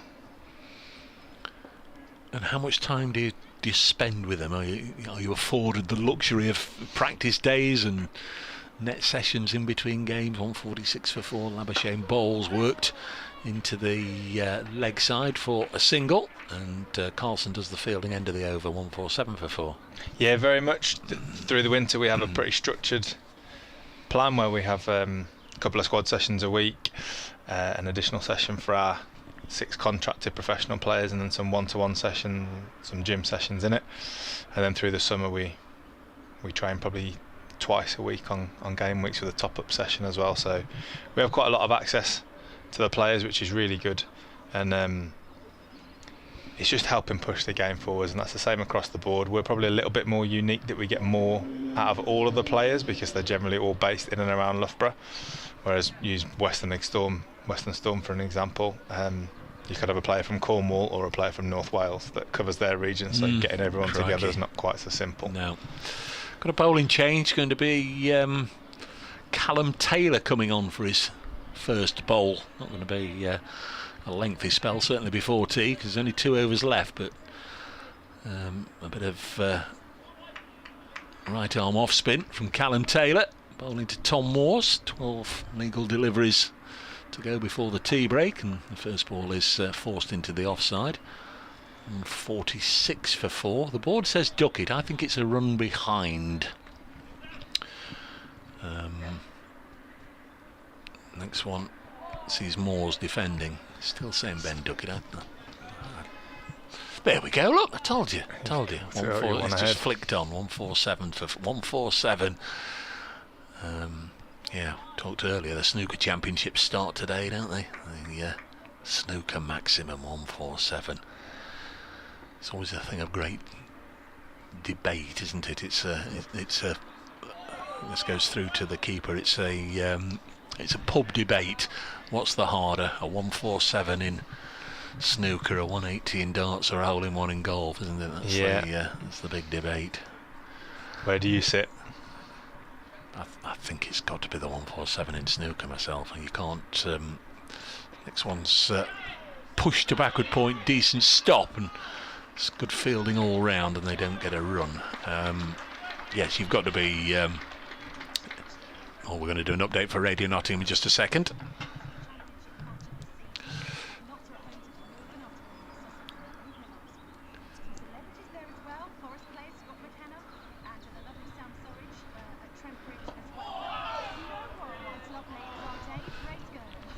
Just behave yourself, Kelly, this afternoon. We're 1 over away from the tea break when those Forest players, and indeed the commentary team here, can go and have a cup of tea and a slice of cake ourselves. Nottinghamshire 147 for 4. They've got Tom Moores out there playing second fiddle, really, to Ben Duckett, the left-hander, possibly Nottinghamshire's most informed player at the moment. He's 87 not out. Terrific knock from Duckett for the second time in the match, having made a century on the first day. The overall situation, Nottinghamshire lead by 70 runs. They're 147 for 4 as we go 1 over from the tea break.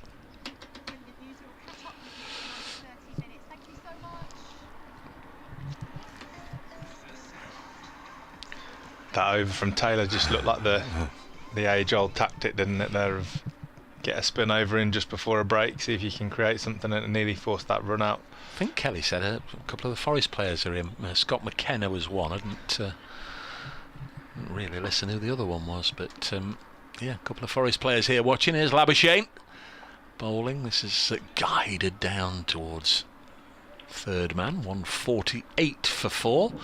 So Duckett off the strike. First ball of the over on 88. Word there between Labuschagne and Duckett. Well played, Ben. Thanks, Marnus. More words to that effect. Not sure they've run into each other before. Maybe having the Big Bash. I don't know if Marnus played any Big Bash this year. I don't know. Perhaps just ran into each other in the first innings because Labuschagne got him out. Caught and bowled. Having made 122, and Duckett, I tell you, was crestfallen. Next ball. Oh, Tom chased a wide one there. My word. He well, he'd have needed navigating back to the dressing room if he'd got out. Wouldn't have gone down well, would it, that? 148 for 4. 4 balls left. My word. I didn't know we were that close to Brands Hatch. Perhaps here the motorbike roaring past the ground. Oh, lovely from Moores. He had a sighter earlier in the over, and now he's played it nicely away on the offside. That ball will always win that race ahead of Callum Taylor. That's very, very nice indeed from Tom Moores. As ugly as the one was he wafted at and missed, that was a delightful looking shot. And a good round of applause for the 150 coming up. Just leant on that through the covers. It was one of those from the fielding perspective that you knew deep down you didn't really have a chance, but you had to run it all the way because it just beat you to the rope. 152 for 4. Callum Taylor actually bowled a maiden. Whether that'll be enough for the skipper to keep him on after lunch, I'm not sure. Inside edge past the sticks, past his own sticks for Tom Moores. And he runs and he slips over again. That is the third time, to my knowledge at least, that he's slipped over, Tom Moores. He needs a retread during the tea interval, or certainly some new spikes or something. Richard Illingworth says, what's up with you, lad? Get up. Get up. Definitely needs to look at those spikes, doesn't he?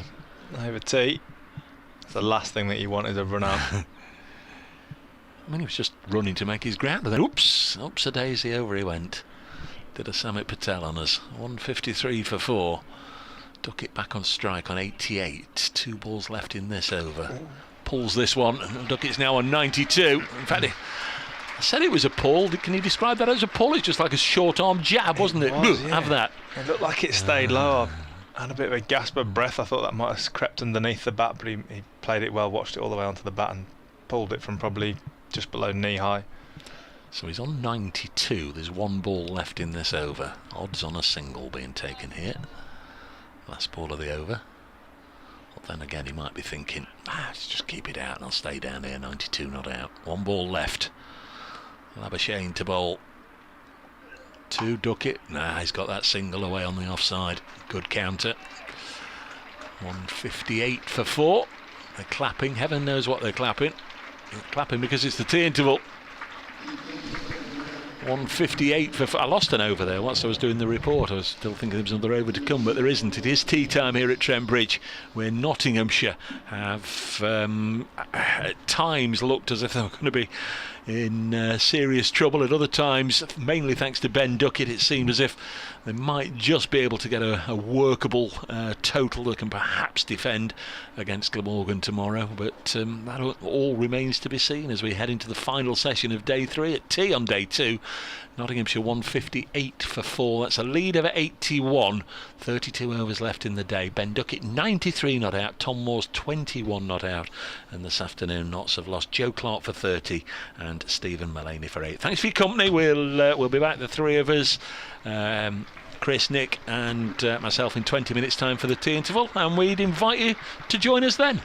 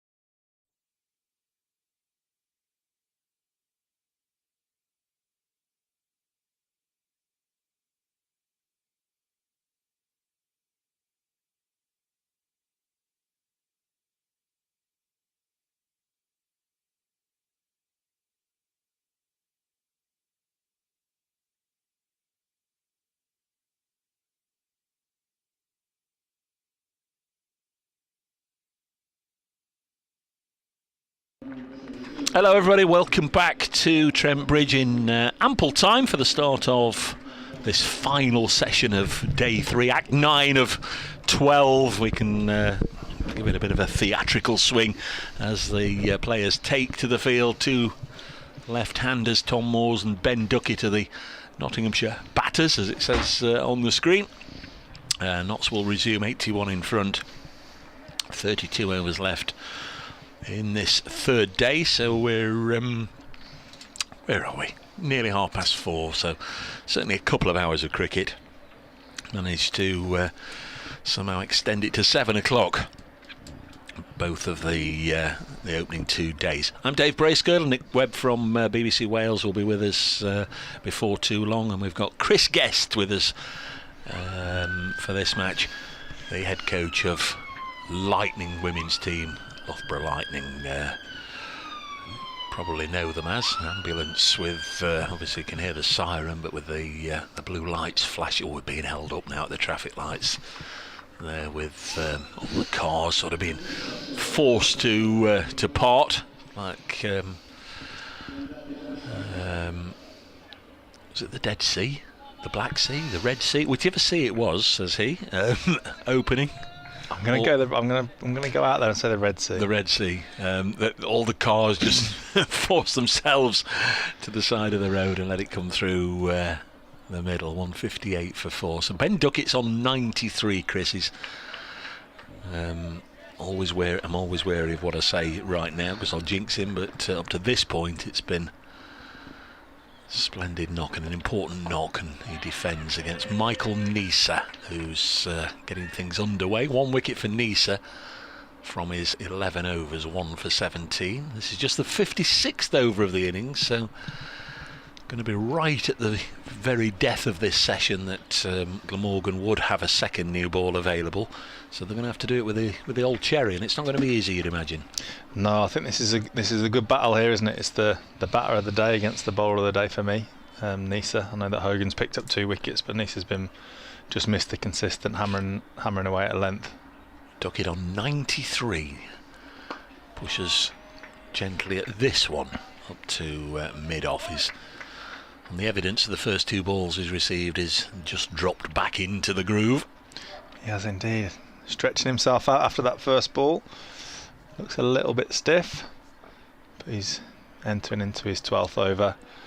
But like you say, he's just found his length, found his line first 2 balls, and Duckett's negated that pretty nicely so far. Just one slip. That's the captain of Glamorgan, David Lloyd. Beside wicket-keeper Chris Cook there, who's taken 3 catches today, and Duckett. A little bit of French cricket there, wasn't it? The old playground game, squared up a bit, and just to bring the bat in front of his pads, play it out to Callum Taylor. Yeah, he gets his hands out in front sometimes, Duckett's, but he's got control of it. It's not like he's pushing at the ball. They just go out a little bit in front of his pads, but he stays pretty tight to his body. Neser turns in bright sunshine at the far end of the ground, the pavilion end, then comes in, bowls, and struck Duckett midship somewhere. It's left Duckett limping, so maybe it's just getting on the fleshy part inside the leg. No danger of being dismissed LBW. He's making plenty of hand signals to say the ball just bounced on him a little bit to Tom Moores and anybody else who may be interested. Yeah, it might be that horrible one that just misses the thigh pad and pad, creeps in between and leaves you with a nice bruise at the end of the day. Quiet start to the session, 4 dot balls. The 5th ball sees Duckett plunder it up to wide-ish mid-off, no run. Clothed it to mid-off, that's the expression, I think. Michael Hogan doing the fielding, so 1 ball left in the over. Towards the back end of the afternoon session, it was just a little case of which of this pair could take a single from the final ball of the over and keep strike. I wonder if Duckett will be looking for a single. There's gaps on the leg side, square of the wicket. Next ball is it's pushed to a shortish mid wicket, and that's the end of the over. A maiden then, so Michael Neser, as Chris said, right on song 12 overs, 5 maidens, 1 for 17. Yeah, he's carried on from where he left off this morning, the third spell, and he's just found his rhythm straight away in all the spells he's bowled so far. Got a burst of Duran Duran in our ears, so I'm sure Radio Nottingham will be coming for an update. Tim with 2 M's, Van der Hookton. Again, and apologies for the incorrect pronunciation, inevitably. Van der Gooten, Van der Hookton.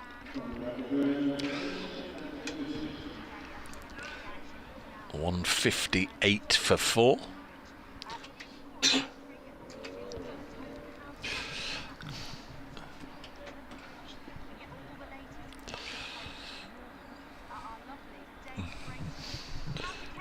Very nice indeed, thank you, Kelly. Very nice. We've all had a cup of tea and a slice of cake.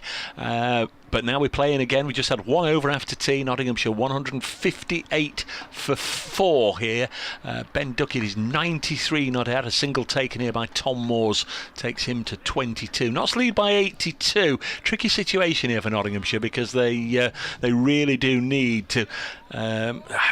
Well, they need another 200 runs, but that would probably take until lunchtime tomorrow, so maybe not give themselves enough time to bowl Glamorgan out. The draw, I would say, right now is the favourite, unless Glamorgan can winkle out a wicket or two sometime soon. Ben Duckett, 93 not out, back on strike. Notts are 159 for 4.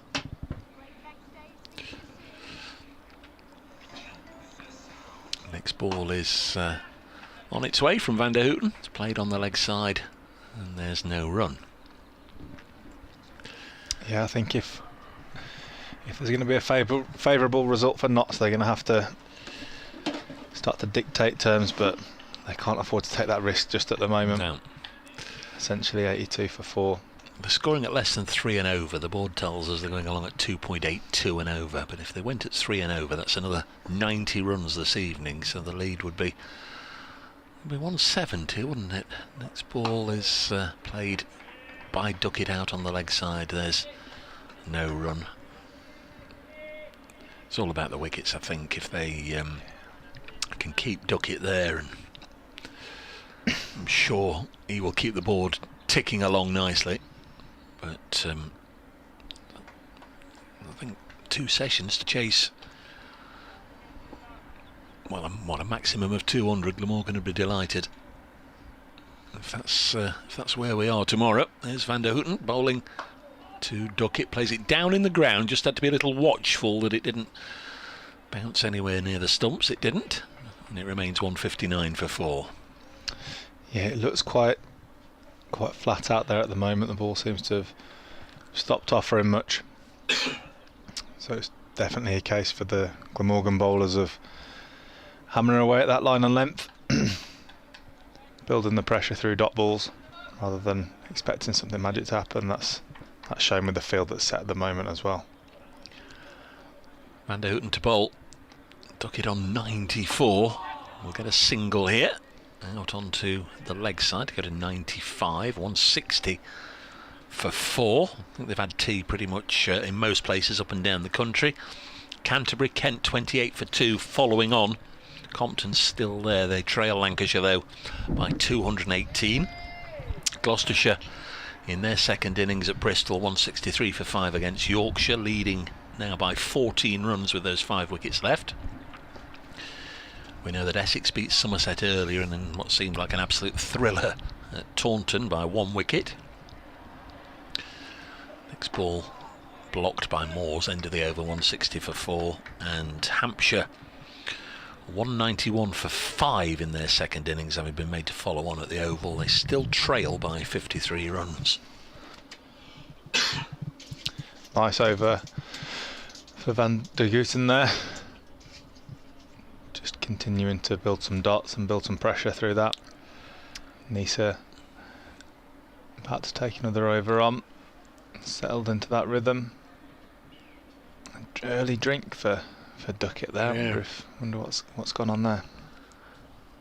Sol Budinger is the 12th man with the bib on. Brought him out a drink, whether he brought a tablet as well of some description, I don't know. Usually get the physio coming out administering a tablet if there's any reason, a painkiller or or what have you. Division 2 quickly, Sussex following on at Derby, 194 for 2 second time round. Still trailed by 137, and Durham in their second innings 93 without loss at Chesterley Street against Leicestershire, leading by 248. Michael Neser into his 13th over, and this one's just pushed up to mid-off and there's no run. Lovely conditions. It's been one of those days where the sun has shone. It's I don't know, they say around about 18 degrees, I think, which it's not overly warm, is it? But it just has a nice feel about it, seeing the ground bathed in sunshine. It's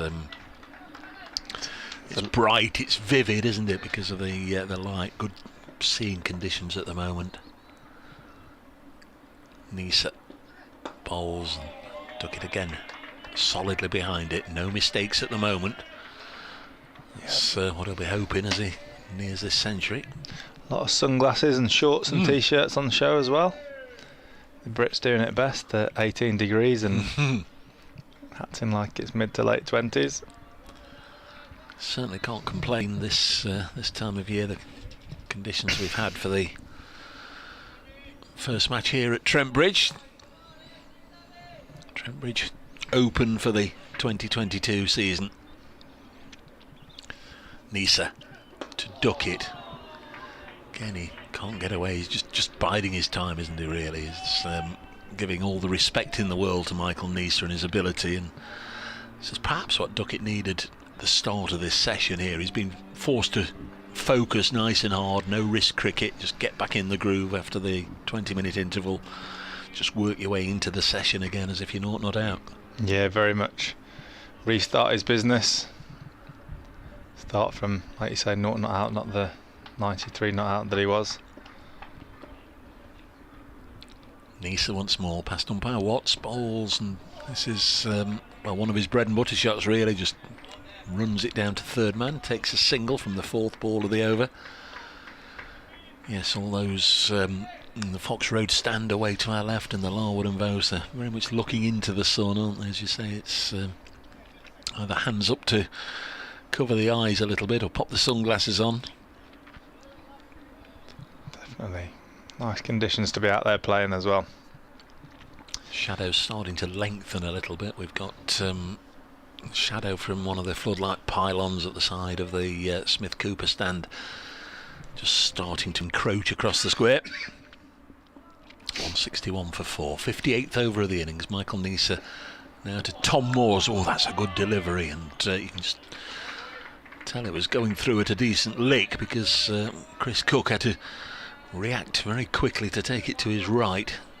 Almost burst, well, it didn't burst through the gloves. It was good work by the glove man, but you know, there was a resounding thud into the leather, wasn't there? Yeah, beautiful ball as well. He just brought a second slip in for that delivery as well and gone past the outside edge exactly where he'd have wanted to be bowling the ball with that slip cord and reinforced. Deep square's just gone out on a deep point. It's almost like the handing a single to Moores here at the moment. 2 first-class hundreds to Tom Moores in his career. Pushes this up to wideish mid-off, and there's no run. Made one against Somerset at Taunton and one here against Yorkshire a couple of years ago. 161 for 4. Ben Duckett 95, Tom Moores 22, and this pair have added 47 very useful runs. Once again, we've got Sol Budinger out there with something for Ben Duckett, not sure what.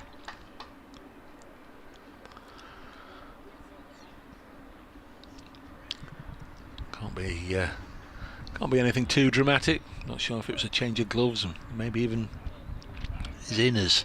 Don't know if you get batsmen wearing inners so much. Very occasionally in club cricket. What are they? Oh, inners. Always wear the inners, but yeah, they've died off, haven't they? Yeah, I never did. Van der Houten bowls, and oh, this is edge and gone. Duckett's gone. Van der Houten caught by Lloyd at slip. That's a massive moment in this contest. Whether his concentration was slightly affected, that brief pause, or not, we'll never know. But Ben Duckett has gone for 95, caught at slip. Van der Houten, the bowler, and David Lloyd pouched a good catch, went quickly to him, and Glamorgan's joy was clear for all to see. Van der Houten leaping to the skies. Ben Duckett 95, 178 balls, 13 fours, but his departure really does open the door now for Glamorgan to go on and win this game, you fancy? Yeah, huge wicket that for Glamorgan. Just drew him into the shot, full length, brought him forward onto the front foot, and just found the edge, and one slip in place, straight into the hands, and well caught there, low down. But the wicket that Glamorgan would have been searching for, excellent innings from Duckett. It's over to somebody else now to take up the batting for Notts. That's a great ovation as well, isn't it? They know what a good innings that's been. Really, really appreciative crowd. Look, they're standing up in the bleachers. Looks as if it's Liam Patterson-White coming out. It is another lefty on his way out to the middle. That's lovely to see. That's a great ovation for Ben Duckett. He couldn't have done any more, really. 122 and 95, but he still walked off as if he'd made a pair. He hates getting out, which in a way is a very good thing to see. Absolutely. A thirst for runs. You mentioned earlier about England selection, and that's exactly what he needs if he wants to try and force his way back into the Test side, is to churn out some runs and make sure he's thirsty to get more and more. Liam Patterson-White is a product of the academy here at Notts. He is indeed, yeah. He's another one that's already had a first-class century last year at Taunton against Somerset. Began the season with 8 wickets at Hove last weekend, a 5 for and a 3 for. Terrific performance there, over 70 overs with the ball, but it's his batting performance that Notts will be looking towards. Got here's Van der Houten to bowl to him. I'll finish in a second, and this one skewed off, intending to play it to leg, and it's skewed off the outside edge and gone to point. He got an LBW decision on the first day, and one or two have had more of a closer look at it than I did, and I think the general feeling is that perhaps he was a little unfortunate, but that's the breaks, isn't it? That's cricket. There's no review system in the county game. Might be doubly determined to cash in this time. Notts will be hoping he can. Pushes this to point. P. White says on the board. We very often just call him LPW, Liam Patterson-White. But 3 Patos, as you'll have been hearing through the game. Patterson-White, Pattinson and Patterson. Just waiting for Patsy Palmer and Patty Bolet to turn up. 161 for 5. Bob says, ouch. Ben really deserved his ton. Great knock. Thanks, Bob. Praise cricket at Nick Webb 2017, as this is pushed up to mid-on. Asked Chris if he was on the old Twittery thing, and he couldn't remember his handle, so that's not a good sign, is it? That's not that's not the words of a regular. That's not a regular Twitter user over here. No. Social media user. No, unfortunately not. He's challenged them. The edge of Patterson-White here, the first few balls squared him up a couple of times already. Gone under the radar a little bit, Van der Houten. Well, he hasn't gone under the radar. He's done terrifically well. This morning, actually, role reversal. Liam Patterson-White got Van der Houten out for 62. Crikey, that seems a long time ago, doesn't it? And it was only this morning. It does indeed. I think past 11. Notts and Patterson-White would take a 62 from him here now. That's for sure, but it does feel like a long time ago, that. Notts lead by 84, 161 for 5. They've still got some in the shed, as they say. Joey Everson, we presume, is injured. Let's hope he can bat, as this is steered into the offside. We've seen the ground staff end of the over. Successful one, Van der Houten, 13 overs, 1 for 34. We've seen the ground staff put some crease marks out on the edge of the square, so we think that's for a potential runner for Joey Everson when he comes out. James Pattinson, we know, can bat. They're both left-handers. And then there's Brett Hutton, and I'm forgetting some. Dane Patterson to bring up the rear. This would be a pretty high number of left-handers across the country, wouldn't it, in this Notts lineup? There's 5 in this particular 11. Sarah Gosling, absolutely gutted for Ben. Been superb this match. He has indeed, Sarah. Chris Doughty, any word on Joey Everson, Dave? We might need him. Not sure what the injury is, but looks to be a leg injury, obviously, if he can have a runner. This is single for Tom Moores at the start of the over. I don't think Glamorgan will mind that, will they? The chance to have Michael Neser potentially having 5 balls at the new batsman. He is a batsman, Liam Patterson-White, but as we've seen throughout the game and indeed throughout the history of cricket, the batsman is never quite as vulnerable as when he first comes to the crease. 2 slips in there now. Lloyd, who took that catch to dismiss Duckett, and North East. Here's Neser. Still great figures, 1 for 19 bowls, and Patterson-White plays it to point. Yeah, he squared him up again there. Neser will be relishing this in some rhythm in his 14th over, only conceded 19 runs. New batter on strike. Extra slip just gone in. Patterson-White looking like he's just getting his hands a little bit out in front of his body here. Just squaring himself up a fraction. So Neser will certainly have his tail up. Knots effectively 85 for 5. Next ball is guided down to third man. Liam's up and running for the match, so he's off a pit. Gets his first single, 163 for 5. And the lead is 86. We saw a side make a real old struggle to chase 84 down this morning. That was Essex at Taunton, I would imagine. Hugely different conditions, but it just shows, I guess, if 1 or 2 wickets, in fact in their case 3 or 4 wickets go down very early on, a side can wobble a little bit in pursuit of a score of that margin, but Notts would hope they can get a few more yet. 86 in front with 5 wickets left. Next ball past Moores and through to Cook.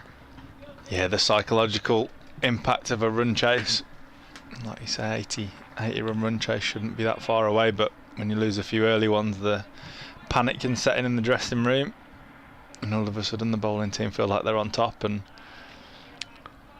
the game can swing. But as we say, I would imagine the wicket would have been slightly different. If this wicket produces an 86 for 9, it'll be a bit of a turnaround from what we've seen so far. 163 for 5. Moores has 23.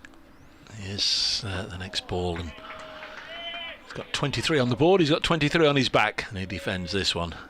Imagine tomorrow if it sort of goes the way we expect it to go. Notts get bowled out, Glamorgan get set a target and set off after it. There'd be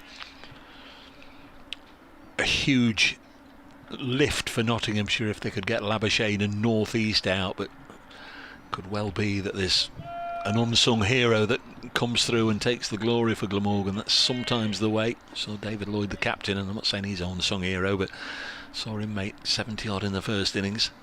Next ball past the outside edge, but you can look towards the big guns and getting them out and assume you're on your way and then be thwarted. 163 for 5.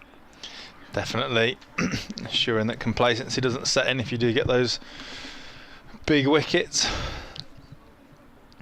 But Neser, another fantastic over there, beat the edge twice again. And Notts, of course, saw in Glamorgan's first innings that there was plenty of capable performers in the lower part of the order, and here's one of them, Tim van der Houten, who made 62 coming in at number 10.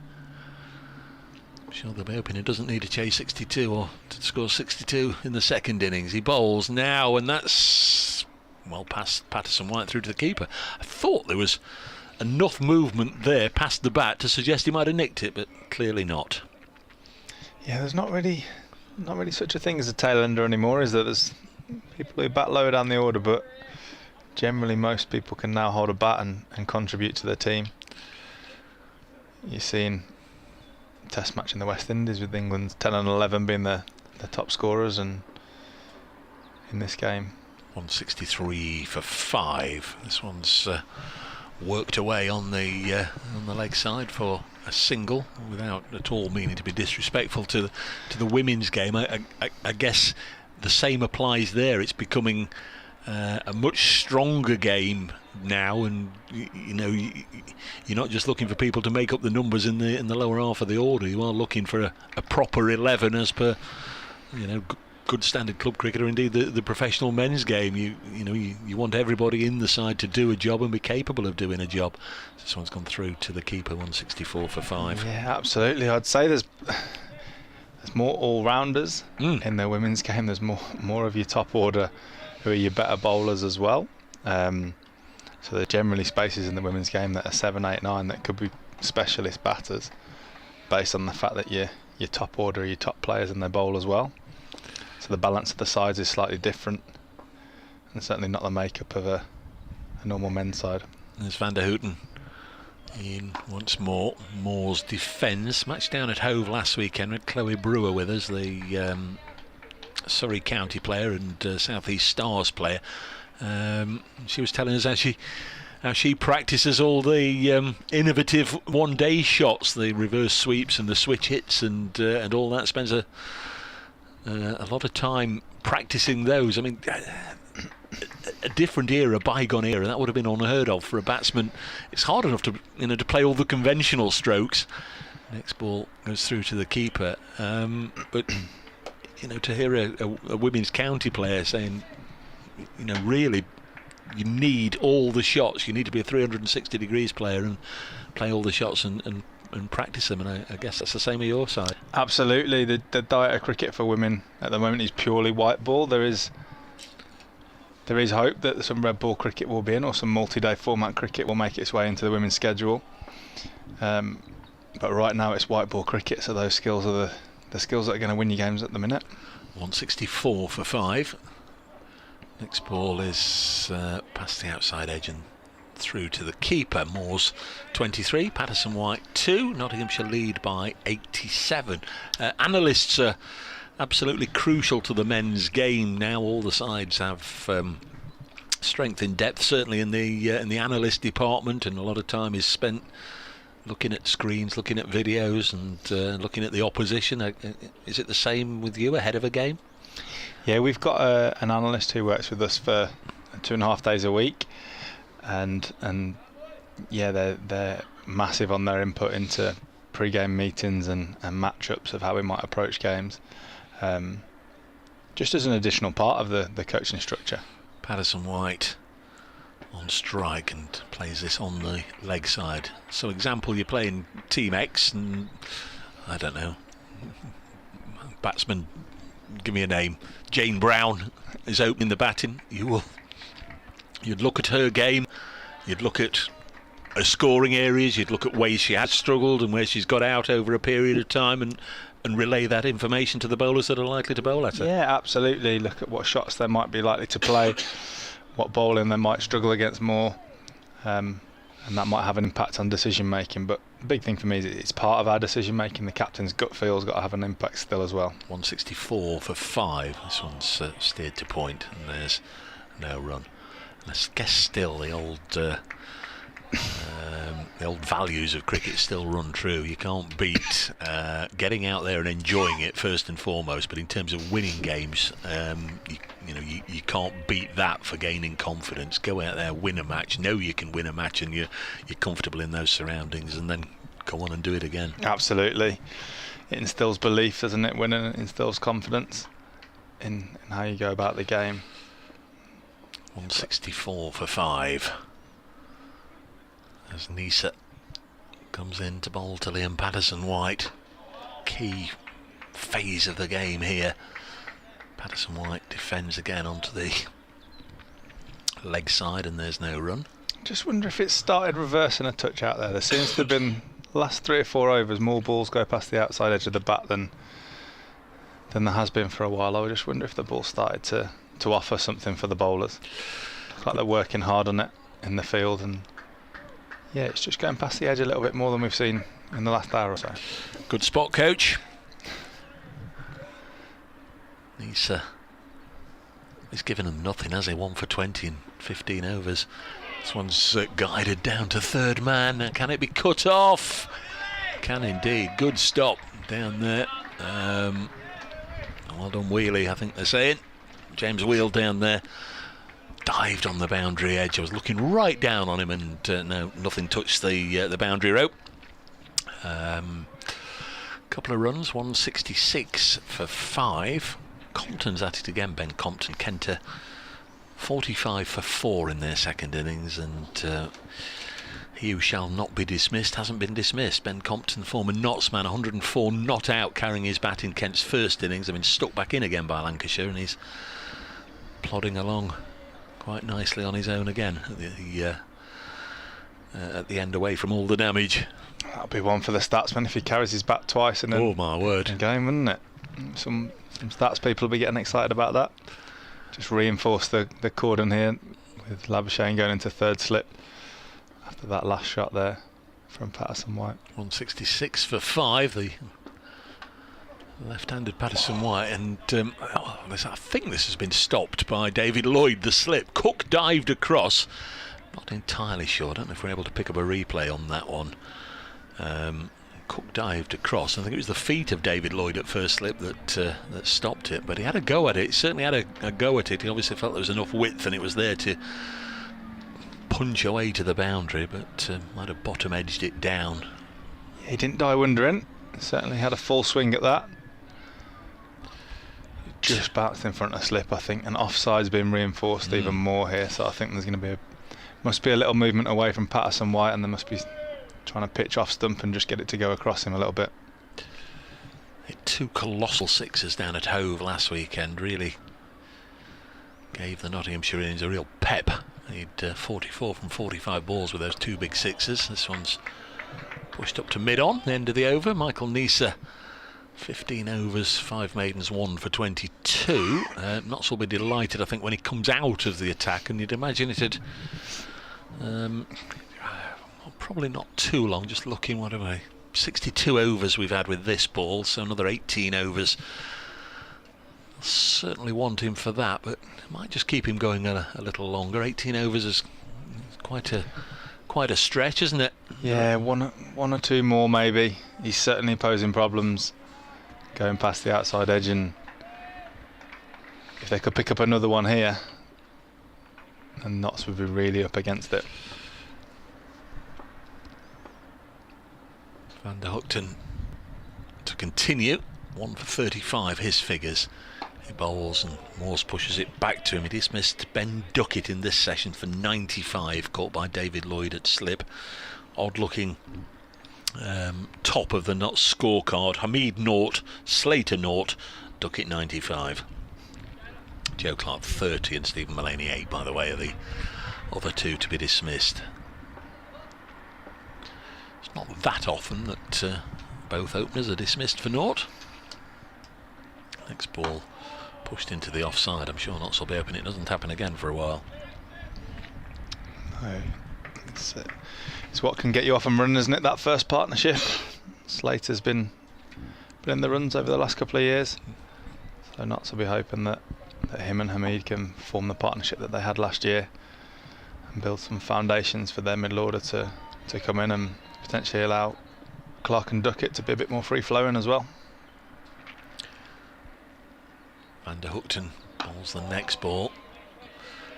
Tom Moores defends. He's a punchy, aggressive,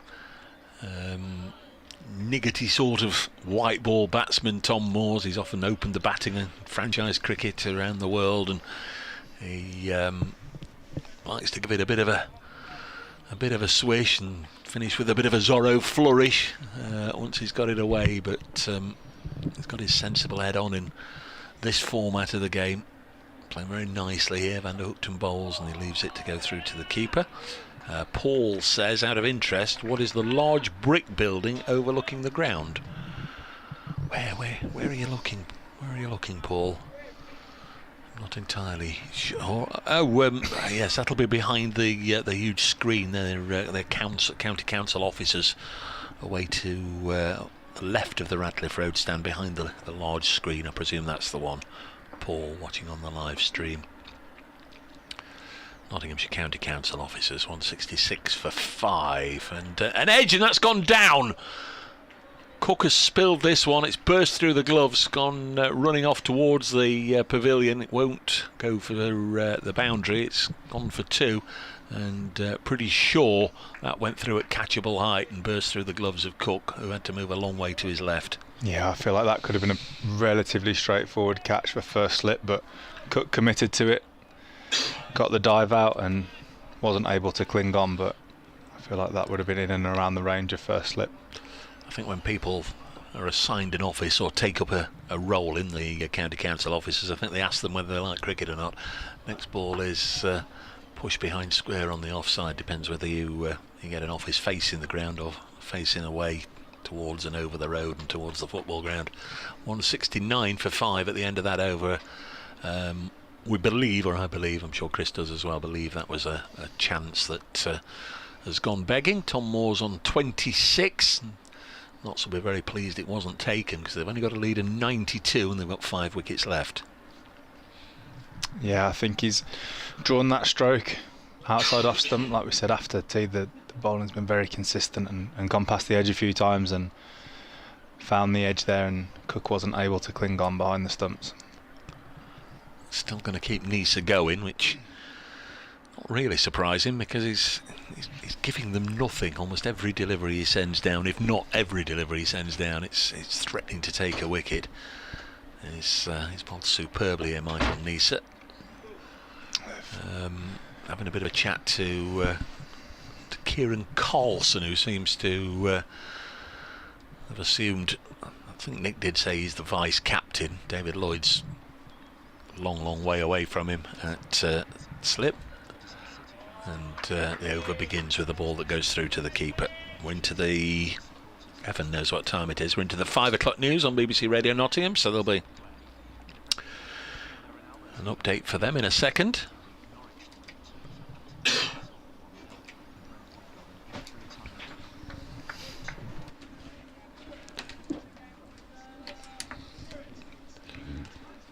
.169 for 5.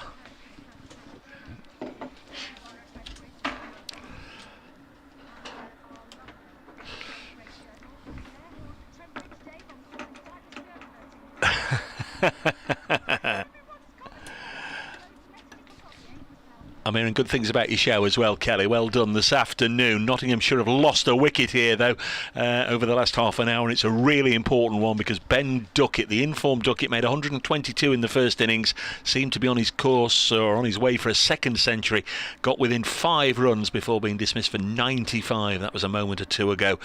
Good sharp catch at slip by David Lloyd off the bowling of the Dutchman Van der Houten.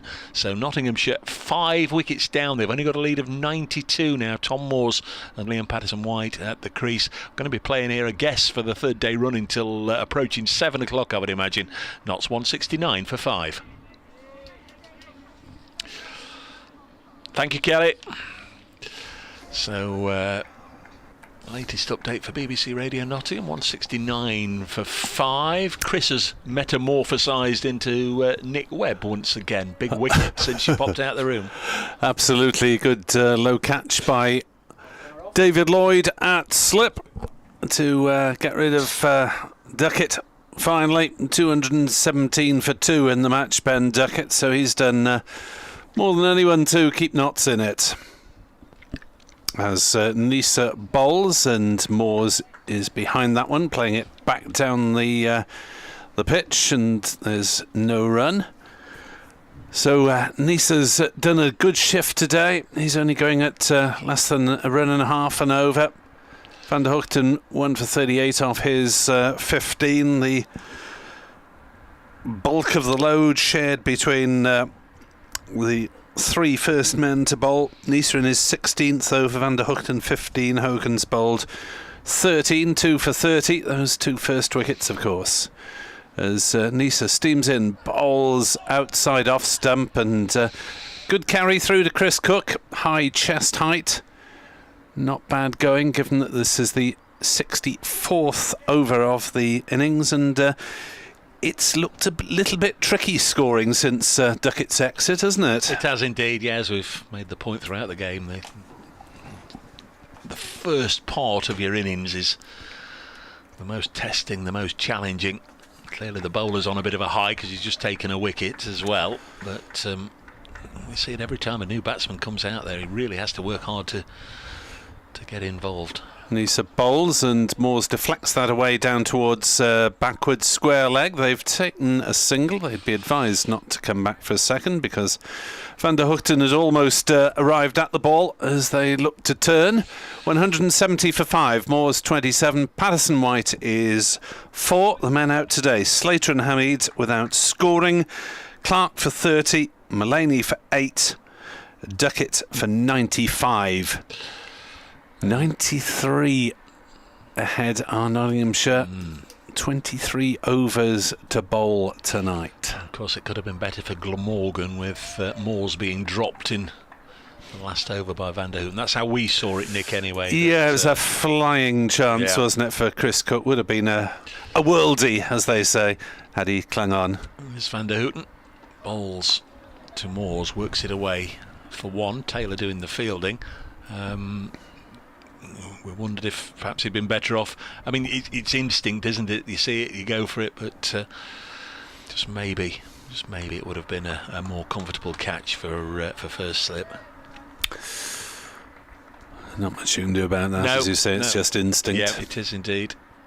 There's not a lot gone begging today for Glamorgan. Moore's on 27. I think he was on 24 at the time. This is pushed up to mid-on. Patterson White's on strike now. He's on 4. Notts lead by 94. James Pattinson, Joey Everson, I presume at some point Brett Hutton and Dane Patterson to come. Yeah, it's just been 1 or 2 little half chances for Glamorgan, cases where we weren't quite sure whether the ball had carried.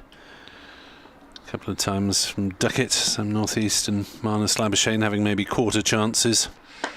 Full pitch ball, and this is worked up to mid-on. Simon, the cameraman, the photographer here for Notts, says I think your correspondent may have been asking Dave about the green roofed workhouse building, which is prominent on one of the live stream views. Oh, that's what's that? What do they call that sign? That's County Hall, isn't it? Away to our right with the green roof. We've lost our pictures on the live stream in here. I don't and hope that's not the same where you are. Forced away. Oh, got it back. Forced away this time by LPW, and it goes away for 4 runs. Nice looking shot by Liam Patterson White. keep the faith, urged Glamorgan supporter Edward Cooper, who is here. Points out that tea was 16:08. Yes, we've had late running play on all 3 days. It's nice to say hello to Ian Holmes earlier, who's a regular correspondent on Twitter, and just had time for passing hello in the tea interval. He's here, down from his home further north. Van der Hoogten once more. It's ball to Patterson White, solidly behind it, and pushes it to point. There's no run. I can tell you one thing you were speculating on this morning. I've not noticed umpire Illingworth, but umpire Chris Watts, despite there being 2 left-handers, he's decided he's better off at point, having the sun behind him.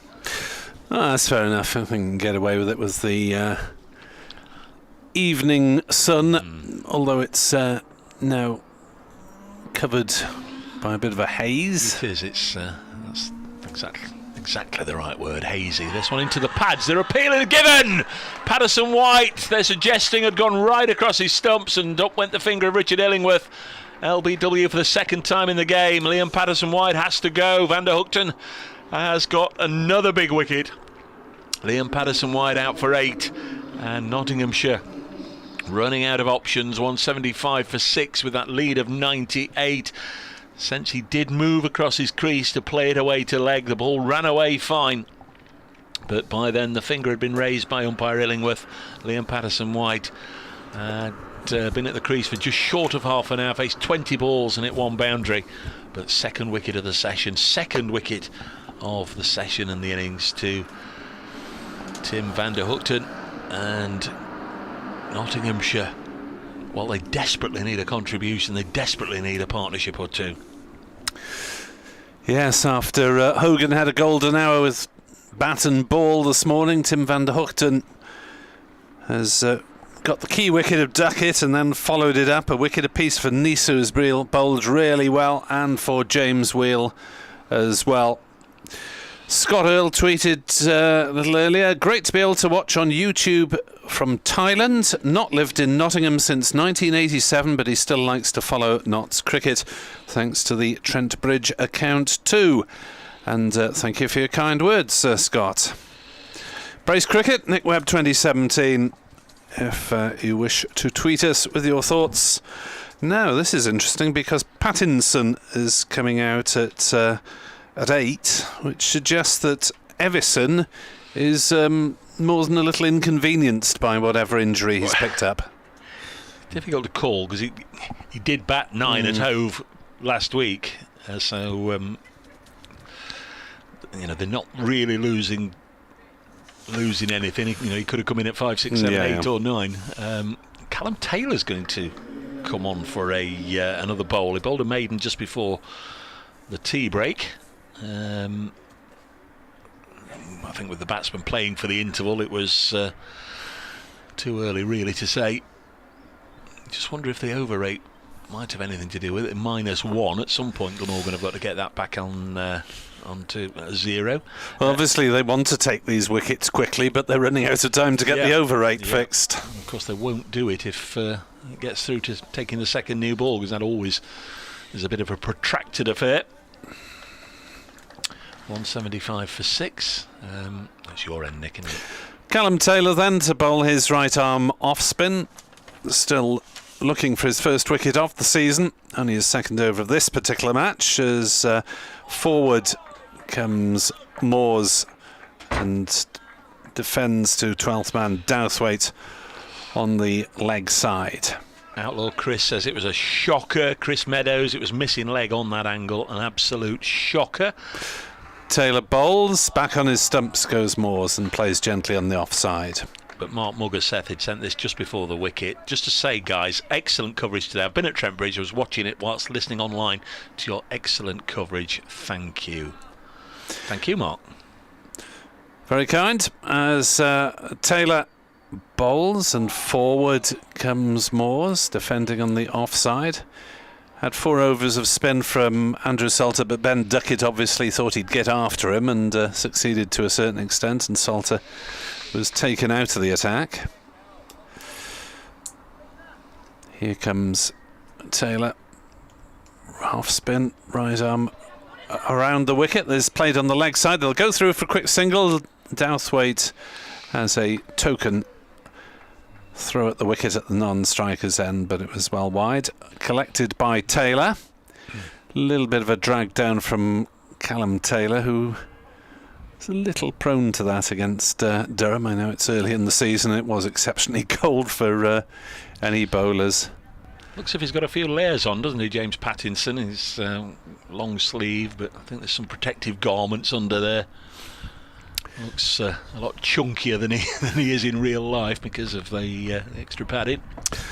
Now let's see if he tries to take on Callum Taylor with some blows over the top. He'll get going with a single down to backward square leg. Van der Hoogten with the fielding, but they are comfortably home. What did Pattinson get in the first innings? He was 20 and he was last out. Hitting one up in the air that eventually came down for Michael Nice, who took quite a good return catch off a skyer. 177 for 6. The lead is 100. As Callum Taylor bowls to Moores, who plays it gently back to him. So 2 runs off the over. 177 for 6. 100 ahead are Nottinghamshire. Graham Rowley, another one who's had a good look at the last wicket's fall. Sorry, Dave. Mr. Illingworth did us absolutely no favours there. It was definitely going down the leg side. A real shocker. Thanks very much, Graham.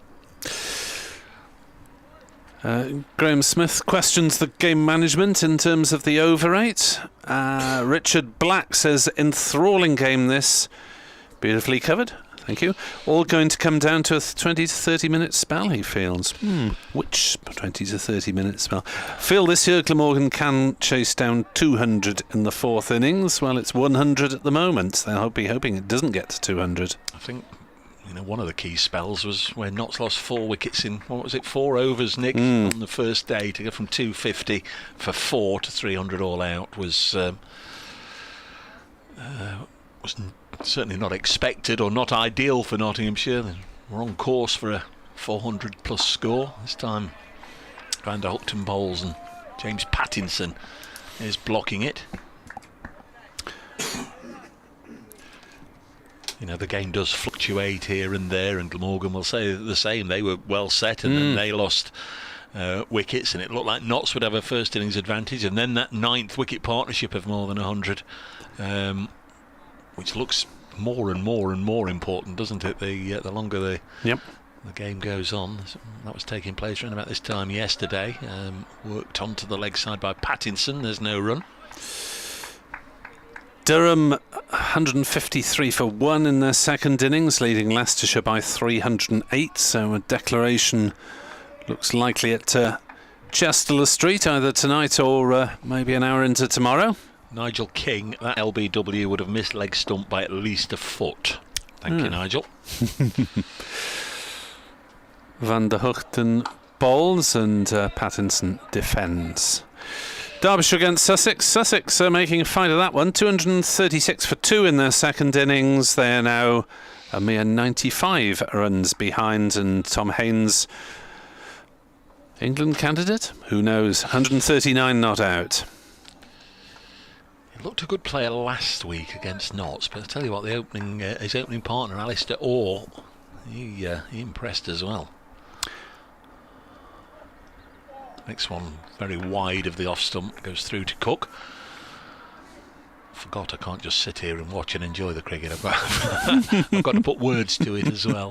177 for 6. Yeah, we're trying to cover all bases with our video watchers and our audio listeners. Helen says really not happy with that LBW decision, missing by a mile.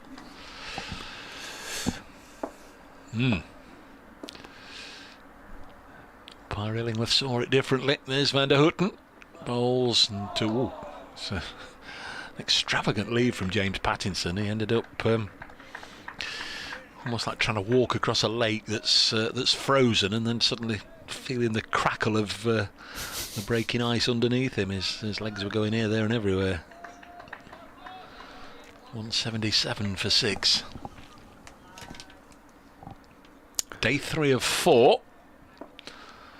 Did think at the start of day 3 might just be a handshake job, this one, but the longer it goes on, you'd say Glamorgan are very nicely poised to win this. 177 for 6. They sport Nottinghamshire's winning streak the start of the season in 2017. After 4 straight wins, Notts went to Cardiff and were frustrated on the last day for a draw. They got off to a win this season last weekend, but to see Nottinghamshire win from here, there's going to have to be a combination of some lower order runs, some terrific bowling, and probably some poor Glamorgan batting tomorrow if Notts are going to come out on top. But first and foremost, Notts need to get through this session, and there are still 20 overs to go.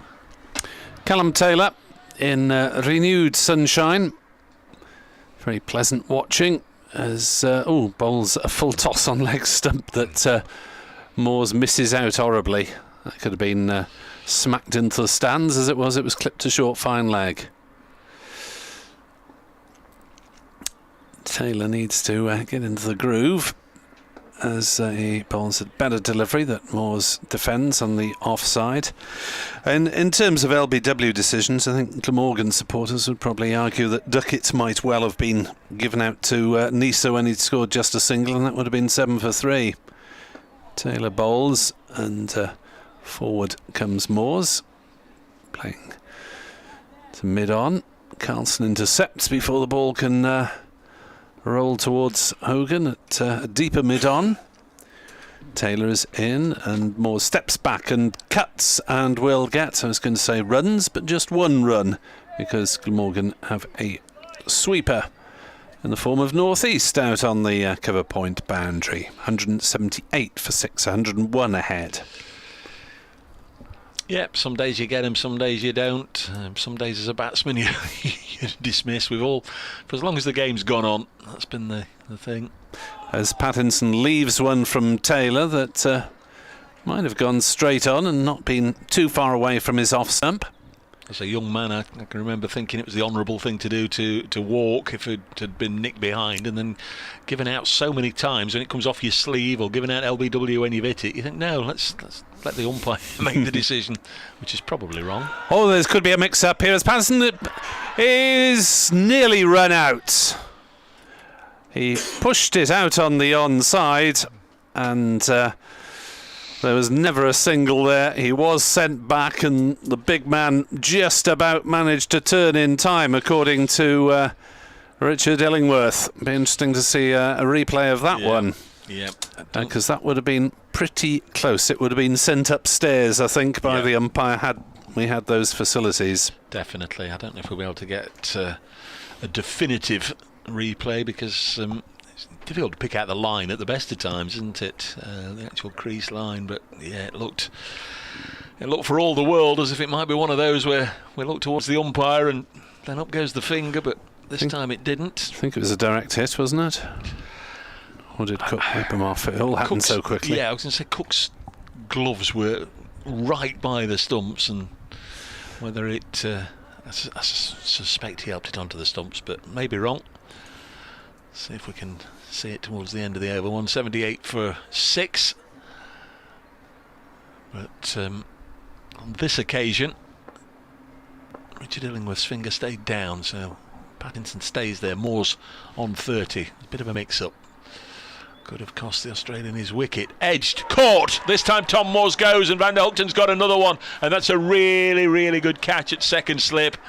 And Nottinghamshire losing their way here. That was a fine bit of work in that second slip position.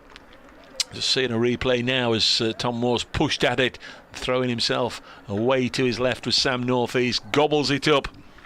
And Van der Hoogten's having a very, very impressive match here.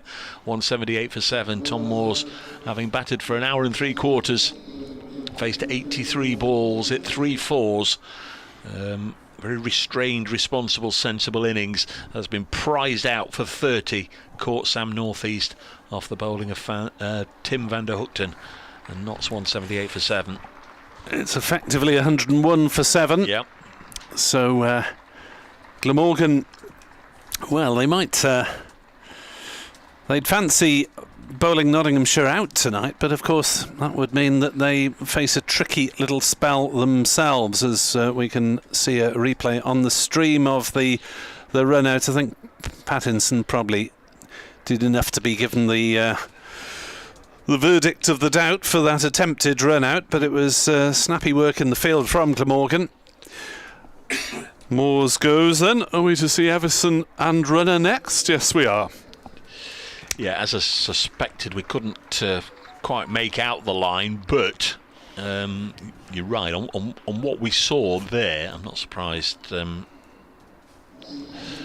was given not out. So we need to find out who this is. I'm sure we will in just a second. It's a Seba Mead coming out to spend some time in the middle.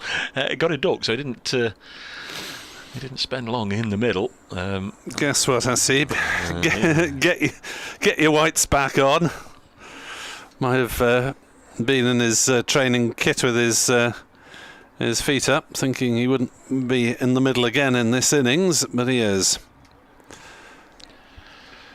So Joey Everson, he's on a pair, of course, and came into this game having made 109 not out at Sussex. The way the game fluctuates, so we can only presume sorry, a bit of a cough. We can only presume that he will be slightly, if not more than slightly, restricted and hampered in his movements. Strolling around okay at the minute. Yeah. Whether it inhibits his footwork, we'll have to find out, and Van der Hoogten might see if he can test him. We've not talked about the catch, which I think was of the highest quality from Sam Northeast. He put a couple down in the first innings. Here's Van der Hoogten to bowl to Joey Everson, and I say on a pair, he lets this go through to the keeper. It's a very good effort, wasn't it? Throwing himself away to his left. Good diving catch from Northeast as he settles into a slipping role for Glamorgan, as he's alternated with Labuschagne for periods of today. He's caught 3 in the match. We weren't quite sure whether it was a drop in the was it the cover or mid-wicket area earlier. Caught 3 and scored 85. Yep. But not a bad contribution. Down the leg side, Everson. Well, he set off running there. Let's have a look. Is it a leg by or has he got a run? Tell me, Mr. Illingworth. Yeah, it's a leg by, so he's still on a pair. Yeah, first brief interview with him. Is in good spirits last night. I said I'd look forward to interviewing you lots of times over the next 3 years. Yeah, he's a fine player. 179 for 7. Yeah, it's interesting there. Joey Everson, not the first player to go out there with a runner, and the first chance of there being a run to set off and then be reminded, you better go back quickly. Yes, either party can be run out. Van der Hoogten with 3 for 43 here. Bowls to James Pattinson, works it to leg. No run. So we're left with one left-hander now, James Pattinson. Joey Everson, a right-hander, Brett Hutton and Dane Patterson to come. It's incumbent on the injured party to stay in his crease, because if he forgets himself and he's caught loitering in the middle of the wickets, then he can be run out as well. 179 for 7. Final ball is pushed out on the offside famously, and we sort of know about it because we have Dan Christian here at Trent Bridge a lot. It's been mentioned a lot. He was a Hampshire player at the time, and there's no real reason you should remember it or it spring to mind. But Finals Day 2010, last ball of the match, Dan Christian batting with a runner against Somerset, and it went away for a run, and he and the runner ran, and then they all obviously leapt in each other's arms and whatever. Had Somerset had the presence of mind, very nearly played on here by Pattinson, they would have been able to run him out, and then they would have won the blast. 179 for 7. It's been brought up a few times, just in his eagerness to get down to the other end. One needed off the last ball. Absolutely. John Noakes says he had 2 great days at Trent Bridge and is now following our excellent coverage from the Welsh coastal path. Graham Smith said you can see leg stump when it hits the pads for the LBW decision against Van der Hoogten. Gareth Lewis, a good advert for county cricket, both teams doing their bit. Particularly pleased with the Glamorgan bowling attack, averaging 2.6 runs conceded all day on a batting track. Glad you're enjoying our coverage, Gareth, as well. 179 for 7, but it's the sort of match that's lent itself to intense interest, hasn't it? As it's swung one way and another. So the players have made it relatively easy for us as Taylor bowls and Everson blocks on the leg side. Tell you what, if they don't get many more runs, Notts aren't going to have that many overs to bowl at Glamorgan, and they have still got that -3 over rate that they'll need to attend to. They're going to have to race around. Taylor bowls and Everson works on the leg side. This time there will be a single as Hasib Hamid, who is about 8 or 9 strips away at square leg, goes through for the single. Just wonder if anybody left it for Hamid. They clipped it straight to Hamid at square leg, and he just stood over it, let it go through him. It's confusing to remember who's meant to be where, even for professionals, I'm sure. 180 for 7. Taylor to Pattinson, who is forward defending. Everson off the dreaded pair then, as we're gearing up for BBC Radio Nottingham's half-hourly visit, and a little on-air chemistry as forward comes Patterson, appeal from Taylor. Not out, says Chris Watts. 180 for 7. It remains. What do you mean on-air chemistry? Don't you start? 180 for 7?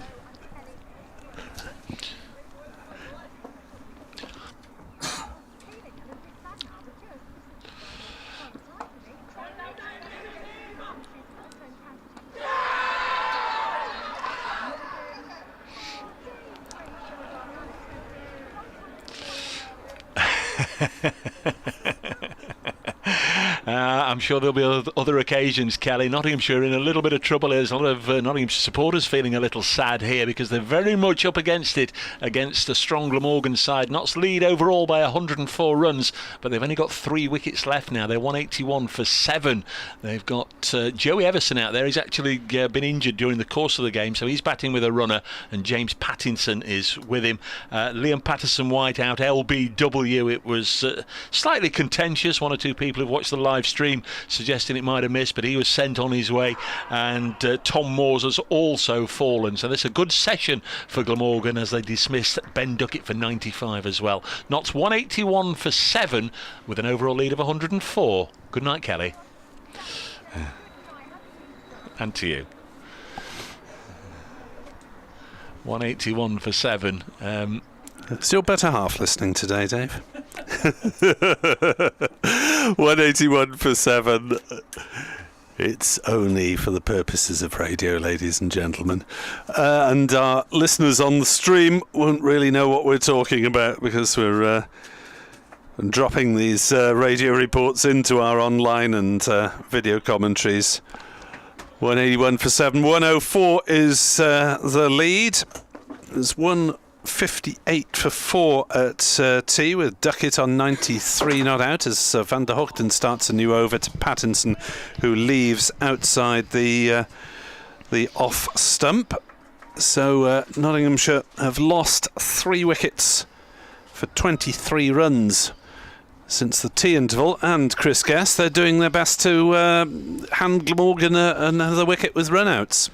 Yeah, there's a bit of confusion out there, wasn't there? It's expected with the runner, but Hamid put in the full length dive to make sure that Everson wasn't run out. As that's outside off stump from Van der Hoogten. Patterson playing no shot. Excellent spell from Van der Hoogten here. He's built the pressure, and like I was saying before, I feel like there's a little bit of shape that he's finding as well, getting a little bit of swing from somewhere, brought the slips into play. Seems to be going a little bit both ways at the moment.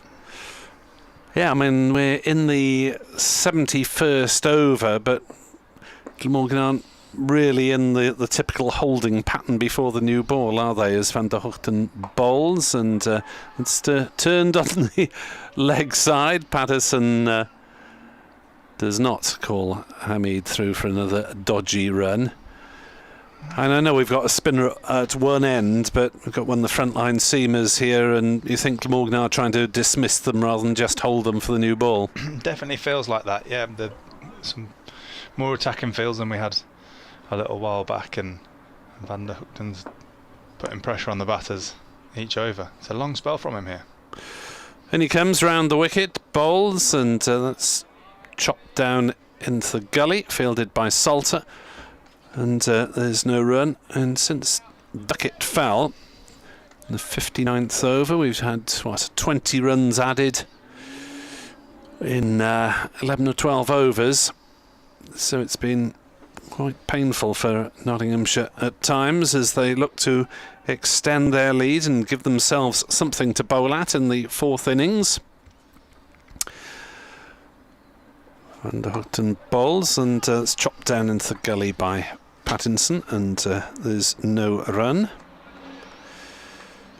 Yeah, they need to find a way to eke some out here from the lower order. Like I was saying before, there's not really many tail enders as such knocking around, so everyone's capable of batting. They've just got to put their hand up now and get some runs on the board for their team. Relying on 9, 10, 11 to do that for them. Yeah, they had a few useful runs from Pattinson in the first innings as he faces up to Van der Hoogten, and hits that one just back past the bowler, up to Wheel at mid-off. There's no run. 181 for 7 as Van der Hoogten keeps it tight once more. He has 3 for 43 off 19 overs, and Pattinson is adjusting his person, so I hope that's taken into consideration. What's that? Is that 12th man on the physio? What's he attending to? We can't see. He's got his back to us. Yeah, A bit of strapping maybe on the thigh. Looks like it. This is where, as captain, you're just making sure the umpires got an eye on their watch. It's not going against Nope, your this ball. one. Yeah. Knock a minute or two off our time, please. As looks as though there could be a result today at the Oval. Surrey against Hampshire, where Hampshire have just been bowled out in their second innings. It is an innings victory for Surrey. Hampshire 223, 227 in the second innings. Taylor bowls and turned away on the leg side, and the ball rolls out towards mid-wicket. There is a single being taken as Hamid runs down the strip away to the left on the edge of the square.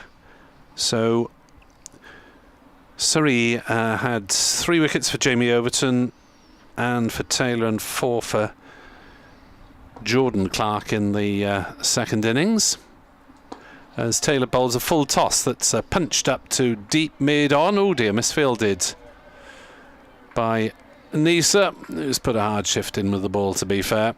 It wasn't the greatest of deliveries, and Pattinson didn't quite make the most of it. No, it didn't cost them anything. That slight misfield there, still just went for 1. Right-handed Everson on strike then. Lloyd in at slip, driven back to just past the bowler, but he did enough to put them off going through for a single. Another dot ball as Taylor bowls down leg side. Oh, there were shouts to catch it. Chris Cook couldn't cling on. Not sure if it really was a chance. 8 wickets for Jamie Overton for Surrey in that match. 21 wickets in the round for the 2 Overton boys. Taylor bowls, and that's pushed away defensively by Everson. I wonder if that's some sort of record for twins in the same round. It's got to be up there. There'll be some proud parents, that's for sure. There's a sweep through the leg side by Everson, despite his injury. Managed to get down on one knee and nail the sweep there. And it's 4 vital runs for Nottinghamshire as they move up to 187 for 7. The lead is 110. Is 150 psychologically the next thing for Notts to aim for, do you think? Yeah, that's definitely the next milestone they'll be looking at. They'll obviously want to go past that. They'll want to get up and beyond it, but that'll be the next target for them. Blocks of 50 generally how you work. You're looking to build. Surrey beating Hampshire by an innings and 17 runs. Essex beat Somerset by 1 wicket, chasing 84 for 9. Lost the 9th with the scores level. But Essex take the points at Taunton, so that's 2 games over in Division 1. Van der Hoogten right arm around the wicket, continuing this long spell, and Pattinson shouldering arms, and you get the feeling that, well, Glamorgan are bowling the spinner Taylor to try and get down the run rate, but also bowling on their front line seamers. Van der Hoogten, though he was first change in this match. He's settled into a lovely rhythm here, hasn't he? Looks very smooth through the crease. Looks quite easy into the action areas at the moment, and he's bowling it beautifully. Voice of Chris Guest, our summariser today and tomorrow, as there's a leave by Pattinson there. Through to Cook it goes. In the evening sunshine, I managed to sneak a little 20 minutes outside and listen to the resident patrons grumbling gently in some cases, as this is the case of cricket watchers. Love a grumble. Everywhere's got them. club cricket grounds up and down the country. The grumblers will be back out today. As Van der Hoogten is in, and that's again left by Pattinson. I remember being I was not on commentary for some reason on the start of a championship season, and Glamorgan had a dreadful start. They were 4 down in the first hour or something of the championship season, and one chap wandered in, looked at the scoreboard, and his first words of the season were, "Same old rubbish then." Van der Hoogten is in to bowl outside off stump. Again, it's a Pattinson leave, and Nottinghamshire will be quite happy to prod and accumulate in these remaining 14 overs tonight and have a chance to reset in the morning. I'm yet to find an optimistic cricket watcher, to be fair. Even if you win something, it'll be it's never happening again. There's not much optimism around. As Van der Hoogten to the left-handed Australian fast bowler, who slaps that one straight to Labuschagne at cover on the bounce. Labuschagne feigns to throw at the non-striker's end just in case. He's got a 6-3 offside field here and just hanging it out on the 4th, 5th stump line, seeing if he can tempt Pattinson into anything. Just getting through the overs quite quickly with these dots as well.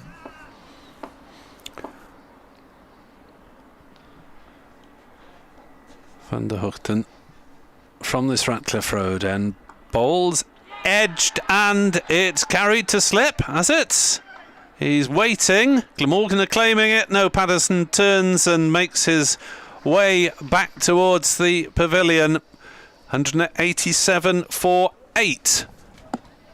As that one was ankle high to slip, and I think what probably fooled him is the player, I think it's North East there, had one hand on the ground, didn't he? But it wasn't the hand holding the ball. Yeah, it looks a very good catch. Looks like he went with 2 and just popped one hand out, which then took the floor, but the ball stayed in the other hand and stayed above. Lovely ball that from Van der Hoogten. Just looked like it was tailing into the stumps and then just took a little bit away on that line. He was searching for that and stayed very patient through that over. Like I said, on that 4th, 5th stump line, and just tightened up a fraction, drew the shot. Very good low catch that slipped there by North East. It's been a quality performance this afternoon and this evening from Van der Hoogten, hasn't it? Without huge amounts of help from the wicket, just a little bit of movement here and there, but bowling mostly with a fairly old ball. Outstanding spell from him. He's just been really disciplined with where he's bowled. He's kept control, forced the errors, and just stayed really patient, and his patience has lasted longer than the batters. Found a little bit of movement as well with an old ball. Bowled an excellent spell. I think it's 10 over spell, isn't it? Here, something around there. I haven't got a note of the spell, to be honest. He's bowled 20 now in the day, and that's after not opening the bowling either, because Hogan and Nisa bowled half a dozen each, didn't they? Yeah. So he's bowled 20 out of the last 60 overs to come down. 73 overs now on the board, 187 for 8. The stat that matters most is on the bottom of the board. Nottinghamshire lead by 110 runs, but now with just 2 wickets in hand as Hutton joins the encumbered Everson. Be interesting to see if either of these Notts batsmen look to counter-attack here and take on the spin in particular, pick up a few quick runs, or whether they still try to eke out as many as they can and stay in the game that way. Yeah, Callum Taylor, with all due respect, is probably bowling with a view on the over rate rather than being the best man to necessarily get someone out, as he decides that his square leg fielder is not required and he'd rather have someone else on the offside. He had 5 on the leg side for a minute there, I think, as forward comes Everson. Oh no, was one of those one of those is the runner. No, he did have 5. He did have 5 on the leg side for a moment. There's the 4 fielders now plus the runner. Back on his stumps is Everson defending. confusing me. He's not giving him much flight to work with here, Taylor. He's bowling pretty flat into the pitch. It's now 4 on the leg, 5 on the off. As that's clipped away towards backward square by Everson.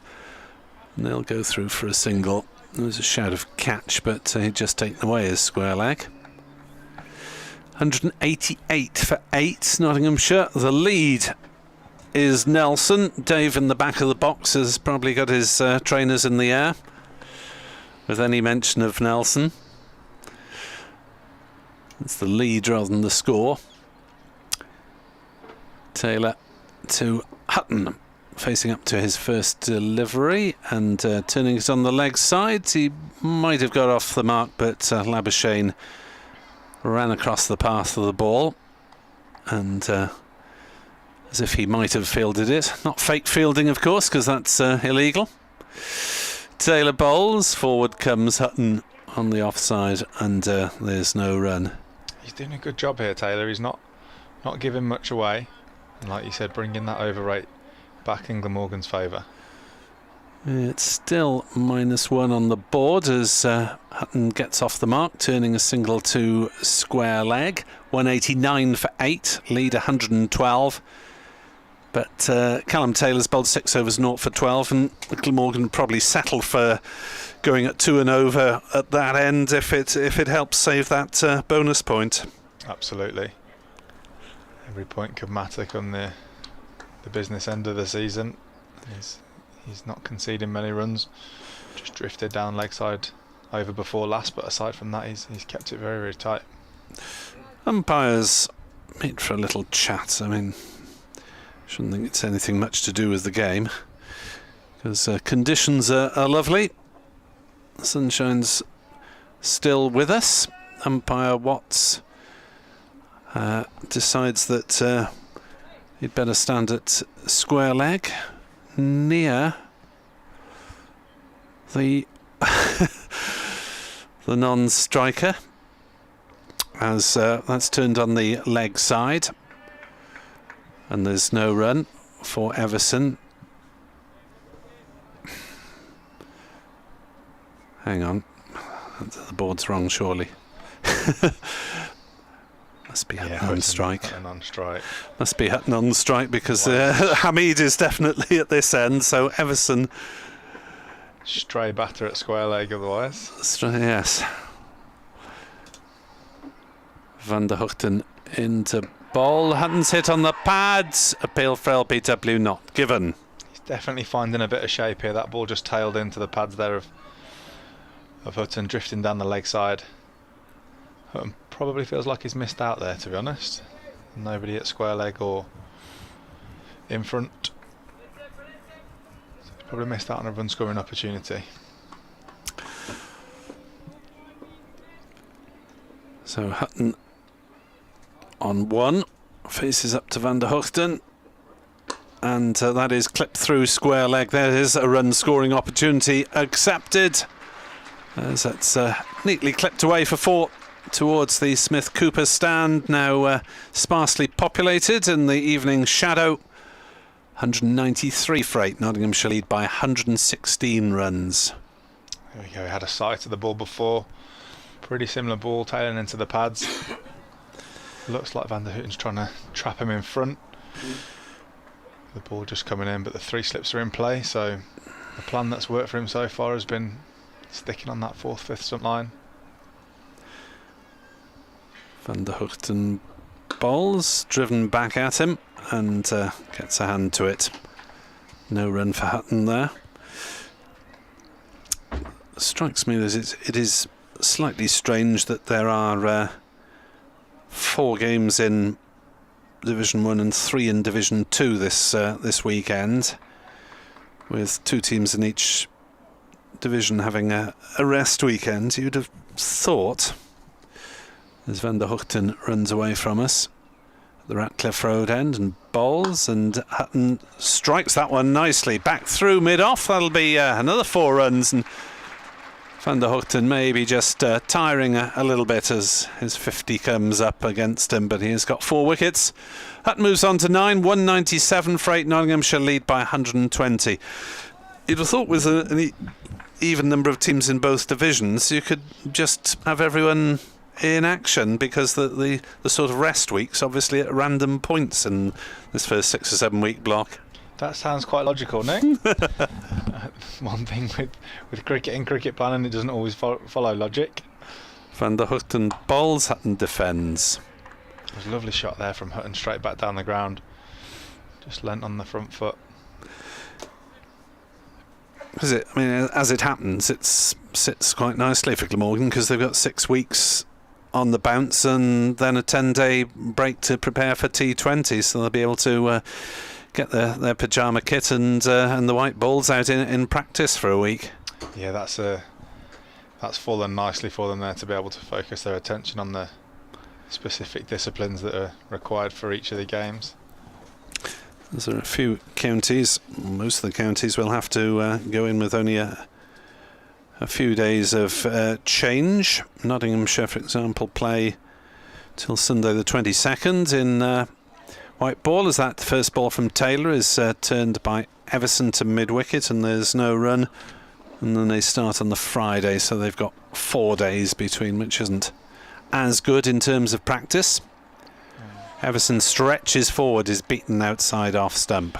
I would assume there'd be some second team 2020 cricket stuff around that time as well, for the guys not in the starting 11s of the championship teams.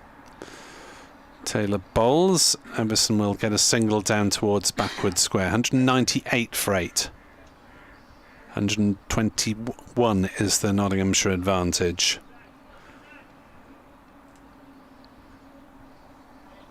Well, they might be able to get it up to 150. They may well do if they bat out these remaining overs, but 11.3 overs to go, and imagine we'll see Hogan and Nisa in 4 overs time.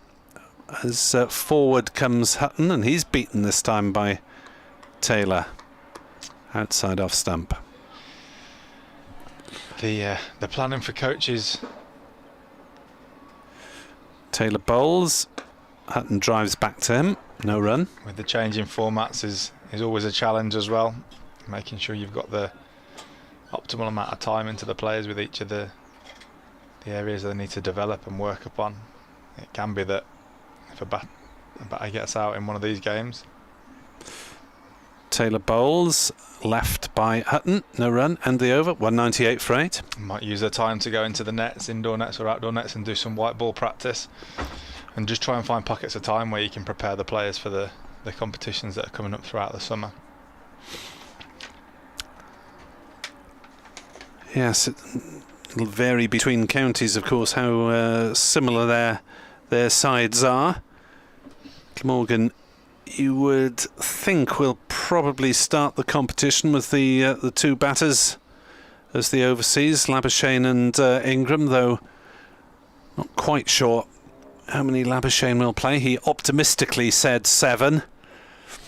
He may be stretching it a bit if his masters at Cricket Australia get on the line.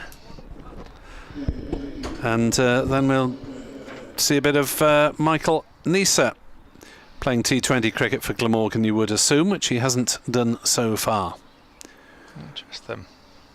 James Wheel to bowl 77th and 79th, you would have thought, with the old ball, just to do a little bit of a holding job. Yeah, he struggled a little bit with his radar in his last spell, so he'll be looking to get a tight couple of overs in here. As Wheel is into bowl, and that's just run away off inside path of the bat to square leg. They'll go through for a single. The over 8 on the board is 0, so Glamorgan need to hold it there for the last couple of wickets. Taylor's done his job. Important thing for Wheel here is to make sure he doesn't get into the negative mindset of holding. Not a 8 down, only 122 in front. If he can be the person that picks up a wicket or 2 to close the innings off, he needs to make sure he's got that mindset as well. Wheel into bowl down leg side. Is that a catch off the glove? No, says Richard Illingworth. Must have flicked something on the way through. Chris Cook took it low down. A lot of excitement, but mainly I think from the slip area where you can't really tell what it's hit. I think just a noise, and they all went up in unison. It was a fairly good appeal, but wasn't convincing Mr. Illingworth on that occasion. 199 for 8. Wheel bowls driven hard by Hutton, but straight to cover, and there's no run. I think he liked that shot there, Hutton. He held the pose for a little while afterwards. High front elbow.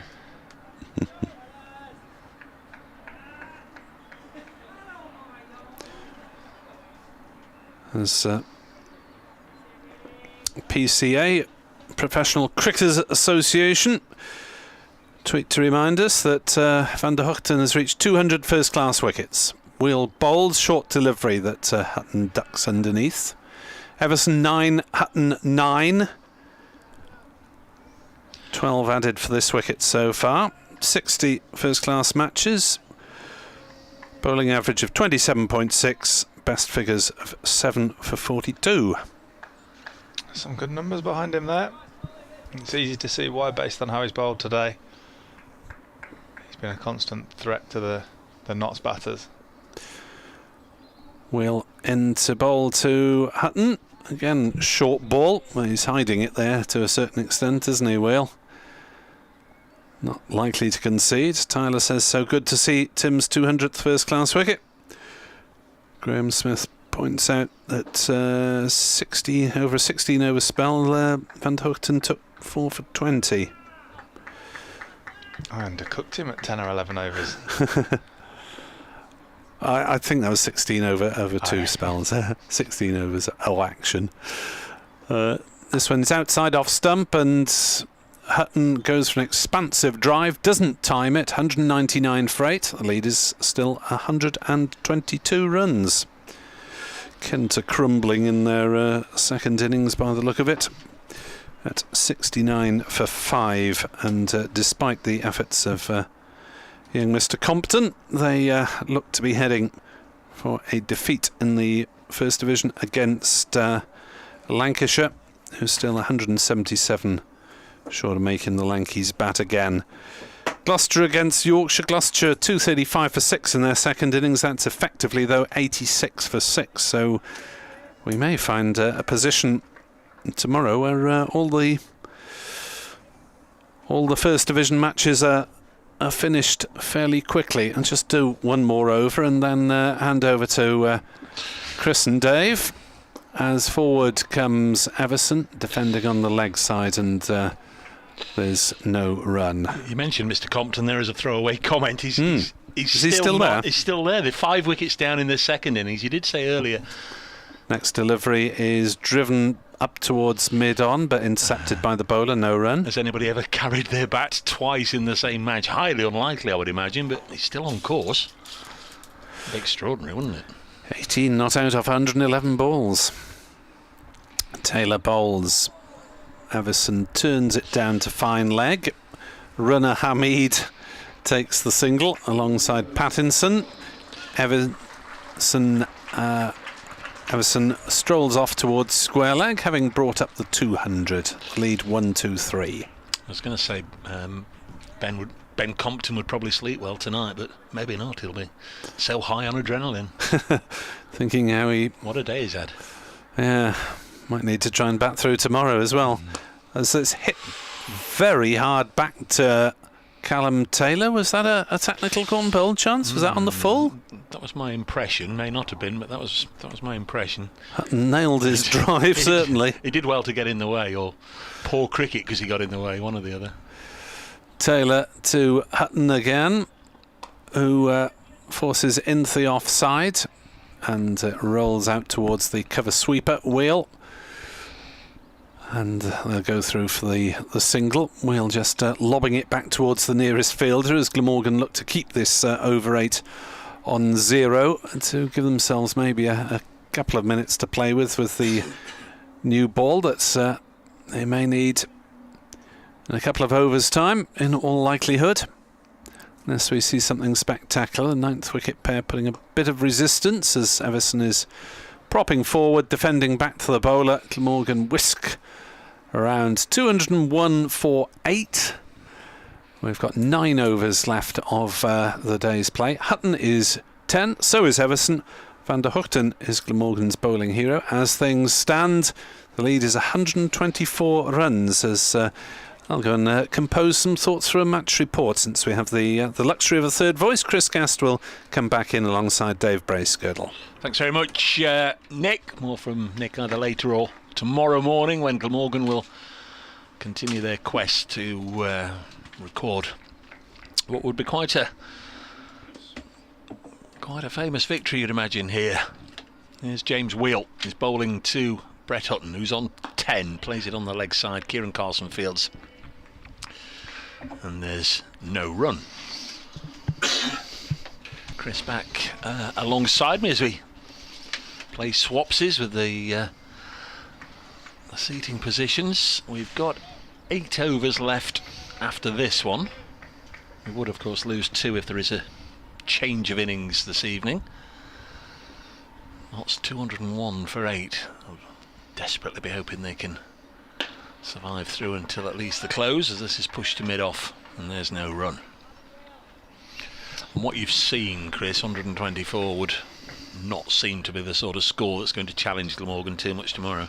I don't think so. I think that the wickets played fairly true. There's been a little bit in it there for the bowlers. They've managed to find a little bit of movement late as well, but I wouldn't have thought 124 would be enough to prove a challenge. There's Wheel bowling to Brett Hutton, push into the offside, no run.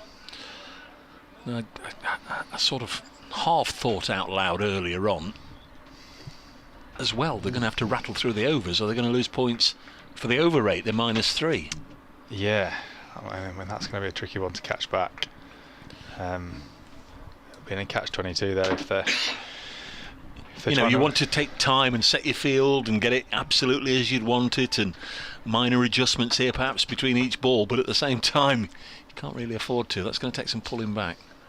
Wheel bowls, and this is steered into the offside, and there's no run. He said at the start of the day, well, perhaps towards the end of the day, might fancy a little bit of a go at the old commentating if the day goes all right. Has the day gone all right? Do you want to?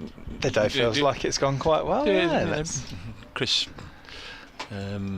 vastly experienced, of course, but joining us here in the Trent Bridge commentary box for the first time, and hopefully you've enjoyed your day. But we might as well give it the full experience. Let's try it then. If you're up for it in the next over. Here's Wheel into Brett Hutton. Ooh, low full toss, worked up to Kieran Carlson at mid-on, and there's no run. 1 ball left, 201 for 8. Yeah, been very well looked after by you two experts in the. You won't need to do the tea, will you? I saw you going back for seconds. No, I didn't. Dan Douthwaite is on the field again, the Glamorgan sub. He's been here throughout the game. You very often see sides rotating their subs for away matches. They'll have a couple of players here days 1 and 2 and then change it. That one into the heel really of Brett Hutton. He just couldn't get him away in that over, so Hutton remains on 10. A maiden, James Wheel 9 overs, 1 maiden, 1 for 25. Notts 201 for 8. Lead by 124, and there are in theory 8 overs left, which should take around about half an hour. I think that's the timings they sort of allocate. Interesting to see if they do it in half an hour. 6:05. Yeah, it's closing out nice for the day. It stayed light. It stayed nice and sunny throughout. These last few overs could be interesting to see how the day goes. A few have drifted off, haven't they? The Saturday evening entertainment in Nottingham is pulling a few away. Yeah, very much so. Who have you got here then? You've got Callum Taylor. We have indeed. He's done a good job for his team here to help get that over rate back down, and certainly not look like conceding many either. He's put the brakes on. Evenson's on strike and Taylor's into bowl. Evenson lofts that one beautifully over mid-off for a 1 bounce 4. Width offered there from Taylor, and Evenson climbed into it, got his hands through the ball, and got a welcome boundary for Notts there. Saves any running, doesn't it? It does indeed. It's the way to do it. And Taylor's in again, past the umpire to bowl, and he goes back to that flatter trajectory delivery, and Everson just defends into mid-wicket there. Born in Peterborough, I think Stamford is the family home. Lincolnshire man, Joey Everson. He's in again. Everson on the front foot, driving out to the mid-off. There's quite a good link with links and knots, particularly on the boys' side at the moment with the academies. Use Grantham, of course, as a ground. Yeah. Taylor in again, quick ball. Evenson goes back and just defends out to backward point there. The great Darren Stevens is now out for Kent, so they are 6 down and Compton's still there. I don't know if you've been following sort of what we've been talking about, former Notts man. It's on.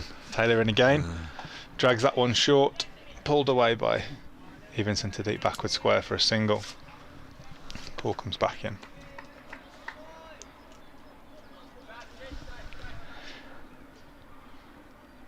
Brings Hutton on strike. There's not been any great confusion yet, has there, with the runner? Sometimes you get it. I can remember a game against Warwickshire about a decade ago when both batsmen had runners. That was fun. Yeah, I can imagine that would have been quite carnage in the middle there. Taylor in again. Again, flat through the air. And Hutton just works it out to deep backward square for a single. It doesn't always work that the spinner's going to race through his overs if there's a succession of singles and you have to keep swapping over, does it? But Glamorgan have got it back to 0, and I don't think they'll be in any great trouble now with the umpires. No, I think that'll be the spell for Taylor as well there. Reached the 80th over. I wonder if they've forgotten the ball, because the umpires are pointing. Lots of pointing going on, like a member of the Italian Carabinieri directing traffic here. Whether the box of balls has been left on the boundary edge or not, I'm not sure. On comes a looks like it's coming out now, 13th man. Yeah, somebody's forgotten the ball, haven't they? And yeah, that's exactly what it was. They've forgotten the ball. I told you, Chris. No, I'm sorry, Richard. I thought you'd got it.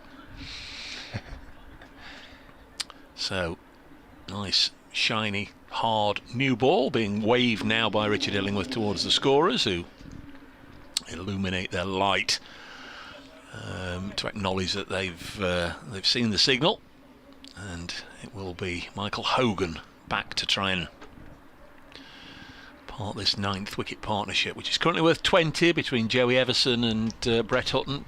15 to Everson. Hutton has 11.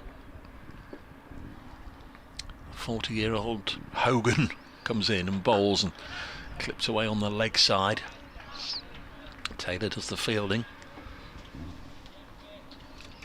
Yeah, Hogan will be hoping to back up his new ball spell from earlier and wrap this innings up as quickly as they can. Glamorgan went quickly off the bat, that one, didn't it? The new ball already showing a bit of a difference.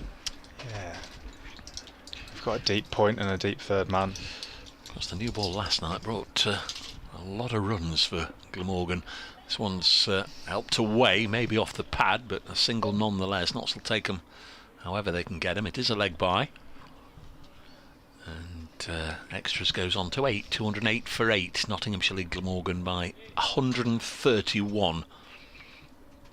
And what we've seen with our own eyes, I suspect it's probably nowhere near enough to turn up tomorrow and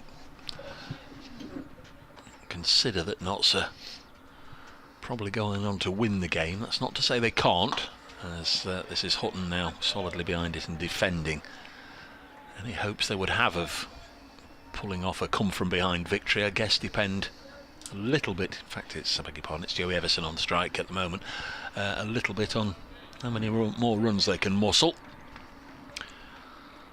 And then they'll be hoping that James Pattinson can, in particular, can make some early inroads tomorrow. 208 for 8, Everson on strike. Works this away, no run. Taylor fields at mid-wicket. Yeah, they'll need a new ball spell, similar to the Glamorgan bowlers this morning, to have any chance tomorrow. We were talking around the 250 mark earlier as being what Notts might be wanting to aim for. That looks a long way off at the minute, but like we said, cricket's a funny game. If you can pick up a couple of early wickets, especially with that new ball, put the pressure on the changing room, you never know. 208 for 8 as Hogan bowls. Nice looking drive, really looking nice looking drive by Everson down the ground for 4. Lovely stroke, crosses the boundary rope down below us. Something lovely about an on drive, isn't there? Yep. Just watching a good on drive, it's one of the highlights of a game of cricket, is that shot. Banging form, a century against, funnily enough, Loughborough University in the warm-up game. Yeah. Joey Everson, unbeaten century against Sussex at Hove last weekend. Duck in the first innings here and has picked up an injury, and now batting again. Another elegant looking drive, and they'll take a single. Brett Hutton has to just go through the gears, put the afterburners on to make his ground at the far end, but comfortably does it. 213 for 8, a lead of 136 the end of the over. 6 overs left in the day, and the chances of Glamorgan needing to bat this evening diminishing with every passing delivery. It very much looks that way. I don't think the Glamorgan opening batters would be too concerned with that, to be honest. It's got to that stage where there's not much to be gained from them this evening.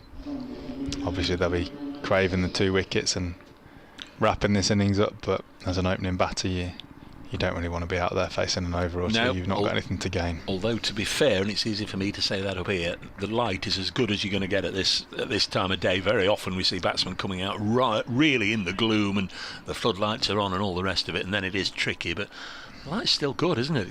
It is quite astonishing how nice the weather's been through the course of this game, and likely to stay the same tomorrow, unfortunately. It's been a beautiful day. Yep. So Nisa in with the new ball, and straight away finds his length a little bit wider on that delivery outside off stump, left alone through to the wicket keeper, but that hard length that the batter's unsure whether to go forward or back, trying to draw them into the shot. Couple of results then in Division 1 today. Essex defeating defeating Somerset by 1 wicket, a real thriller at Taunton. And later on in the day, Surrey defeating Hampshire by an innings and 17 runs. Surrey kicking off with their first win. Hampshire won last week against Somerset, but they've lost today heavily. Nisa in a game past the umpire. And there's that line length he's been bowling all day. Past the outside edge through to the wicket keeper. Drew Everson into a shot. Play and miss there. Other Division 1 scores: Gloucestershire 242 for 6 now in their second innings. They're playing against Yorkshire. They lead the Tykes by 93. 110 not out there for James Bracey. He'll be another one eager, I think, to attract the attention of the selectors early season. He played a game or two, didn't he, a couple of years back? Didn't go so well. Kent 73 for 6 against Lancashire, been made to follow on the trail by 173. Nisa in again. Once again, almost carbon copy of the last ball. Play and miss by Everson through to the wicket keeper. No damage done. The finish for the day at Derby. Sussex were bowled out cheaply, but following on they're faring much better. 278 for 2. Tom Haynes, yet another one wanting to get an opportunity with England. The skipper is 164 not out, and at the close he's been partnered by Chiteshwar Pujara, 57 not out for poor Joe had a season with knots back in 2017. Nisa coming in again. Past the umpire. And Everson forward in defence. Out to mid-off for no run.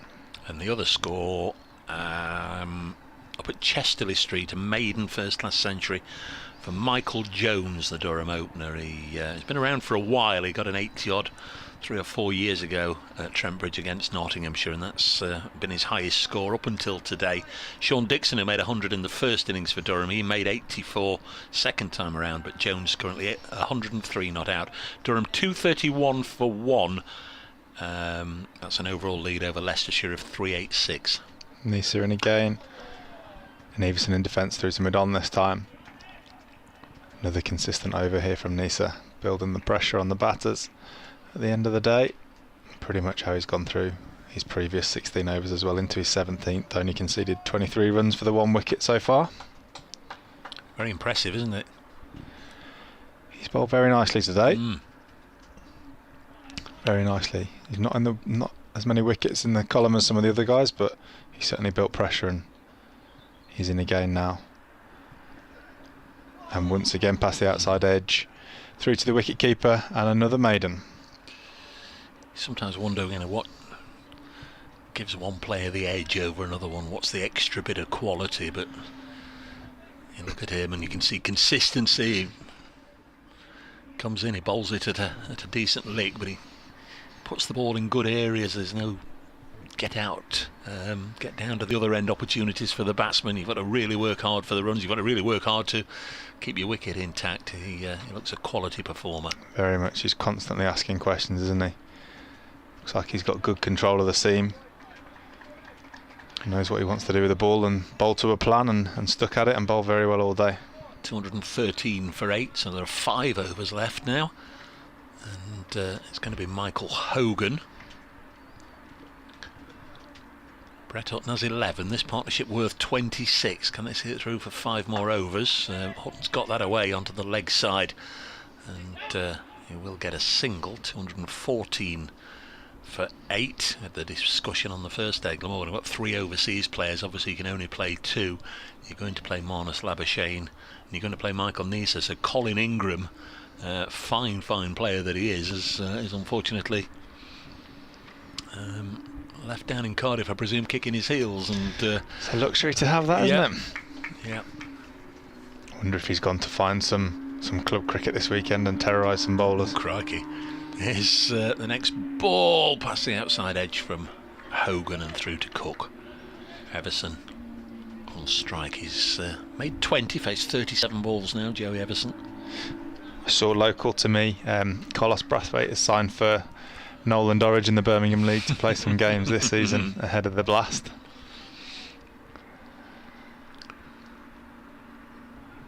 Which will, bring fear into a number of club cricket bowlers and houses close to the grounds, I would have thought as well. Yeah, it's not just club bowlers. I think he clubbed 30 odd off and over from Peter Trigo here in the Blast last year. This one goes through to the keeper.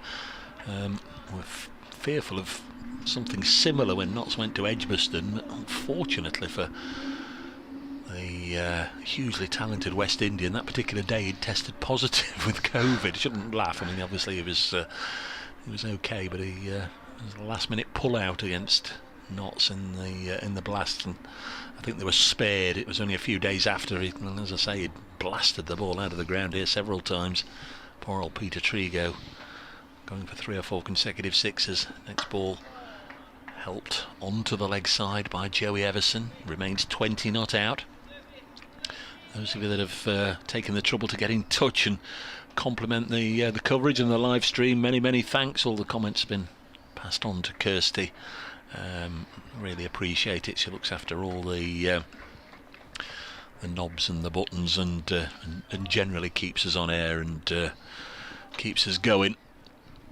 Gives us a bit of a pep talk in the huddle in the intervals. Here's Hogan in again to Everson, who drives handsomely through the offside. Carlson should cut it off and does, so there's only a single. A couple of cameramen out and about. Some of the shots you get, long distance shots and what have you, from around the ground. Jono and Spence are out there today. Not been the worst of days to stand there, but yeah, it's a long old stint, isn't it? 3 2-hour sessions, but there never are 2-hour sessions. The second and third one are always near a 3-hour session. So thanks to Jono and Spence out there for all the camera shots you're seeing at the moment, and 1 or 2 fixed cameras as well around the ground. 215 for 8. This is pushed back to the bowler. It's been a really pleasant addition to the county scene over the last few years, the way all the counties have taken on the production and the delivery of the live stream. Because Notts did it for a while, and there's all sorts of are we allowed to, aren't we allowed to, but several years since Nottinghamshire started it, and now all the counties do it. And those of you that enjoy following the different games can flick from game to game if your particular county isn't isn't in action, we'll know just how enjoyable it can be. Keen cricket followers able to watch live cricket. Absolutely, and Nisa in again. Outside off stump and left alone. Another good delivery from him. So what club was Joey Everson with from Lincolnshire? Are you aware of where he started his cricket, where he's come through? I think Stamford is the home base. Now whether he played there or not before the Notts Academy got hold of him, I'm not entirely sure. Yeah, they're developing a link in the girls' side as well with the academy and EPPs at the moment. So it's excellent to see that work happening. 215 for 8. Nisa in again. Fuller this time, squares Everson up and just out to cover there. Yes, Nick has quickly found the page in the who's who. He has indeed. Education at Stamford School. Born in Peterborough. First cricket club born, cricket club in Lincolnshire. There we go. That's the other young starlet here, Lyndon James, who isn't playing in this game. He's like Stuart Broader, product of Oakham School. And Nisa in again past the umpire. In defence, just out to cover. Again, just on that hard length to play. Not able to get fully forward and drive. Not able to get back and cut or pull. Pulling very nicely. So there are 3 balls left in this over. Unless Nottinghamshire lose 2 wickets in those 3 balls, then Glamorgan won't be batting this evening. We'll see what happens this ball as Nisa's running in again past the umpire. Sliding down the leg side on that one. Not sure if it's taken thigh pad or bat. Runs away down to the boundary for 4 leg byes. However they come, they're most welcome for the home side and their supporters. A little bit of a cheer as the ball crossed the boundary rope. 219 for 8 means the lead is 1-4-2. Again, you'd imagine Glamorgan would happily have snapped your hand off on day one. Last day you're going to need 1-4-3 to win. It might be more than that, but right now they're very much in the box seat. Absolutely. Nisa comes in again. Through his action, and this time finds the outside edge, but down to third man for a single. Not much damage done. And brings Hutton on strike for the final ball of the over. He's got figures of 17.5 overs, 6 maidens, 1 for 24 at the moment, Michael Nisa. Going about his business very well. Batted nicely yesterday. Not many scorecards knocking about here. And he's in again. And once again past the outside edge. Hutton trying to drive, length not quite there for it. And through to the keeper Cook. So single run off the over and the 4 leg byes. Takes the lead up to 1-4-3. Notts will be hoping to push that on. Potentially finish the day 150-ish in front and come back in the morning and keep ticking it along. Yeah, Nisa, he made 20 last night, but it just sort of, you got the feeling while he was at the crease that tide was turning a little bit, and then James Whale came in at 9, made 45, and Van der Houten 62. He was 56 not out overnight, got half a dozen more this morning before hoiking Liam Patterson-White high to mid-off, and Joe Clark. 379 all out were Glamorgan in their first innings. Here's Hogan bowling wide of the off stump, and then second time around today when Nottinghamshire battered 77 behind. They lost both openers without scoring. Slater and Mead both out to Michael Hogan for naught. Joe Clark made 30, dismissed by Michael Nisa. Stephen Mullaney 8, he fell to James Whale. And then the last 4 wickets to go down, all to Tim van der Houten. Duckett for 95, Moores for 30, Patterson-White for 8, and Pattinson for 3. Here's Hogan in again, and that's a lot of effort and a loud crack off the bat for a ball that trickles out into the covers. Looked like that should have gone to the boundary, didn't it, that shot there, and it's just made its way to cover. Clearly not timed. Can hear my phone making rude noises. I suspect it's our producer. Now we've just mentioned her. I'm sure she'll be giving me some information. She is indeed 220 for 8. You know the tone, don't you? You know when you hear a beep, you know it's going to be. This one's worked away on the offside for a run. Just a reminder. See, they're getting me prompts. Just a reminder, those of you watching the live stream at the end of the day, if you just leave your stream on, obviously we'll say good night to you and all the rest of it. The players will leave the field, but you'll still get a picture and whatever, and then just as soon as he can, Aaron will be bringing you the interviews, the post-match interviews, so you can watch those at the same time we watch them from here in the commentary box. And Hogan is in and bowls, and this is a push on the leg side, fielded by Taylor. They take a single, and Aaron will be chatting to Stephen Mullaney on the boundary edge just as soon as the other players have left the field at close of play. So if you're watching the live stream, you want to hear Stephen Mullaney's thoughts. I'm sure there'll be a Churchillian speech in there somewhere about how we can come back from this position, and you never know. Rack up tomorrow. We'll give James Pattinson some raw steak for breakfast and just see if he can start a little bit of momentum, get a bit of a roll on with some top order Glamorgan wickets. Of course, you Welsh supporters won't want me to hear me say that as this one goes through to the keeper, but you know where I'm coming from. We're just giving you the information.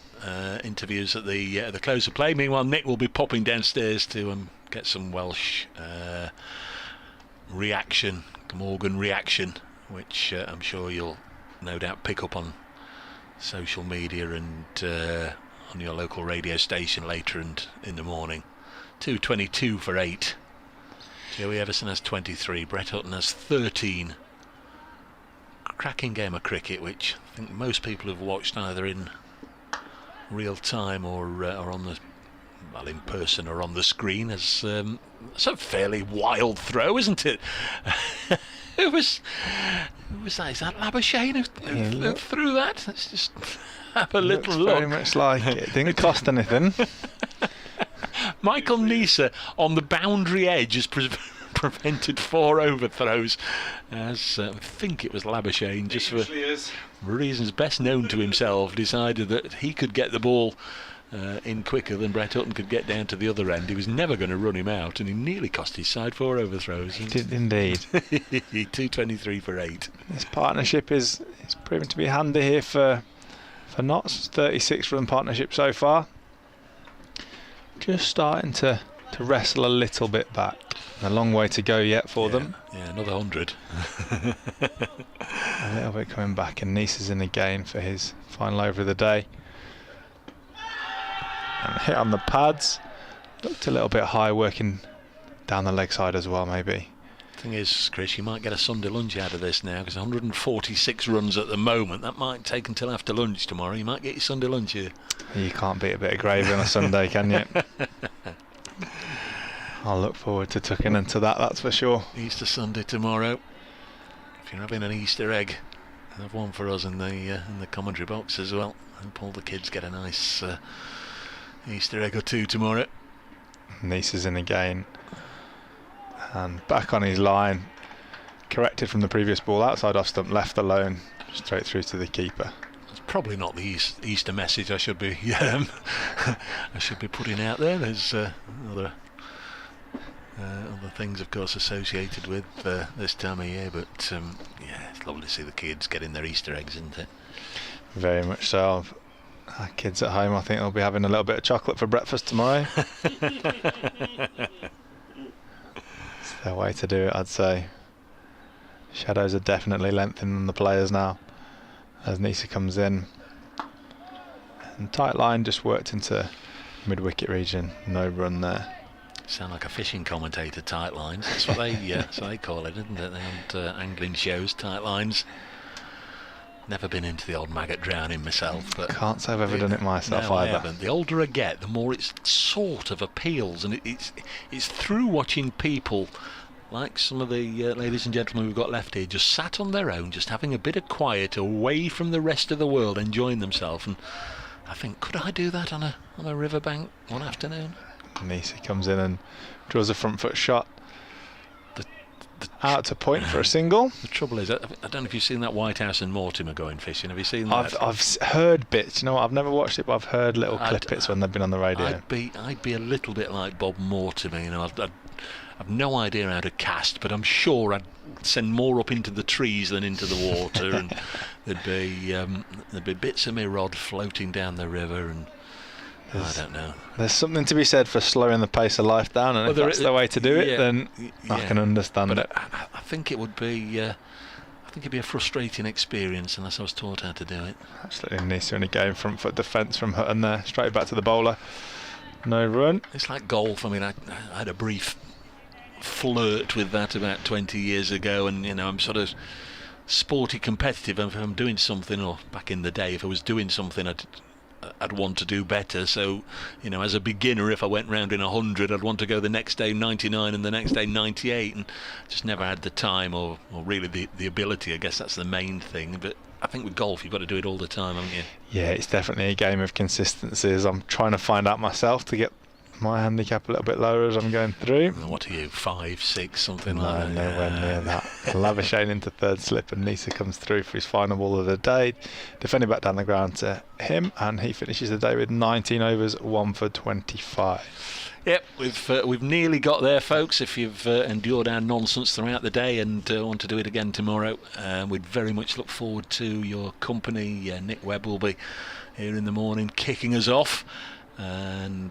Chris Guest will be back with us if we can prize him away from his chocolate eating kids. And all being well, if I'm spared overnight, I'll be here with me tickly cough once again, and we'll do it from 11 o'clock. But again, just a reminder, don't switch off if you want to hear the thoughts of Stephen Mullaney on how the day's gone, how the match has gone, and all the other probing questions that no doubt Aaron will put to him just 2 or 3 minutes after the players have left the field. There's Hogan bowling wide of the off peg.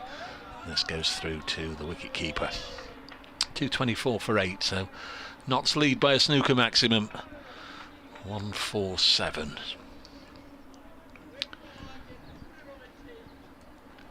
Slater 0, Hamid 0, Duckett 95, Clark 30, Mullaney 8, Tom Moore's 30, Patterson White 8, and Pattinson 3. They're the batsmen dismissed in this innings so far. Hogan bowls. Dane Patterson won't be required this evening. This is pushed back to the bowler, so he can take his pads off if a wicket goes down.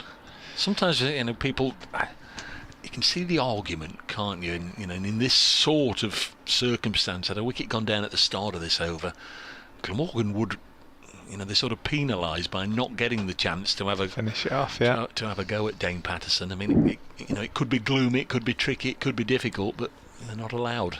It's the end of the over.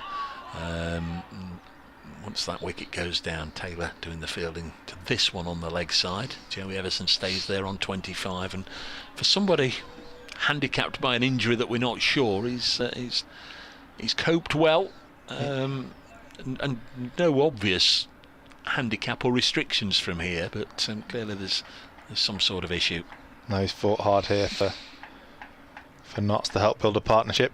It is one of the quirky rules of cricket, isn't it, that the final over you don't get the chance.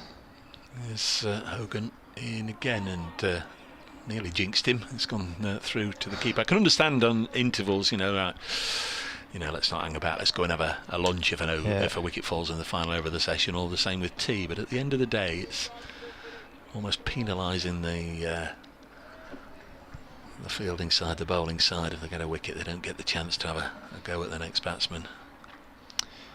Definitely looks like he's looking forward to getting his feet up here, does Hogan. 2 balls left.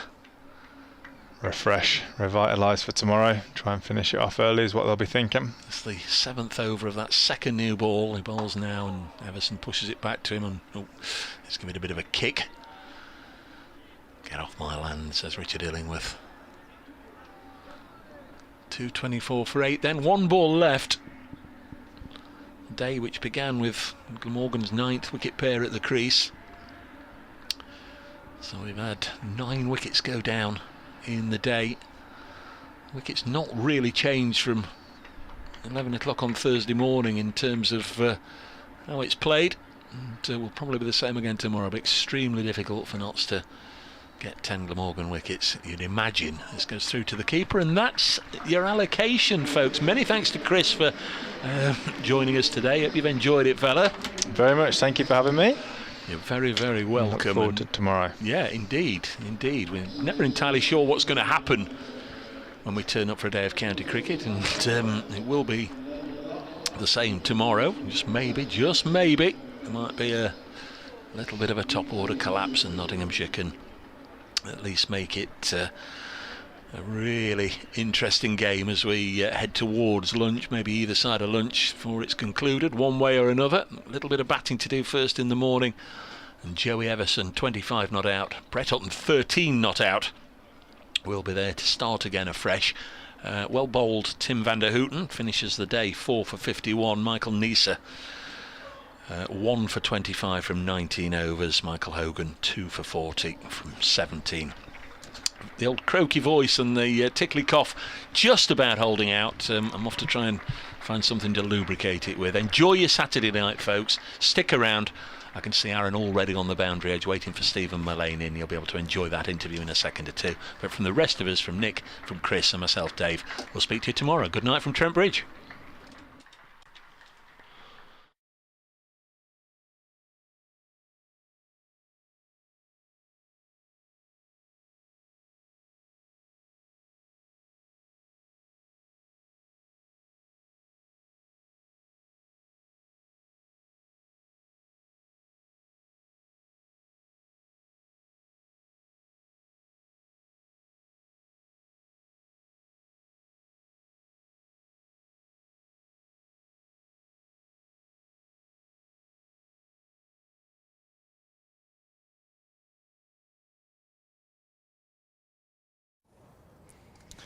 Okay, our thanks to Dave, Nick and of course Chris. They will be back tomorrow for day 4. The umpires are just leaving the pitch. Both sets of players have left the pitch. We will be speaking to the captain, Stephen Mullane, very shortly. As Dave just told you, the end of day 3 means that Notts will take a lead of 147 runs into day 4. That is after Glamorgan posted a first innings of 379 all out. Nottinghamshire, in reply in their second innings, 224 for 8. Duckett top scoring with 95. Joe Clark second on 30. We will be speaking with the captain very, very shortly, but let's have a look at how day 3 has played out with the batting and bowling cards.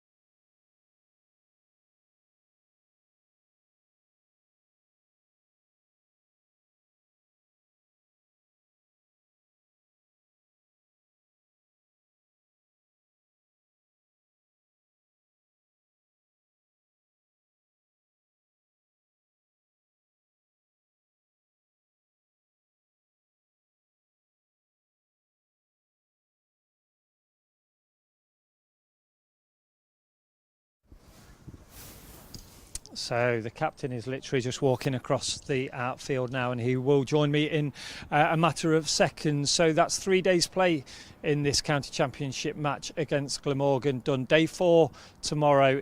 We're in for an interesting day's play tomorrow. It could go either way. 3 results possible. We'll see what the captain... You're in, mate. You're in. It's all right. It's all right. I was just literally just saying 3 days in. It kind of feels like it's been a challenging 3 days, at certain points throughout the fixture. How do you kind of assess it so far? Well, we're still hanging in, first and foremost, so 147 with 2 wickets left. Obviously, this is a huge partnership in the morning for us. I think credit to Glamorgan today. I thought the big 3 seamers were outstanding. I think they bowled 55 overs for 110 and took, I think, 7 out of the 8 wickets. So credit to them. Probably a couple of poor shots, myself included, and probably Ben was disappointed with his. Slater, I thought Ben Duckett was magnificent again. Him and Joe's partnership got us off, after losing 2 early ones. But we knew it was going to be, a tough day, and they're a good side. And obviously it was slightly disappointing last night after that partnership sort of hurt us. But credit, they played well. A few drop catches, but from both sides actually. So I think missed opportunities up to now, but we're hanging in there and we've still got a chance. You mentioned Ben Duckett and Joe Clark, that partnership that they made today. How important was it to kind of steady the ship at that point? Obviously, after losing, Haas, it looked like it just kind of popped up at him, and it was, a difficult ball to handle. And then obviously the disappointment that you say with Slats as well. How important was that partnership of Ben and Joe? Yeah, hugely important. 2 of our obviously best players. I feel a bit for Haas. He's had one that's been driven back and been run out with the non-strikers, and then he's had one that a ball that's probably getting a lot of people out. But that's the way it goes sometimes. I'm sure we'll ride luck other times in the season. But that partnership obviously got us back in as close to credit as possible. And then myself and Ben were going nicer, and I played a really poor shot. So hands up to that. And then we kind of almost started to get going in a few partnerships, and then we lost one at, I think Van der Gooten bowled an 11 over spell, and he was probably coming off 4 times after 7 overs. So we lost wickets at crucial times. But again, we've watched some of the footage, and he didn't miss for about 4 overs. He didn't miss off stump or around off stump, which is, I think they've shown us how to bowl really. I think we would be disappointed with how we bowled overall. But it could be a good thing, because as long as we learn from that and we go back to the drawing board a little bit and go back to what served us well for the last 12 months, if we get to do that, we've got a chance. Because a lot of people just think it's about taking wickets, but it's also about, as a bowler, building pressure, isn't it? Yeah. And I think we saw maybe that even at the start of the innings, not being able to get it off the square, etc. It builds pressure, doesn't it? And as batters, they're tough moments as well. Yeah, I think their first 4 overs were maidens, all maidens. So, and then you feel, when you're behind as well, it seems. I was actually saying, when you're behind, the score seems to go really slow. When you get in front a little bit, it seems to go a bit quicker. Obviously, it's a mental thing, but yeah, it is about building pressure, and that's what served us well here for the last 12 to 18 months, where we've had a target of under 3 and over. And if you're doing that, you're normally putting 4 or 5 out of an over in a decent, hopefully 6 in a decent area, and challenging the batter. So we have a thing, an aggressive maiden is different than a maiden. So look, we'll be coming out tomorrow, obviously try and build on this lead and get as many as we can, and then hopefully we're in a position where we can put Glamorgan under some pressure. Kind of feels for us that if we want to get to where we want to be as a club and as a team, and we know where that evidently wants to be, that we're going to come up against kind of these days and these matches where it does swing and roundabouts and they are tough, and it kind of just tests us as a team and as players individually. Would you agree with that? 100%. I said this morning in the huddle, I think it proves that we're not going to get everything given to our own way, and if you listen to things on social media or whatever, that we're going to get promoted easily and stuff like that, it's absolutely a load of rubbish. Because we're going to have to play some good cricket, some good teams, good cricketers, and Glamorgan quite rightly deserve to be on top. But I think that last wicket partnerships give us obviously the momentum going into tomorrow morning. But we're going to have to start again. It's they're going to have a night's rest. The bowlers, relatively new ball, only 5-6 overs old. So we're going to have to come out, Joey and Brett, and then Dane, to try and build on that partnership and hopefully extend it as close to 200, if not beyond, as we can. Finally, is that pretty much the target? I mean, obviously every run kind of helps, doesn't it, in those situations, but is it about, there's 96 overs, etc. in the day. There's a lot of cricket to be played tomorrow. The positive is just to, kind of carry on with what we've been seeing in those last half an hour to an hour. Absolutely, yeah. I think if you know, if you wanted a figure from me, I mean, I'd take 200 now if you asked me. I think that's good, that we could pose a real threat with 200, but hopefully it's more than that. If it's not, then that's what we've got. Like, we'll get what we get, and then we have to try and defend it and get 10 wickets ultimately. Which, you know, on that pitch, I think it's been a great cricket pitch. Steve and his team have done a magnificent job. It's, you know, the odd one staying low, as you said, Hogan with a new ball to Haas, one went up, and I think it will turn. So Liam will come into the game, I'm sure. But as I said, yeah, we'll try and get as many as we can, and whatever we get, we'll try and defend. Exactly. Well, wish you all the best Thanks, for Aaron. tomorrow, and thank you very much for Thank joining us. Captain Stephen Mullaney there. Thank you very much for joining us, Mull, as always. So that's it, day 4. You've just heard it literally from the captain. They'll give it a right go tomorrow, whatever that score may be. There's still 2 wickets in hand, don't forget. So Brett Hutton, Joey Everson at the crease. There's Dane Patterson to come as well. The lead currently stands at 147. What will it be tomorrow? Well, we do hope that you can join us for day 4, and the result will be there tomorrow. Thank you very much for joining us, as always, here on Trent Bridge Live, and we hope to see you tomorrow. But from everybody here, enjoy the rest of your evening.